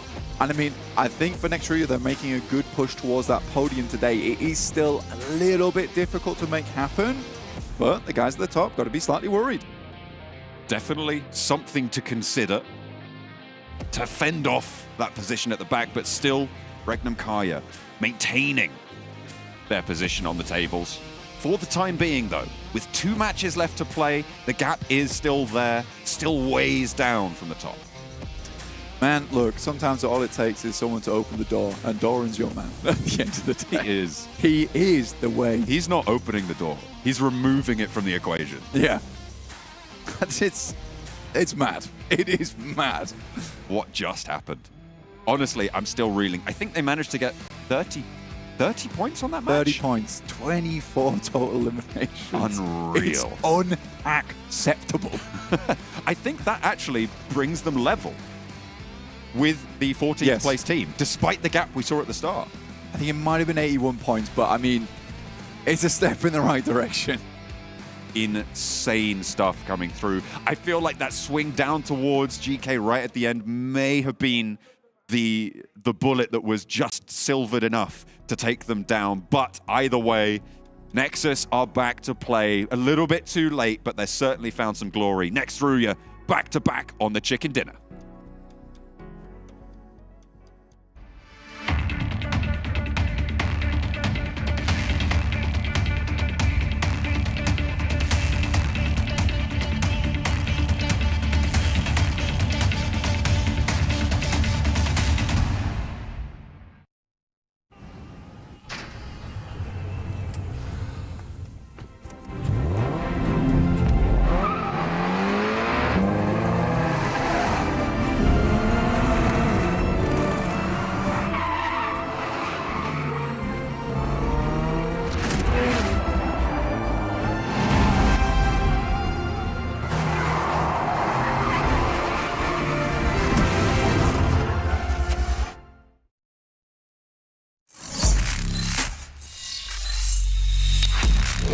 Open your eyes. When you look into my eyes, tell me what do you see? Tonight I'm gonna show you the wonders of the mall.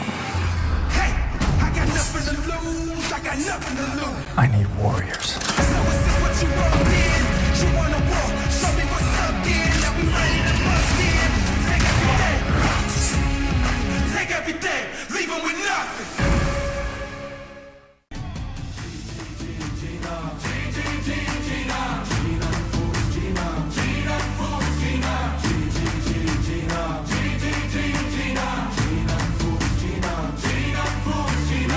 Paradise through dirt in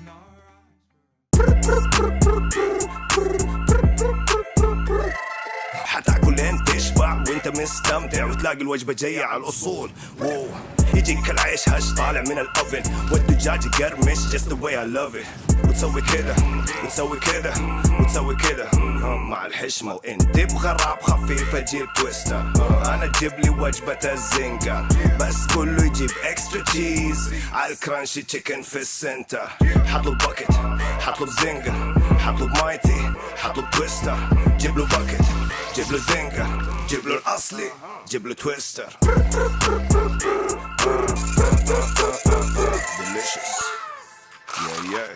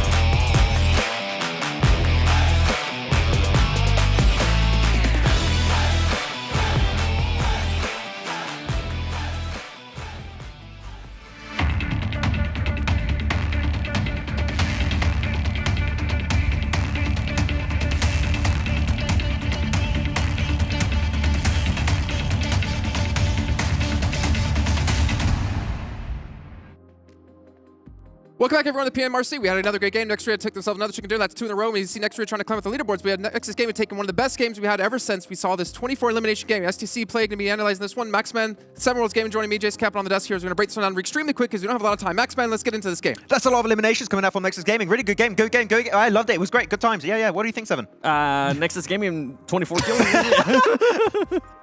I wanted to speak in Spanish so bad. They got twice as many points as the team that actually won the game. That is mental. And I was talking about it. If they eliminate all of next RÜYA, that's a game, a record-breaking game. There you go. That's words in the right order. If they got, because currently it's held by 5 FLUX, they got 27. That would have been 28. That would have been super cool. Yeah, and to be fair, next RÜYA were able to get some great angles and get into some fights that they didn't really have to at the end. They could have waited out a little bit longer, but they decided to fight between NEXUS and the MUERTE. I thought that third party was actually really nice. I thought they were going to actually continue to fight NEXUS, but they decided to back off to their shack that they were in, to the building. Can you say the MUERTE again? The MUERTE. I like how you say it. But yeah, it was really aggressive. They went onto the MUERTE at the end there, got himself the angle, and then a lot of control with that split, making sure that teams like NEXUS and GK had no chance to take that chicken dinner away. The REGNUM CARYA not doing much. It could have been a great opportunity for NIGMA Galaxy, but they unfortunately just don't get the points they desperately need. Yep. Likewise, for FLUX, as you saw NIGMA Galaxy going out, which was obviously the team they're trying to catch up to, but again, being overrun by the Romanian powerhouses that are NEXUS Games. We'll take a look at their player stats here in this last match. 24 eliminations, 10 of them from Torin, 5 from Octavian, 6 from Kapahala, and EXO with 3. More of that, please. I love... You okay there, Blank? Why did Blank have an I'll have more of that. Have more of that, please. That's good. It's just good game of Pokemon. Loving it. 10 eliminations for Dory then. They just stopped caring. They just stopped caring apparently in this game and just started breaching every team, which is great. You know, sometimes that's what you need to start popping off. and boy, did they end up popping off. The fight between them and G.GLADIATORS was actually super impressive because they were able to get so many angles on GG, and they were on top of that fighting an uphill fight, which is usually a disadvantage, but they were able to take on GG and wipe them out without losing anybody. Yeah. More of that. More of that, please. It's good time. Excuse me, sir. Would like some more of that. Oh, we got a replay. Oh, so we got it. We got more of that. I was like, wait, are we going to Miramar? But actually, 5 FLUX, I think, were definitely way too idle in this game. I was expecting them to potentially try and swipe over the western edge and try and get control of the ridge, but they didn't. That's what I propose, is like, they know NIGMA's out, so they technically don't need to get extra aggressive and potentially lose. But then again, there's that line you're saying, right, where they're playing way too passive and they need to make moves earlier. The thing is, placement points alone are not going to cut it. They need to get eliminations. They were 25 behind, right? Yeah. Chicken dinner would have been like, cut it down to 15. They would have had some elims to obviously close out the game. But then that would have mean they had to do it again later on. But we are going into Miramar. Yeah, and you're also expecting then NIGMA Galaxy to get almost no points. So I still think that there's definitely a need for eliminations to come out from 5 FLUX. They're playing super passive today, which is not really what we expect from a team that's normally renowned in Europe to be hyper-aggressive. So yeah, I need to see more eliminations coming up. Otherwise, I think the first and second place might just be set. I feel like not even today. I feel like they've been playing passive the past 2 days, and I'm intrigued to see what REGNUM CARYA is going to be doing because remember, we have had some hot drops in Picado. We're going to find out shortly as the next game's going to be kicking off. We have 2 matches left to go. They're all going to be on Miramar. We're going to head over to Castro with Blank. John Allen, take it away. Thank you very much, Jason. We're going to go into Miramar, of course, that first mirror of the day. As you say, thank you. It was excellently broken down there on the desk. The 30 points that it was able to accrue for NEXUS Gaming, they did incredibly well. More of that, please. Oh, dear. You had a bit of a moment there. Oh, it really, it just got you. Really cracked me up. You know when you just get got? Yeah. You Maxman is Doran. He had me in a vice lock, and you know I couldn't help myself but laugh. That really got me good. It was instinctual. Yeah. It was a primal laugh. Bestial. It was a primal laugh. I was wheezing afterwards. Doran, though, yeah, absolutely crazy game from them and NEXUS overall. And the boys on the desk kind of broke it down as best they could because on it, I think that NEXUS did make an interesting play, looking to clear out as much of that eastern side as possible before making the wrap back. You know, the slingshot. I like the slingshot. It was good. It was very, very good. And they ended up taking it all because of that. And I think that was more because of the lions that was NEXUS just going around, just ravaging everyone, and NEXUS was like, I don't really know what's going on, but they seem to be tearing themselves apart in the process, but I guess we'll finish the game now. Either way, it was amazing, and I hope Nexus takes this same energy into this match because, as Maxman said, more of that, please. Nexus just slay, slay, slay. They do so much work in that last one, but it is only the one match. They did manage to close a bit of a gap, but they are too far away from the top to really find that glory, I would say. But that will definitely be a game I'll remember for a while. Right now, north of the MADBULLS over in Impala. And they'll play from that eastern side circle, very central playing path again. Pretty kind, just seeing those parachutes start to expire over in El Azahar as REGNUM CARYA might have a little bit of trouble not going to Picardo. Yeah, there is a disturbance in the force at the moment with GANGSTERS who currently are no longer in the blue very often, which is a bit odd. This is interesting though. RÜYA 147 points, 10 points behind FLUX now, so they are catching up. And it's almost amusing because, you know, first it was S2G. They were meant to be the big dogs. It just simply weren't. Then it was FLUX. They were meant to bring balance to the Turkish forces. They didn't. And now it's truly REGNUM CARYA at the top. And NEXUS is trying to take FLUX off that podium as well. So we have completely new Turkish faces who are at the top of their game. And it's amazing how much talent comes out from Turkey at the moment. I love to see it. I was really, really trying to find a way to crowbar S2G into Anakin Skywalker. Yeah. So that you could have FLUX Skywalker. Yeah. And then REGNUM CARYA. I see what you tried to do there. But I couldn't for the life of me get one. Yeah, it's not happening. No. S2G, they just refuse to be part of the show overall. They're not even here. Didn't even like the sequel trilogies that much. Yeah, they were the cancelled movies, unfortunately. The ones that didn't. They were the Christmas special. Yeah. Oh dear. Anyway, I think maybe S2G can bounce back. I hope they do. I really do like the team, and I think they've got some very, very good players. And they shocked an orders over in the PMGC. Maybe that comes back again over in the fall split, or we head over towards Turkey proper. Oh yeah, it's going to be great fun heading over there. Hopefully we will have a team from Turkey. We will. Able to stand up towards the top as well. Yeah, undoubtedly. It was a bit of a surprise to see S2G, to be honest, take home the PMGC last year. Yeah. At this rate, there's going to be 5 of them. I mean, they outperformed everybody else there, and we didn't really see at PMWI a Turkish team have as much impact as we would have liked. I mean, FLUX were still in the conversation, but not quite what we expected. But now, I will say they've been fairly consistent. I've got to give them, I will have to give them that. They've been a pretty consistent team. Consistently consistent, one could say. Yeah, just not CCT. That's all. That's all. Not anymore. Not yet. Not yet. There's still time. There's still time to fix this. Looking at the map, though, you saw at the beginning of the game here, again, another central one where a lot of teams have a pretty good shout into this match. You have NIGMA Galaxy all the way on the southern side, though, which does make things slightly more difficult heading up towards the north with a lot of teams in this area. NEXUS up towards Power Grid, playing on that ridge side, overlooking GEEKAY. FLUX is most likely going to head towards that top side of Los Leones before they start heading in towards that circle.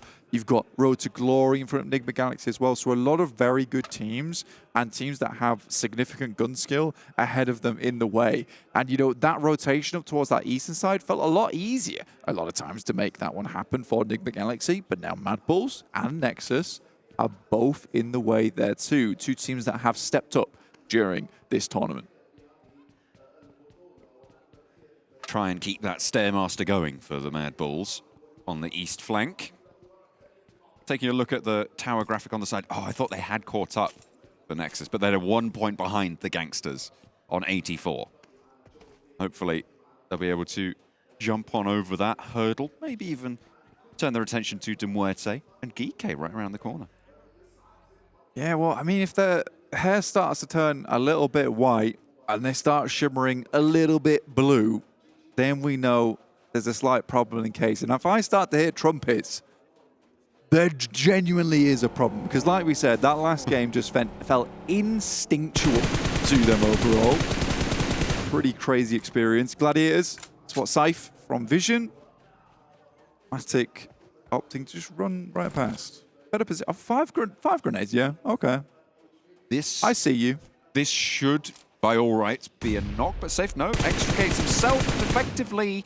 Does take half his health bar in damage, and Tixie's there. A 1-2 punch from the Gladiators to keep them all alive and pick up a point. I like that play. You know, that was probably the most casual elimination I've seen in quite a while, as Tixie just plops the buggy down, goes for the shots afterwards. Again, quite a central focused lobby here. A lot of teams already heading towards that side, including GANGSTERS, which makes me sad. Mon, though. Oh, dear. That's the 3 players, once again, for Gladiators. Volt brings the potential difference between the two teams into equilibrium. No current flows anymore, as they are 3 versus 3. Meku, though, still on the high ground to maybe control a push forwards. No, still backed off the line. Mini 14 and M4 volley out towards Meku. And he has to step back or be humbled. Nade over the top there. There's no one. It is completely free. Don't you worry about it. Team Falcons out in the blue will be moving in. NIGMA Galaxy in a similar situation as is MADBULLS. And you know what? Nexus have moved in fairly quickly from Impala.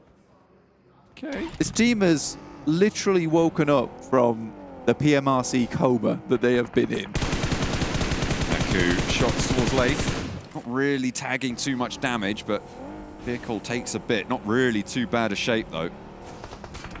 Should be fairly good for it. Matic, though, catches Lath crashing a tree. That is unfortunate. Mon is there for the backup. Kitsune on the off angle now. Moving on into the fight. Kitsune has not really been present so far in this engagement, but can now start to marshal the lands in front. Next circle pops. We're heading over towards Hacienda del Patron. So quite a bit of fielded areas over here. There is obviously that urban area towards that northern side. A couple of ridges around the edges of this circle that you can take place on high ground. That elevation is going to be quite important. Teams moving up through La Bandita and past that region towards that south side. You know, the terrain isn't as nice as it could be for a lot of these teams, but that's Miramar for you. Over towards that eastern side in Graveyard, it's slightly more difficult to play around, as you can see, because we're right here, right now, with these ridges in play. Does split up a lot of the engagements, but Nexus have heard this, and they're rolling in. Bolt nade cooking close to Meku. This scrap has been going on for a while now. Does find half the health bar of Meku. Good start, but he's already backed off fully to reposition away. With Mon down, bleeding out. Not going to be able to find that res. Leaving Vision down on 2. Southeast side, and Nexus crest the ridgeline. Immediately you hear a crackle through the ether as the shots just ring out, and the volley is strong here. Volt does get taken away, though, by Meku for the Gladiators, so the point does not go into the Nexus bank. Gladiators like, get me out of here right this instant. EXO has a nade, starts tossing it over towards the likely positions where players might still be roaming. But yeah, the amount of bullets that just suddenly came out from that region of the map was fairly terrifying. Octavian has a nasty little bit of high ground looking down towards Meku as he runs through this tiny area of Sanctuary. Brute Force scrapping out with MUERTE on the northern side.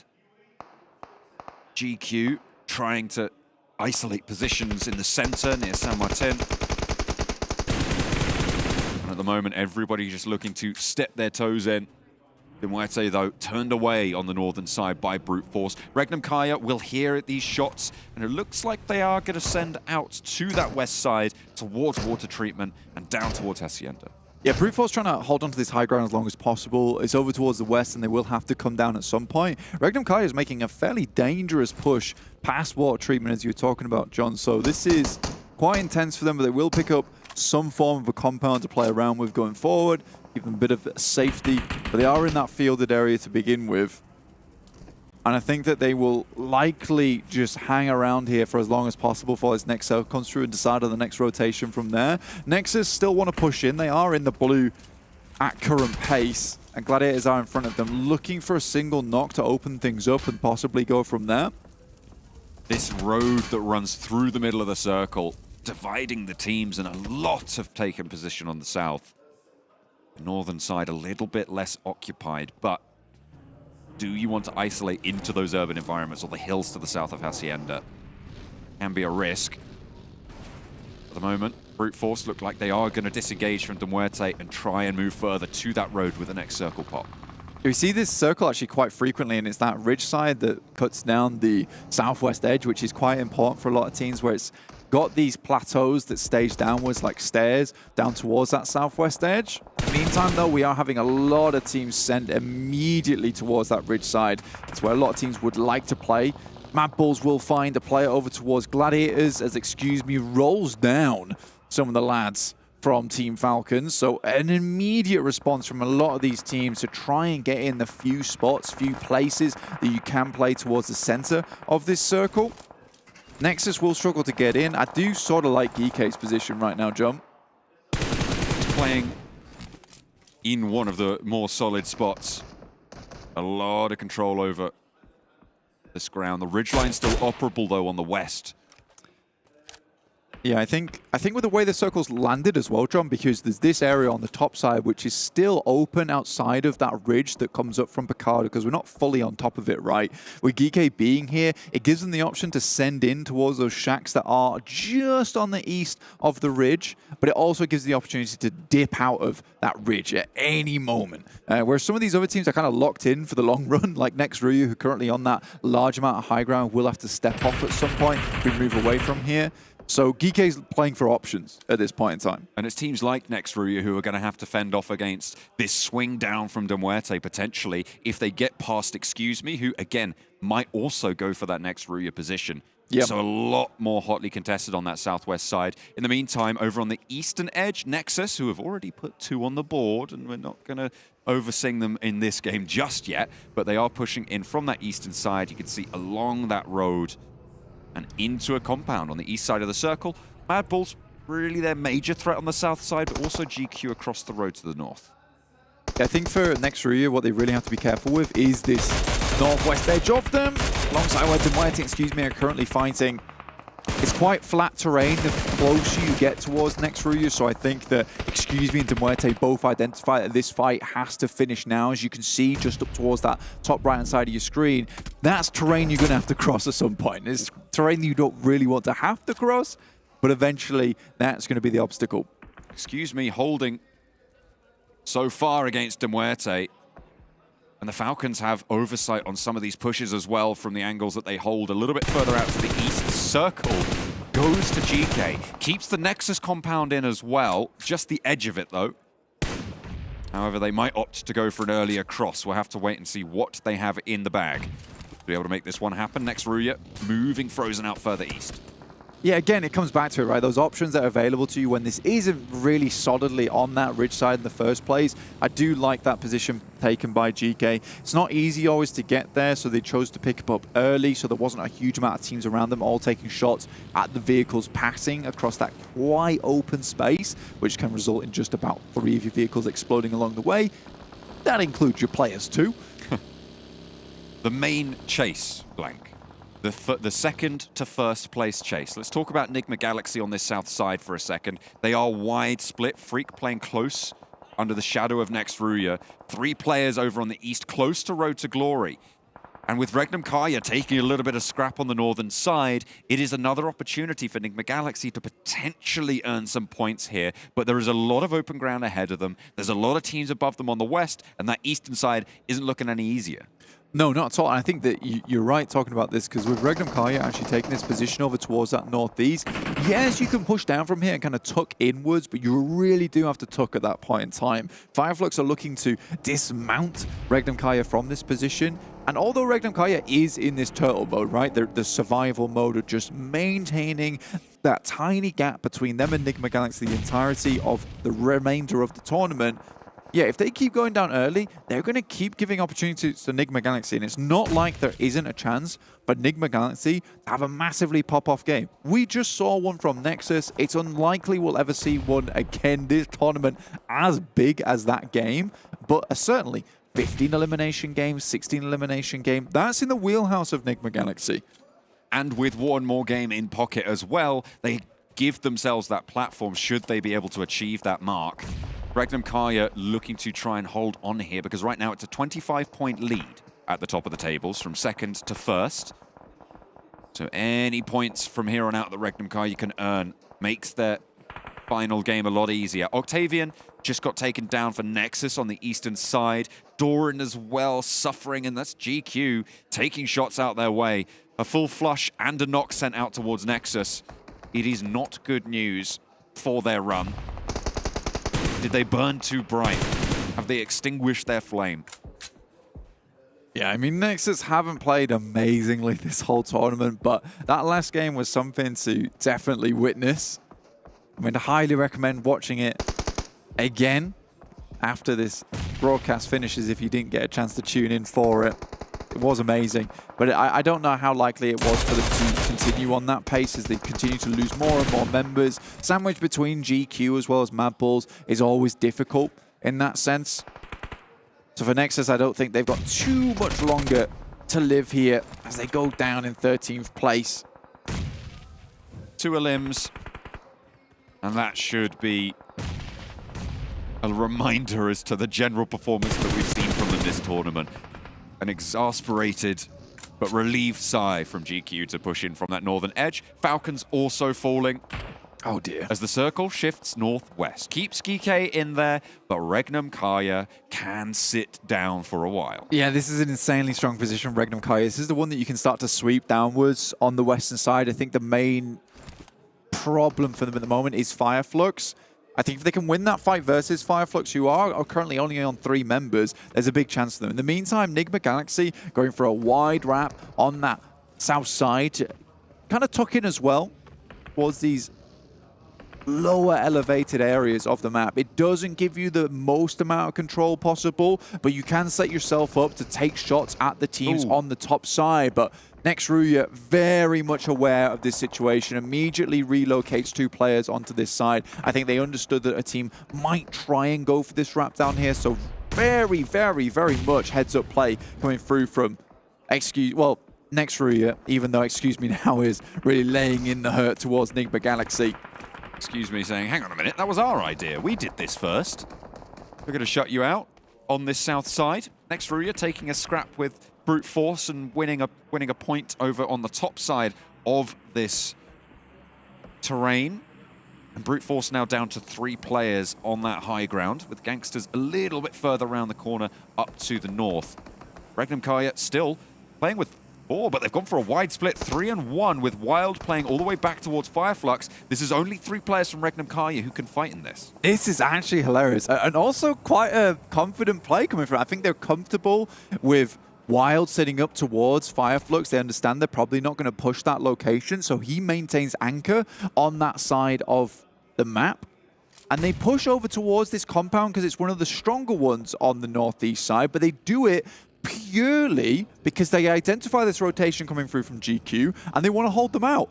If they can do that, fantastic. They're going to control even more area on that northeastern side and stop a team more significantly from taking those sightlines over towards them on the west edge. What a heads-up play coming through from REGNUM CARYA once again. And FLUX will control from the western side as well. They need Wild to stay alive, but as you said, it's unlikely that FLUX go for that push, but Solus is getting a little bit close. As we go back over towards RÜYA, though, 4 players still alive, playing on that southwest side. Excuse me, and NIGMA Galaxy both trying to keep themselves alive. GANGSTERS and Brute Force resolve their engagement, and in come GQ to the fight.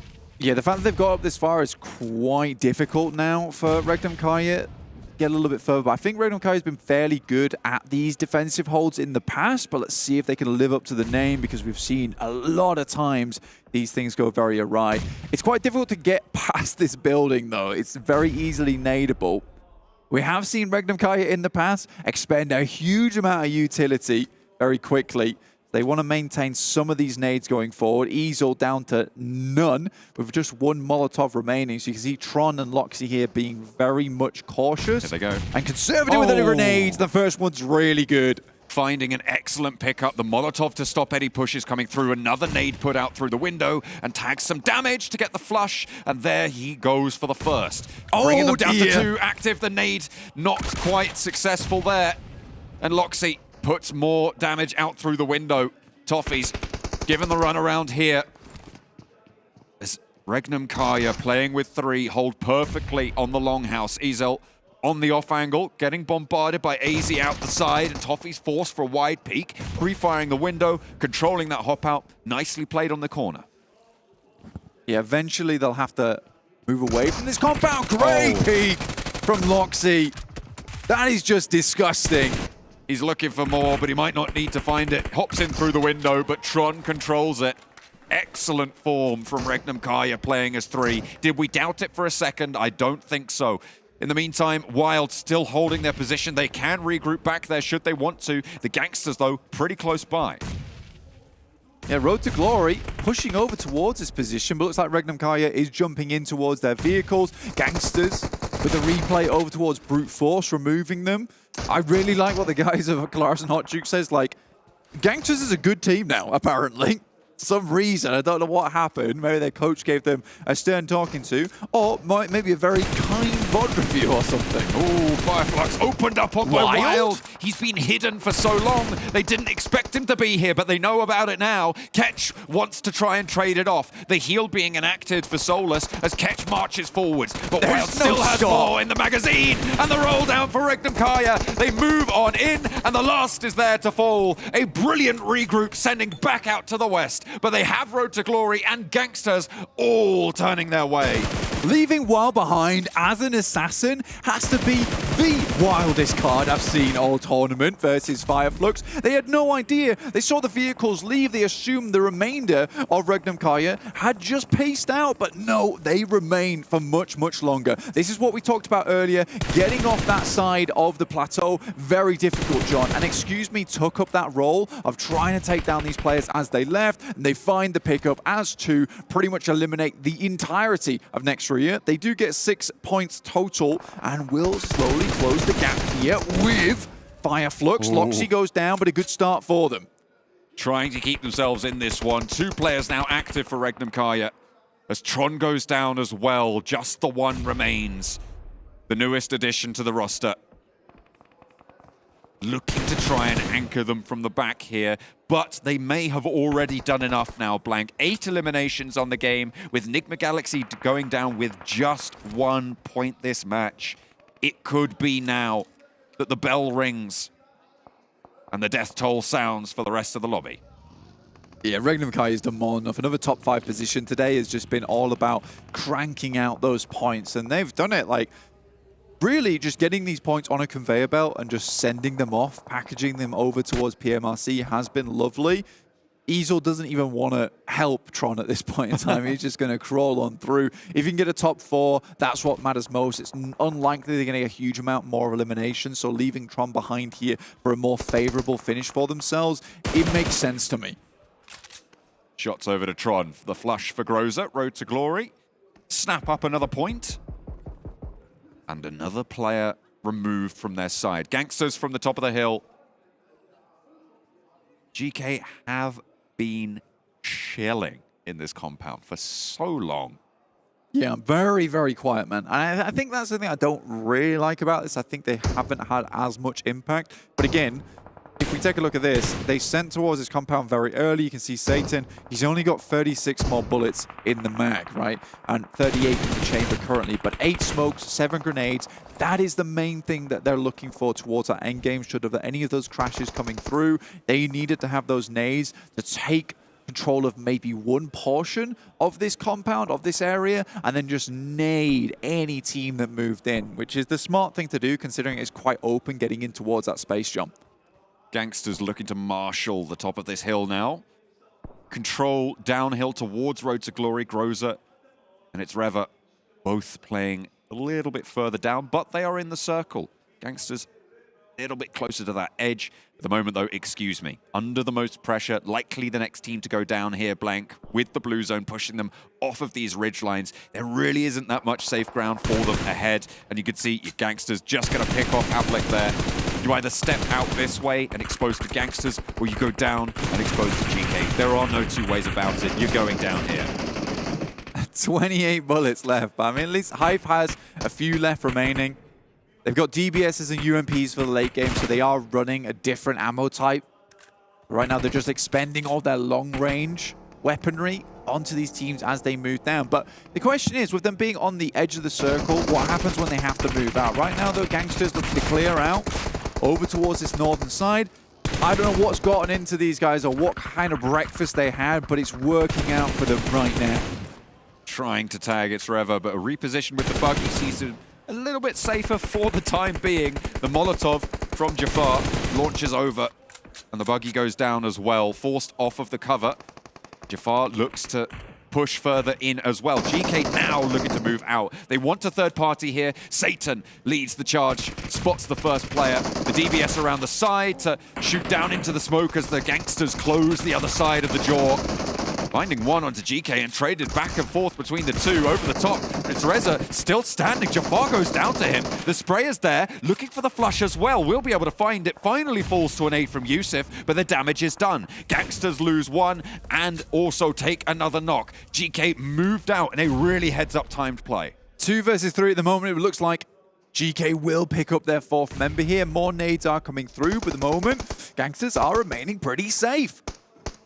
I'm surprised that Black White's been able to stay alive for so long, but everybody turned their attention to this fight on the northeast side. Black White just managed to get out of the blue with some cover as well from the vehicle. He brought with him a nade from Yusuf. Behind the rock is absolutely huge. It opens the door. Gangsters with a chance now. 9 eliminations so far, and they want to find these 2 more. Bring them up to 11. Spinal Tap on the playlist. Yusuf gives them that shot. Jafar goes down, but he's done so much for the team at the moment. An absolute monster from that hillside. And the Gangsters continue to push in. GK did not see this one coming.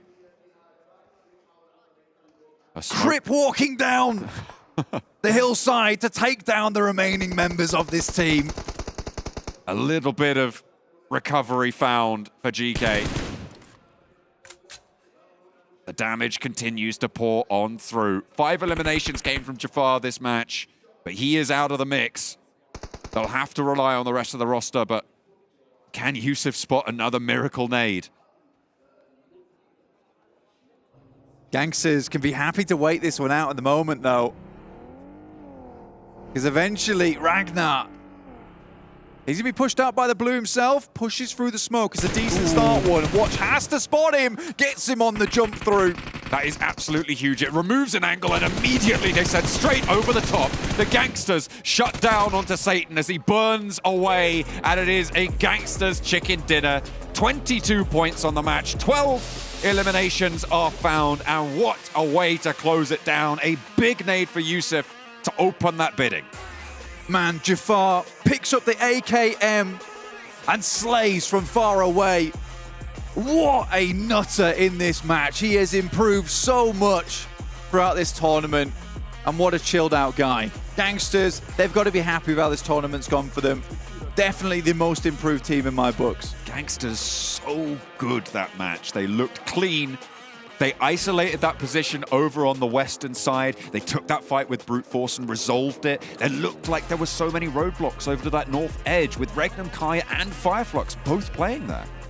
I mean, REGNUM, CARYA did go for one of the most, most crazy plays that works out. Well, you know.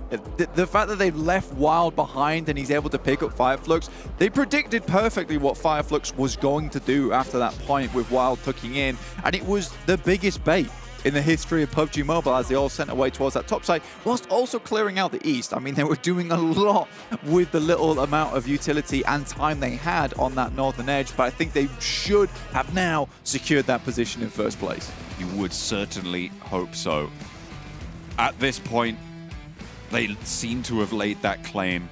We would need NEXUS levels to be able to take that one back. From pretty much anybody else in this lobby at this stage, Blank.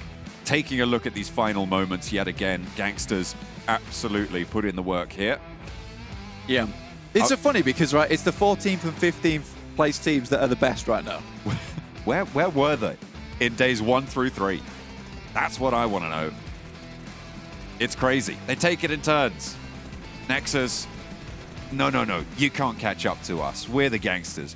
We're going to keep you down there. In 15th place, they take a chicken dinner to close out the first of 2 Miramars to see us into the final match.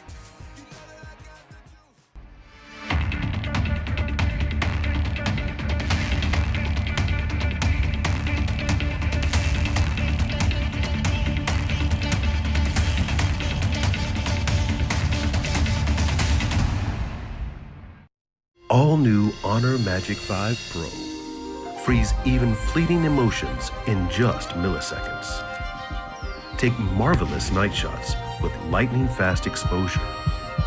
The display reveals more details in bright areas with an astonishingly long battery life that just keeps going.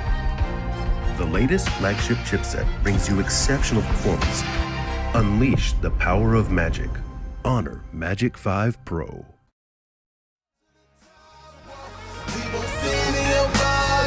Thank you, Ben, for coming out tonight. My name is Augustin.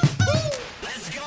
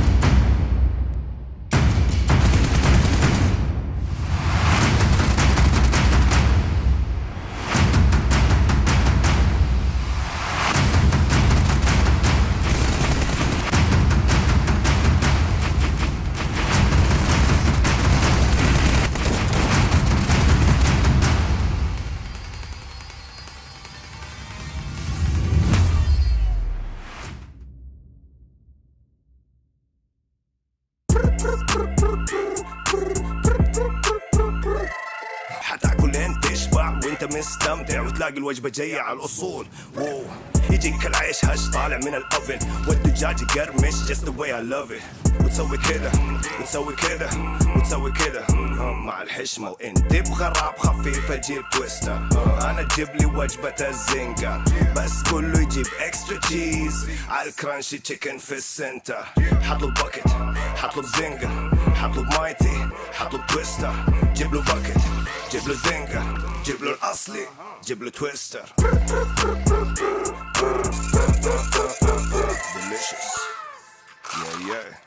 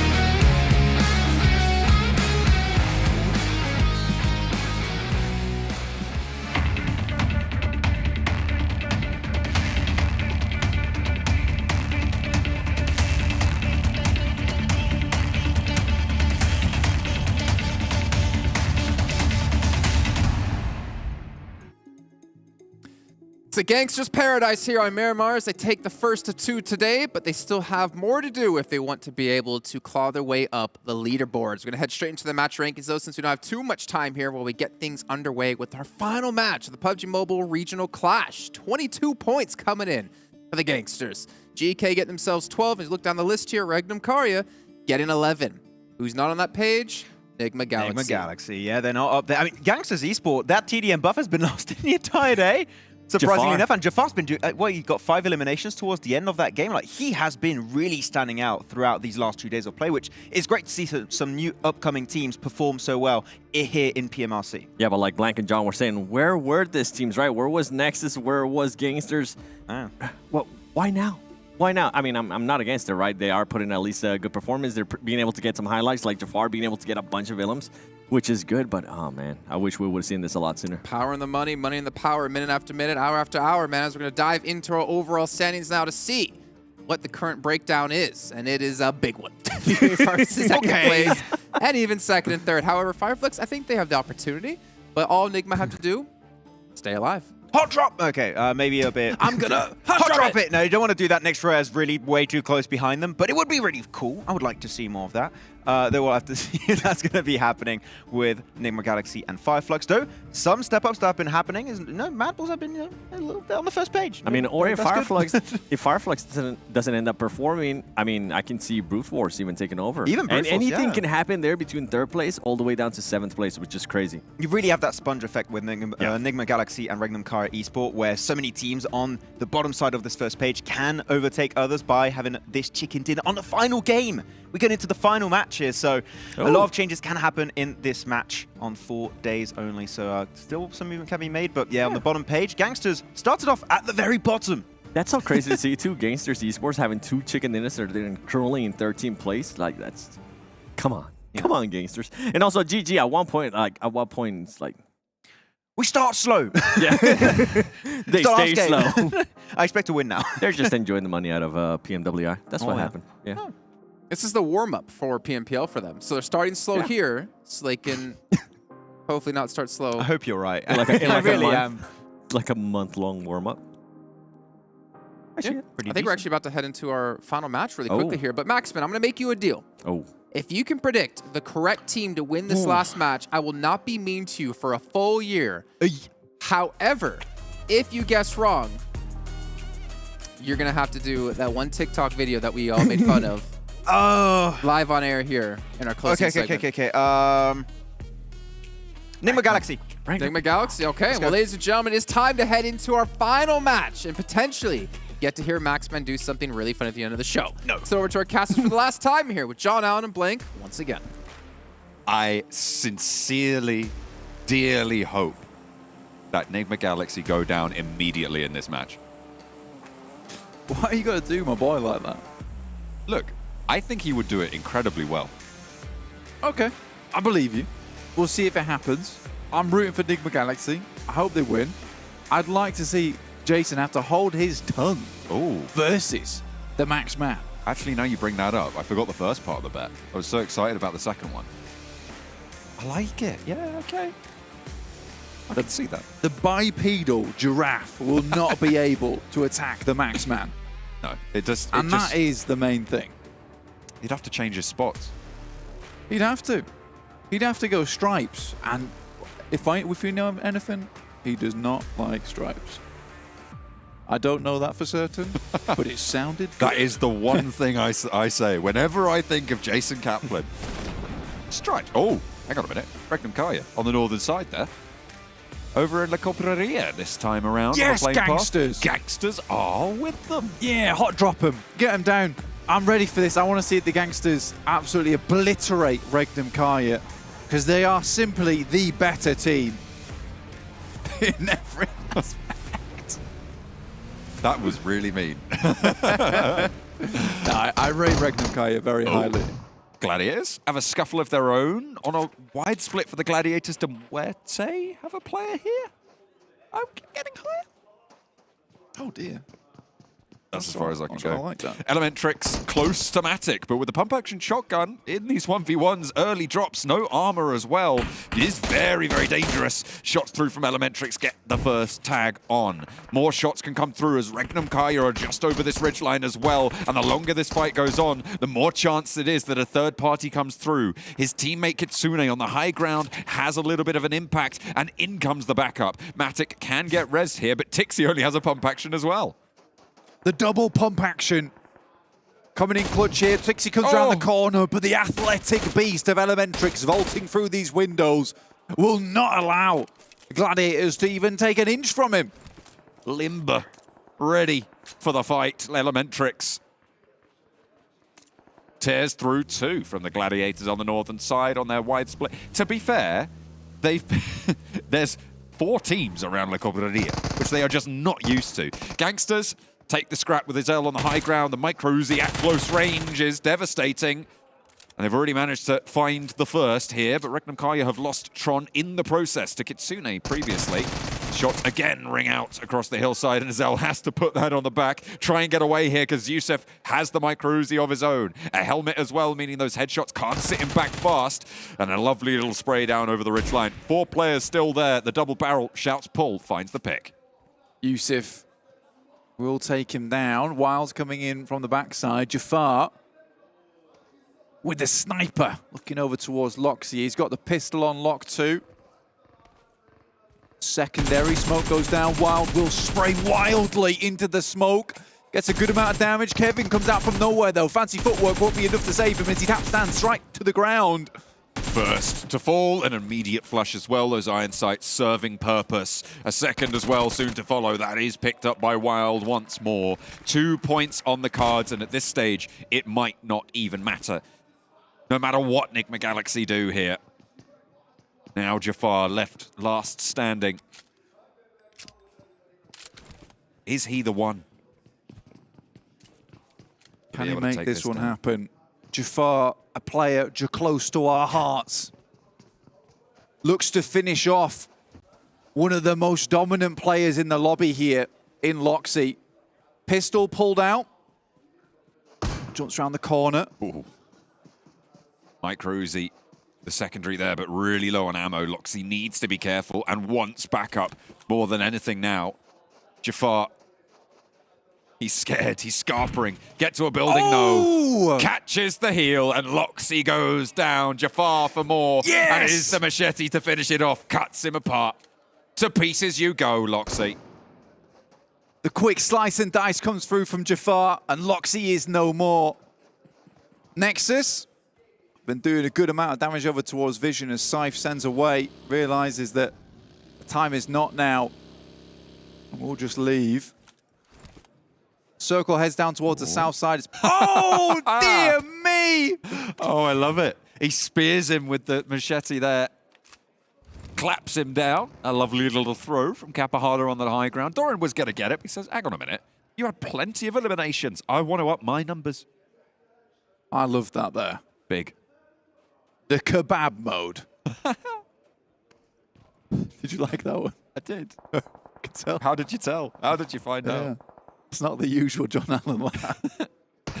Oh. It's the reserved one, kept in the back It pocket. was multi-octaval, that laugh. It really was. Bardo gets the bullets back in as Wild comes in for a little bit more, but I don't think you want to be going toe-to-toe with Jafar. Pulls the Glock out the bag. Oh, dear. Ooh. He's got overconfident. A little bit too laid back there for Jafar.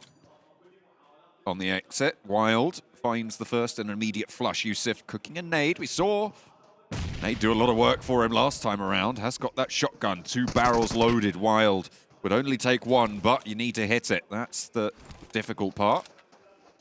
I feel like that's the name of the game in general for PUBG Mobile, but Wild wants to pursue. Yusuf just hiding around the box, waiting, biding his time, and there it is. Unloads the cartridges, and 1 player stands. REGNUM CARYA blank, they are down, but they are on 219 points.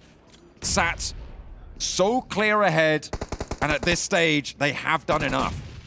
Yeah, for NIGMA Galaxy to win now, it would have to be an unprecedented match. And with the way these players are hot dropping each other right now, there's just not enough players to go around. 35 eliminations and a chicken dinner needed for NIGMA Galaxy to be able to jump up there. And in fact, one more than that, as the shots go back and forth between Excuse Me and Brute Force. A flick over the window. The DBS on the inside doesn't matter. It's looking at the door. Does not find the ducky jumping in the window. Chicken D, John. It's just not going to happen for NIGMA Galaxy. As Coops goes down, the spearhead of the team, the spear is snapped off.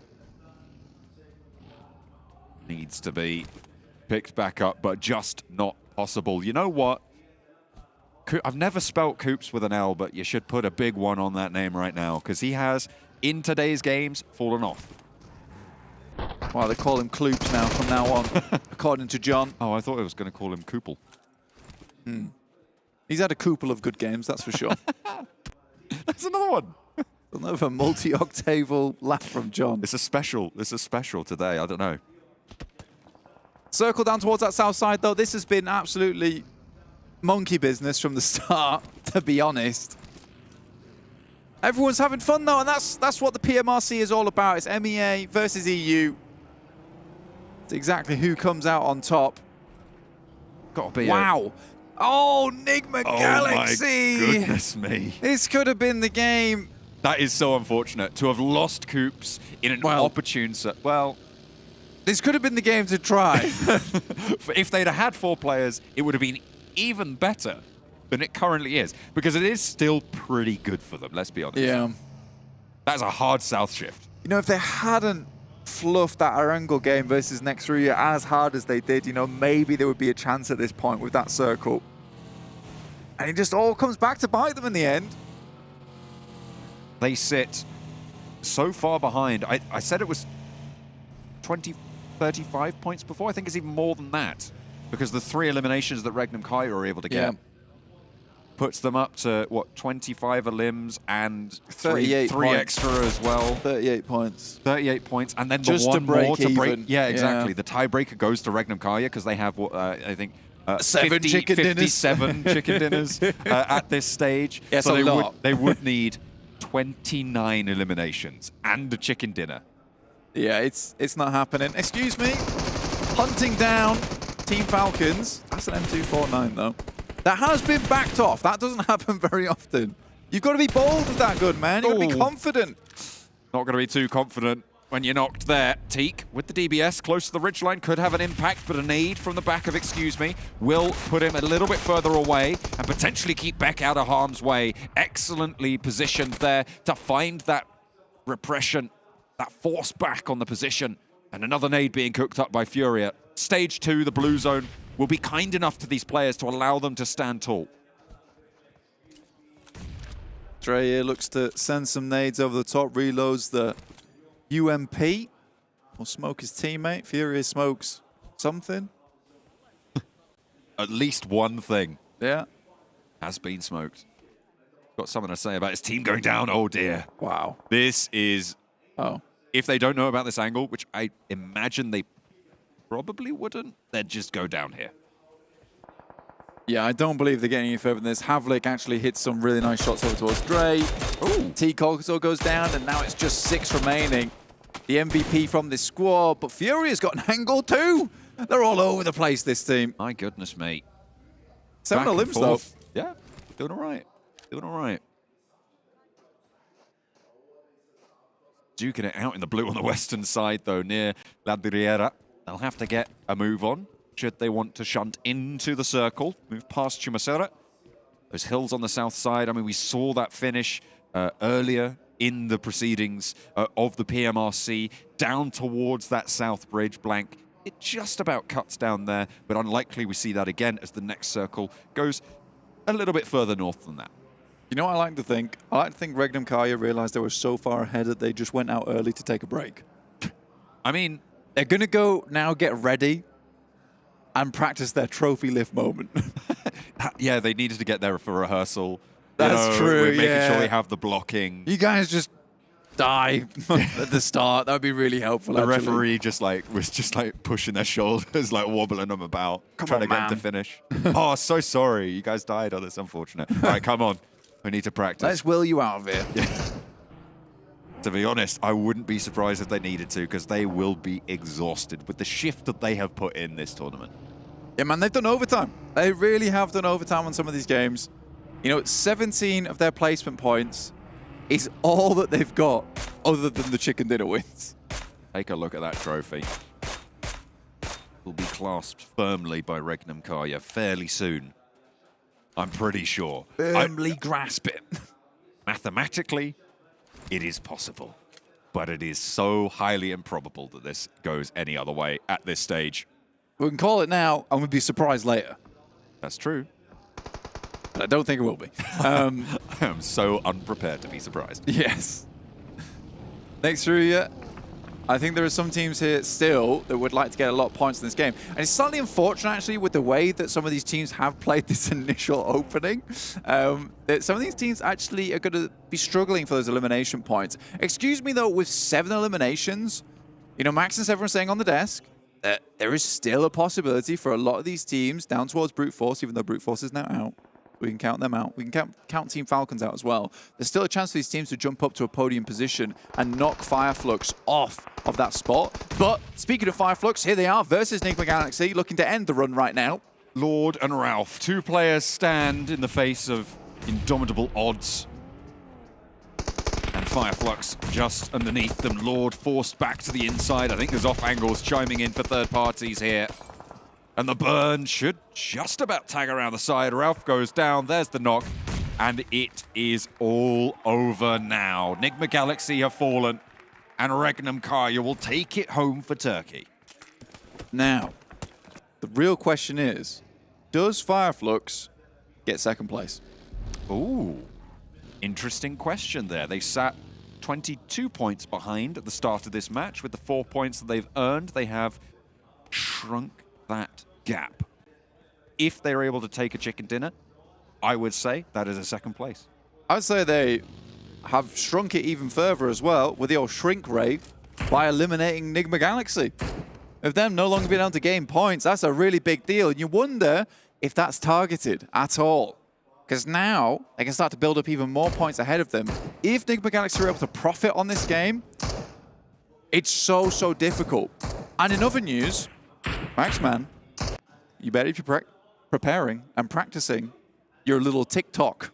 Oh. I don't know if it's a dance or if it's something else, but I'm ready to watch it. I am very ready for that. Certainly going to be looking forward to that. And unfortunately, that does mean that Jason gets to bully him for the whole year.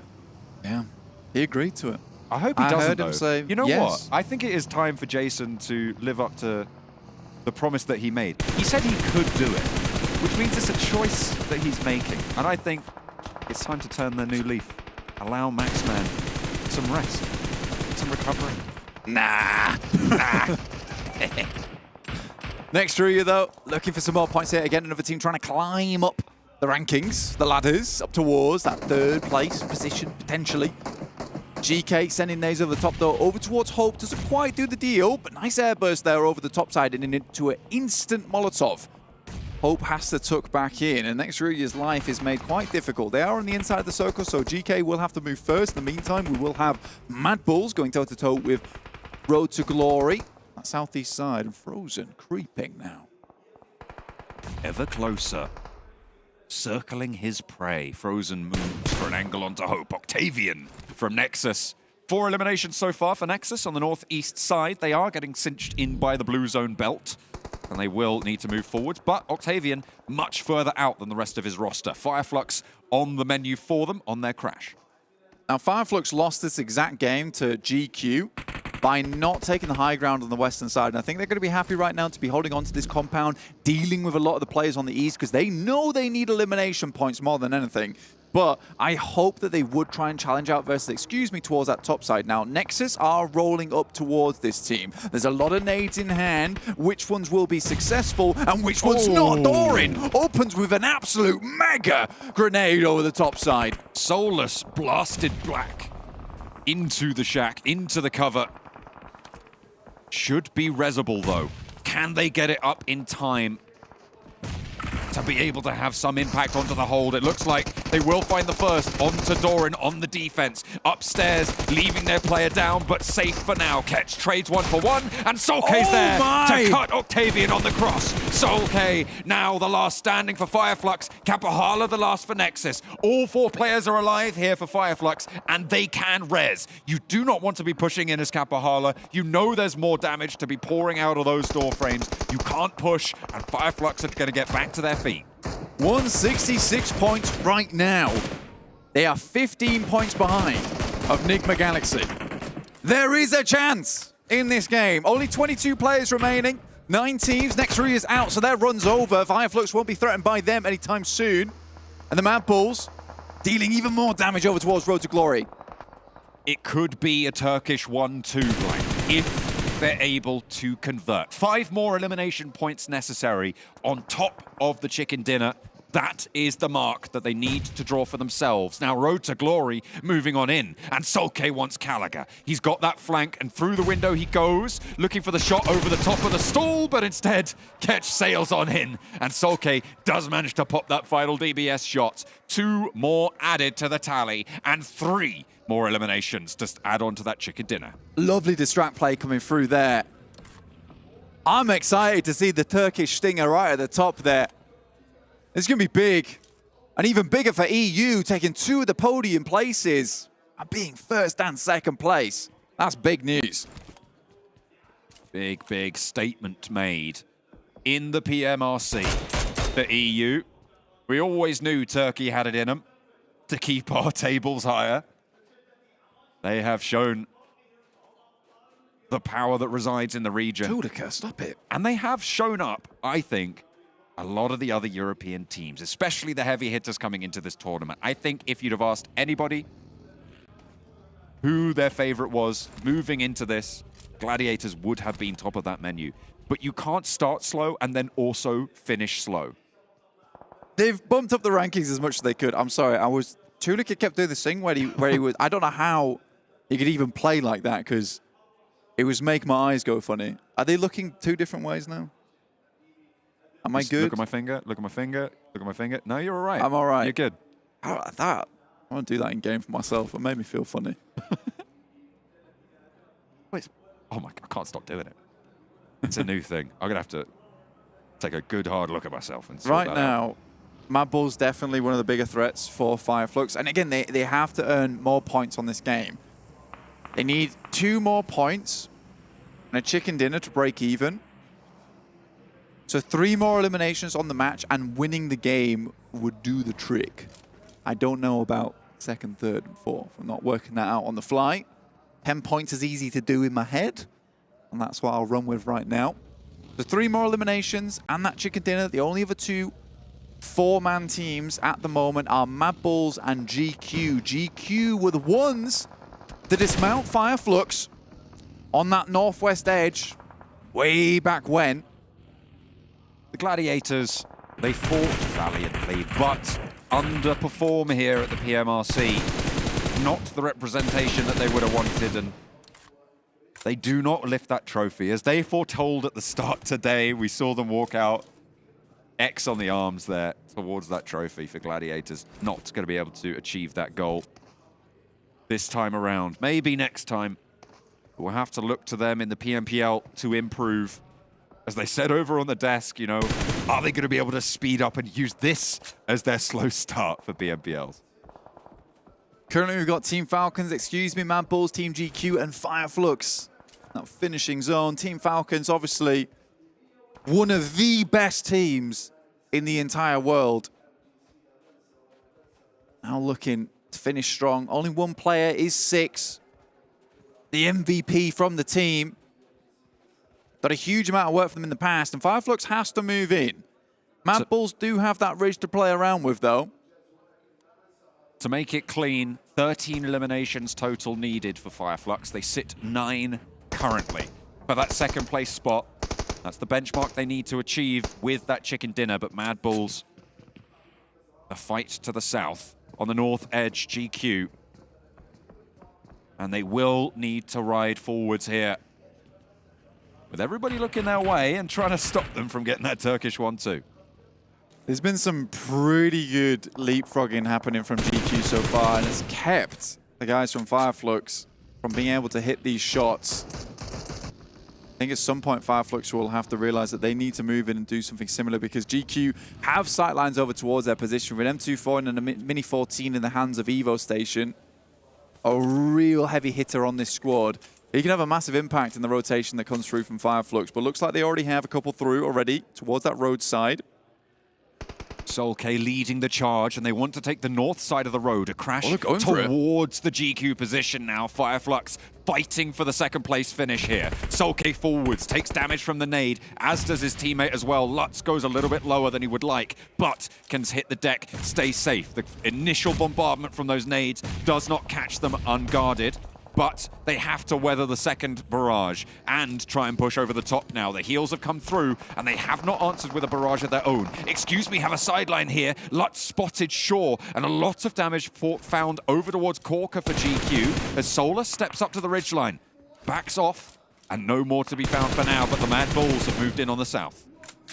FLUX just crunching the guys from GQ in over towards Excuse Me, as GQ once again takes that high ground for themselves. This is what FLUX fell prey to in the past, but Excuse Me this time around might just be able to get something done towards them. That is a big old play coming through from Solkay, but it leaves Lutz out to dry as he takes the knock here. Lutz down, smoke covers.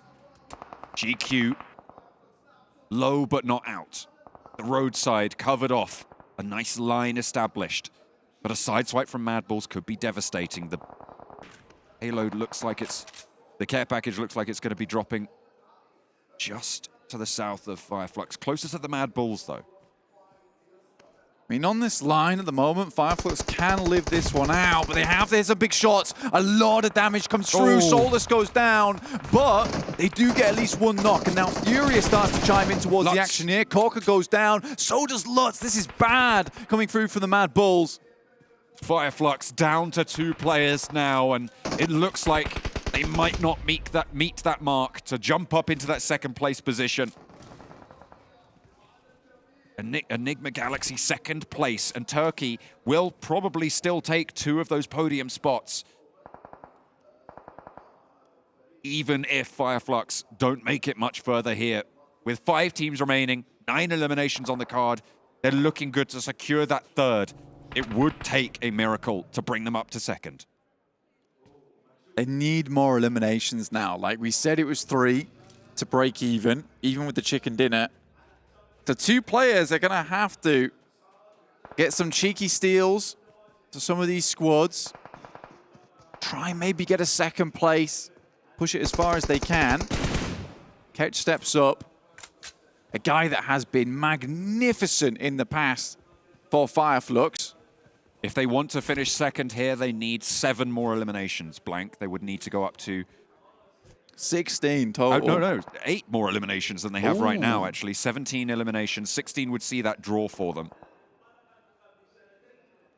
So they do need to put in a shift if they want to pinch those away, because right now, I think that might just be everybody else in the lobby. Okay, -2. They would need to eliminate everybody but 2 players for the rest of it. So they do need that chicken dinner, most likely. Can't count them out yet. Absolutely not. 6 runs up though. Beck has an angle. Takes shots. Again, this team is another that's chasing towards that top side with 8 eliminations so far. 6 crawling around in the smoke. And exhausting Beck's ammo reserves as well. That's now 3 magazines he's emptied.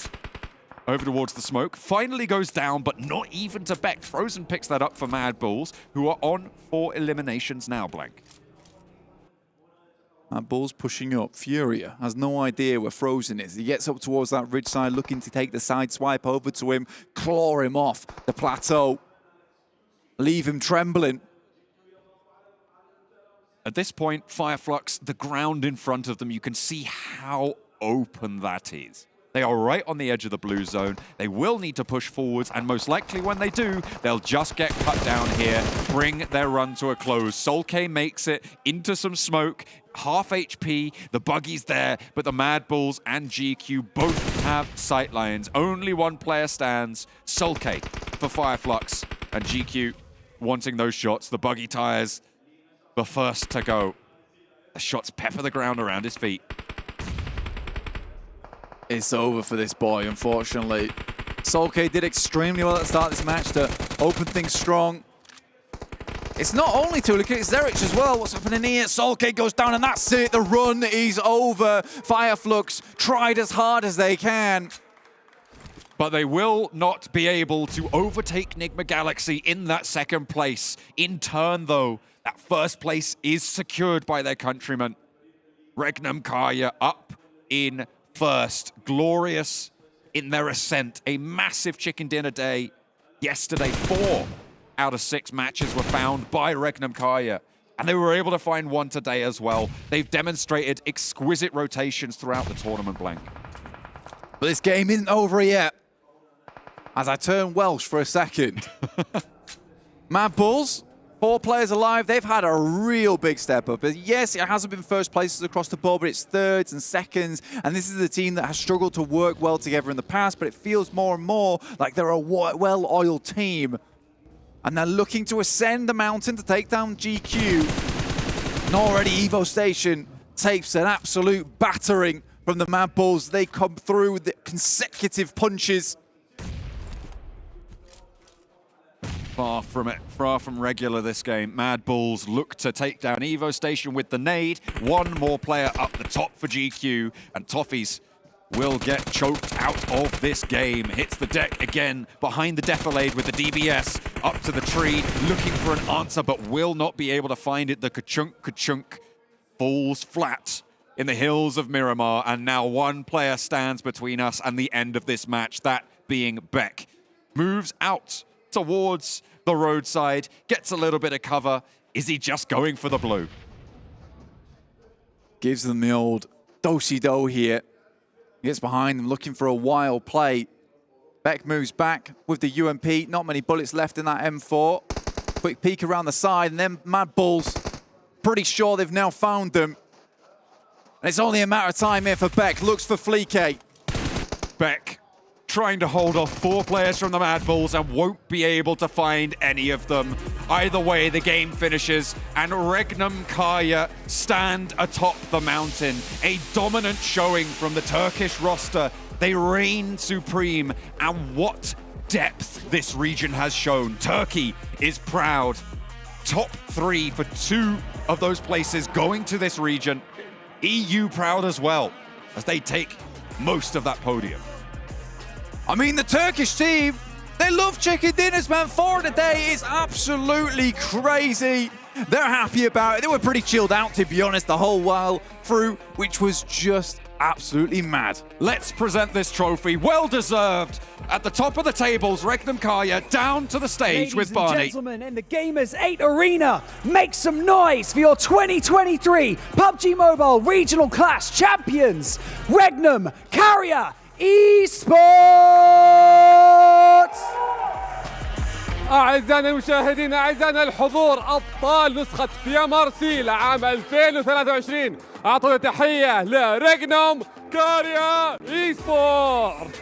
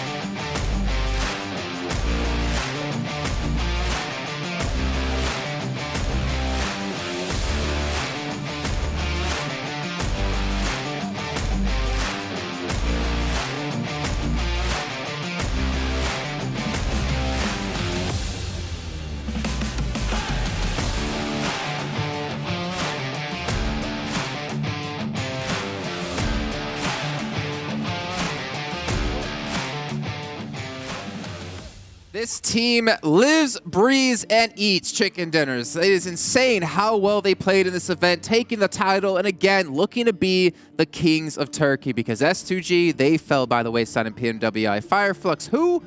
It's all about REGNUM CARYA. Yeah, REGNUM CARYA, they slay. They just went, lassoed the lobby, and they got the win. They got the win. What a great time for Turkey. Really for Turkey, yeah. What, 7? I'm so proud of you. What, 7? Good job. That was great. Are you done? What do you mean? What do you mean? I don't know. Tell me how you really felt like about that last match. Like some of the rotations we had come in. Obviously, you know, the closing we had with MADBULLS getting a victory too. Like really break that one down for us, Max. Oh, I loved it. I loved it. It was a great chicken dinner, an amazing chicken dinner for MADBULLS. They got so much control in the late game, and especially 7. I love the way that they took full control of the lobby, of the full lobby. The same words. I didn't expect me to be the same. Isn't that how it works? I don't know. They slayed. Okay, you know what? We'll let you off. Thank you. It's a great time here in PMRC. I'm enjoying my time here. Can we move away from this solo shot, please? Thank you. Well, Max, I think 7 and I both agree that you slayed. Oh, I did. I definitely did. Max good. Oh, yeah. Love big time. Balloons. Yes. Match rankings. Let's see the last match Match here ranking. at PMRC. Match ranking. Okay, you're done. You can Okay. stop.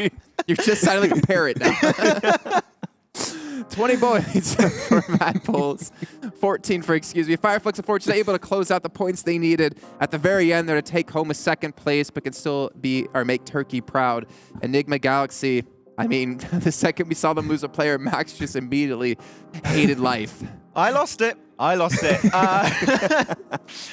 no, Gladiators still got themselves some points. Yep. A few points. And 7, what do you think of this second page? I just can't just repeat that. I don't know. I just. NIGMA Galaxy 0 points. No, but on a serious note, I mean, Big L. What a way to finish the tournament, right? We expected so much more out of NIGMA Galaxy. We expected so much more out of NIGMA Galaxy. Great job, NIGMA. They ended up with just such a bad streak. Like, they were not able to recover from what they were able to do in the first 2 days. Third day, we're like, okay, you know what? Maybe you're allowed somewhat of a day off in a way. And today, nothing was working for them. Okay, they were not slaying. To go more seriously, they were known as being the consistent team, but there were so many like X factors entering this final day. Like we saw some teams, like we had that big pop-off game from Nexus Gaming. We had those big pop-off performances from also GANGSTERS at one point. So it's a little bit tougher to remain consistent. And they just couldn't do it. They didn't slay. They didn't slay at all. You guys who are watching, make sure you guys fill out the survey and chat and let us know your feedback on Max's impression here, because we love to hear exactly what you have to say about the show and obviously about the event as well. And make sure you take a picture of you completing the survey, and Max will send you a very own video clip of himself doing whatever you need him to say. You slay. You slay. You slay. Just make sure you hit him up on social media. Hit me up anytime. Yeah. I'll do it for you. He'll do basically anything you ask him to do. I mean, I don't know why you agreed to this. You didn't even know what he was agreeing to. That's the weirdest part about this. You just said yes. He didn't even try to go against it either. He's like, NIGMA Galaxy. I don't know, man. I thought you know what you're thinking about? You were thinking that NIGMA Galaxy would power up to Super Saiyan with the Dragon Ball Super crossover with PUBG Mobile currently in the game at the moment. There's sweet game modes, there's items, there's vehicles. Go ahead, Max. I mean, you can't whisper. We're on microphones. Like, I don't know what you're trying to whisper. I just wanted to say yes, and that was it. But yeah. Okay. Make sure you guys check it out because it's for a limited time, but honestly, one of the coolest crossovers we've ever experienced. Yeah. It is. We got a chance to play it. I actually want to get a chance to play it too before we leave tomorrow. Well, we leave tomorrow. You leave the next day. Let's not talk about that. No. Wait! Stop this! Stop the solo shot! I'm not enjoying this. Okay, I'm moving away. Okay. No, come here, Max. It's fine. Come here. You can get a my solo shot with me.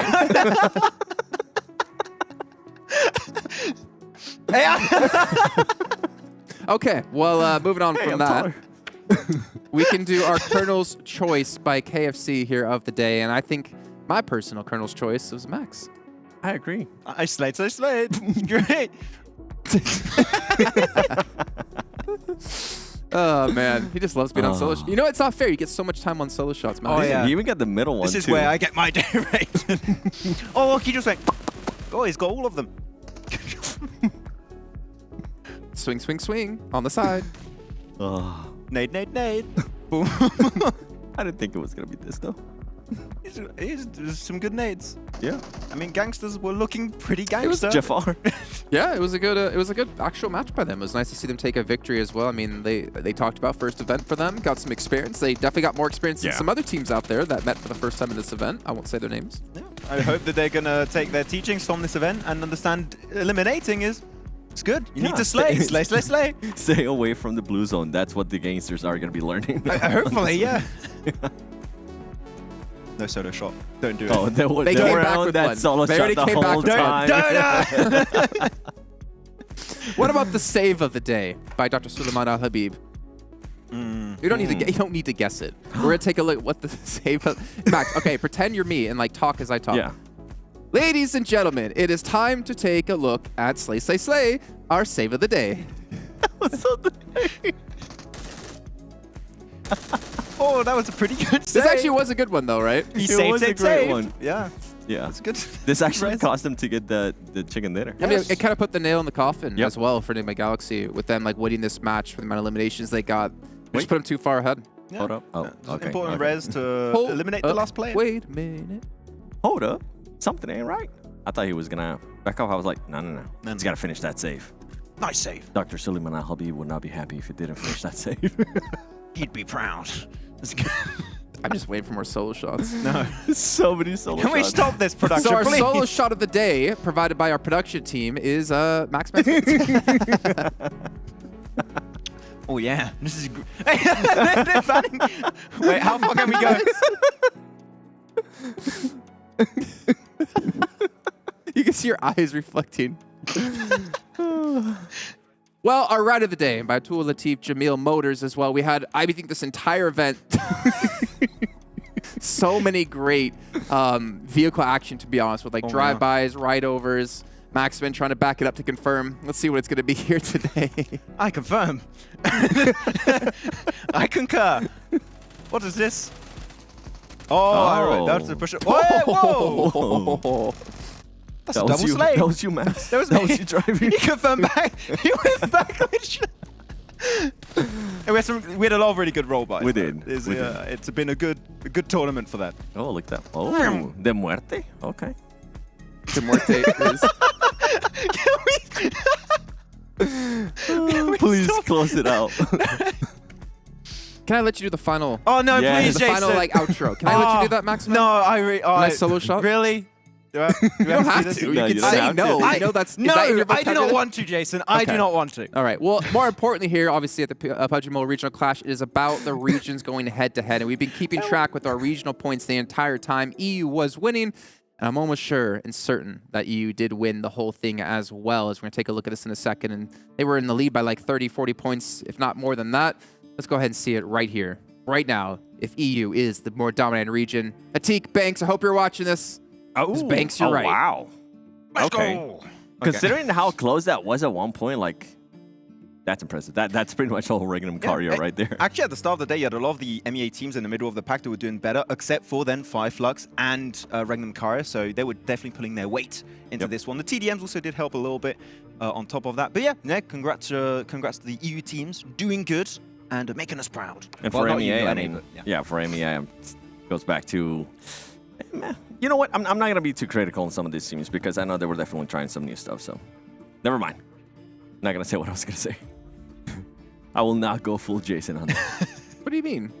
I will not slay on the team. I thought it was me for a second. That was so good.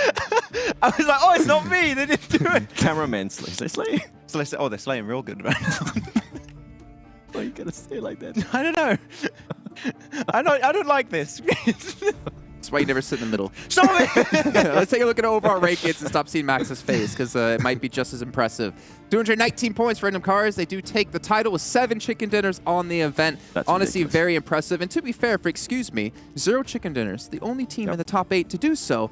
I think that's also impressive and gives me hopes for them going into Europe. Yeah, some OG EU teams. Good to see a little bit of presence there, but really Turkey are is easily the region 7 that has brought the most heat in this tournament. REGNUM, CARYA, 5 Flux, Esports, and NEXUS. NEXUS, what an insane leap on this final day. There was a little bit of circles coming their way, but the amount of presence and control they were able to just display in those final moments was amazing. So yeah, I want to see how these Turkish teams can do once again coming back later on in the year in international events. And I was pleasantly surprised to see, excuse me, they're still finished within the first pitch, because they had a big fall off yesterday and they were able to bounce back, and that was a big thing for me. Now, going to GANGSTERS, I'm actually glad that they're not ended up in last place. I do hope that they have learned a lot of stuff here out of this event, especially with how late they were playing those rotations, how much they wanted to spend time in the blue zone. Considering today, I mean, one of their best matches too was when they weren't in the blue circle. Hopefully, they're going to be able to learn a lot of that. And I mean, GG, Gladiators, GEEKAY, I think we can't be too harsh on them, right, Max? I agree. Oh, no, it doesn't happen. I expecting thought it. he was going to snap on him. But. I mean, clearly in this tournament, a lot of teams have had their first time playing together in a LAN tournament. So it's going to be, I mean, Brute Force too, right? So there's definitely a lot of learnings that have been taken from these teams. So if they do make it back in LAN, they can just adapt a little bit faster, which is always something good to have under your belt. I agree. What was happening? Nothing. Nothing's happening at all, Okay. man. Yeah, obviously a lot of experience for the teams. And again, thinking ahead towards PMGC, right? We discussed this before. Yep. If you're a team in contention for that slot at PMGC, this is very valuable experience for you that you can take potentially into that event with teams of an astronomically higher caliber than what we've had here, because you have like literally the best teams from every single region all going head to head. The metas are going to be hard for you to adjust to, but at least you get some experience. I mean, we're talking about that earlier, right, with Nexus, and I kind of mentioned it too. If it is going to be your first LAN event, it's okay if you're not going to perform that well, as long as you take a lot of experience from this event, because if you for some reason you do end up making it to the PMGC Grand Finals, that is not the stage where you want to end up choking, especially with a team that has so much potential coming out of the EU region. Yeah, just want to get as much experience before entering into PMGC. And now you know some regions already played their full season, but so for those that have not, you can definitely try and see what you want to try and do in that full season, how you're going to try and adapt to the lobby and just try and get as much experience and information before going in that event. So yeah, PMGC, the race is on right now for all these teams, so I'm really hyped to see how it's going to conclude at the end of the year. Well, speaking of races, what about a race for MVP of this event? Ooh. And do you want to make a bet on it, Max? Yes. Oh. No, production told you. No, they didn't. They That's didn't. fine. You looked it up then. Who's the MVP in your opinion? Loxy. Loxy? REGNUM, CARYA. 7? It was Coops at one point, and then it stopped being Coops. And it started being Luxy. Luxy. Okay. Well, let's check out who's our MVP of this entire event here. What? That's MVP of the day. Oh, that's of the day. Oh, I didn't think we showed MVP of the day. I thought we showed the entire event. Max got so scared just now. He thought he lost another bet. No, okay, no, it's show me the real MVP. Well, this is our day MVP, I guess. I thought we'd show the overall event MVP. Max lost some hair. But, you know, they had a really good day. To be honest, NEXUS had an insanely strong day. We talked about the late game control, their splits, and we saw some good presence from them. It's just NEXUS tend to have this tendency to start slow events. Yeah. We see many teams have that, right? But they don't play too much out of their region. So I'd like to see if they can perform the same way they did at the end of today in future events where they play outside of Europe and Turkey. Yeah, with what you said too, like their proactiveness today, especially in some circles where they didn't really have to push for certain fights or certain third parties. They still went for it. It ended up working out. Okay, let's check in who our MVP of the entire event is. It's not the day anymore, so we'll have it for today. Yes. That was really angry.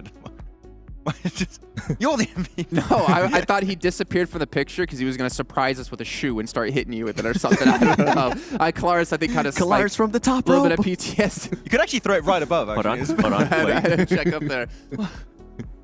No, we're good. He's not there. There you go. Loxy going to be taking it. 40 eliminations. Honestly, a phenomenal performance out of him. He was a player to watch for us as well at that point throughout this entire event. And 40 eliminations, 10.4 thousand damage is a lot of damage. And I'm so glad to see the performance from REGNUM CARYA this tournament, because we knew how good they were back in Turkey. It's just they always struggled when they were playing outside of their home region.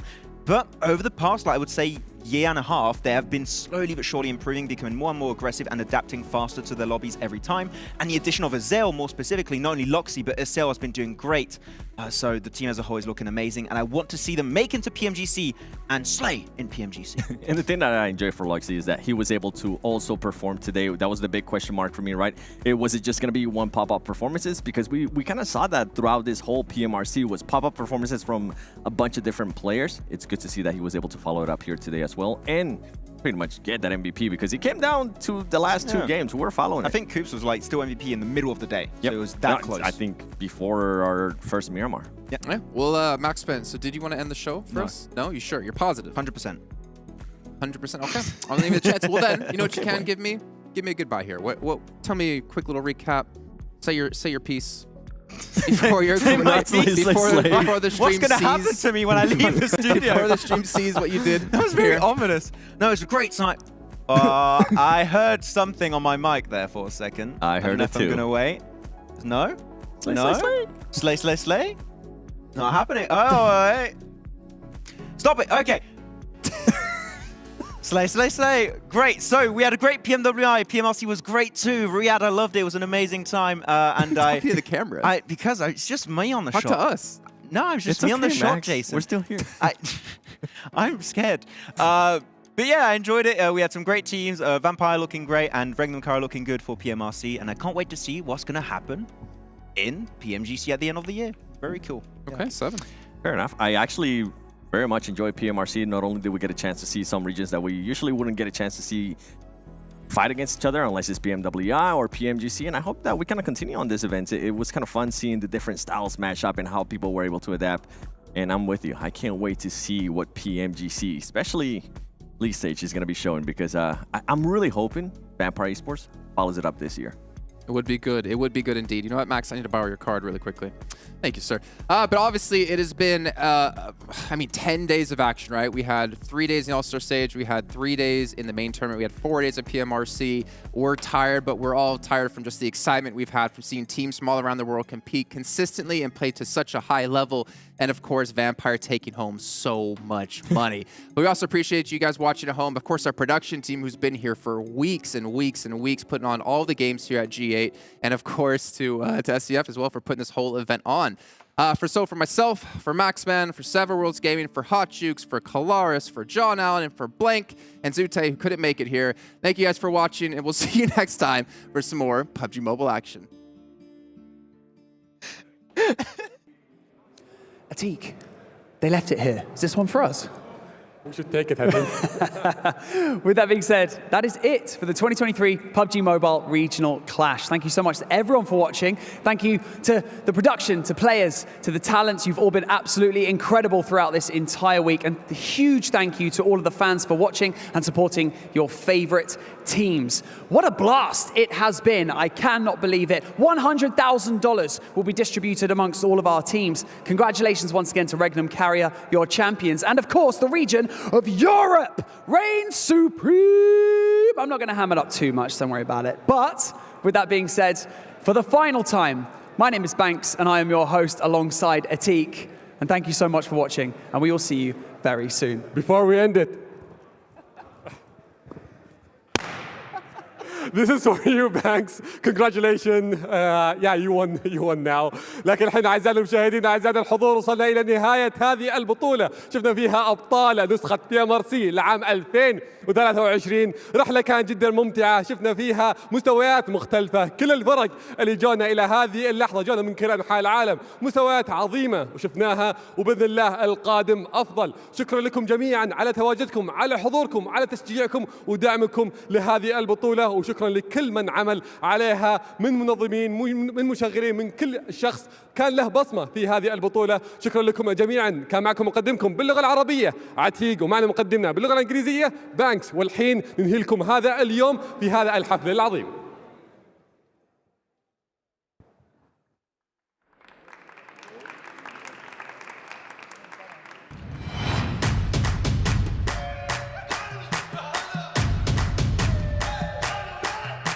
Dragging us down, face on the ground, but still we're so proud. Just look at the crowd, we're making some noise, making some sound. We gotta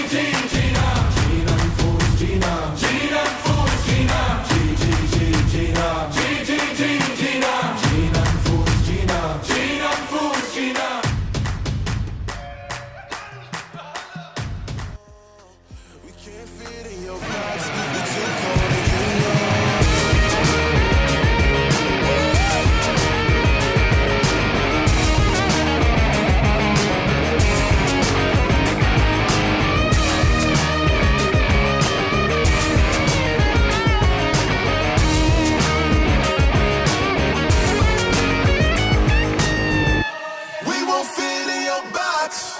We don't quit, we won't stop. Ride us all to the top. We won't fit in your, we won't fit in your.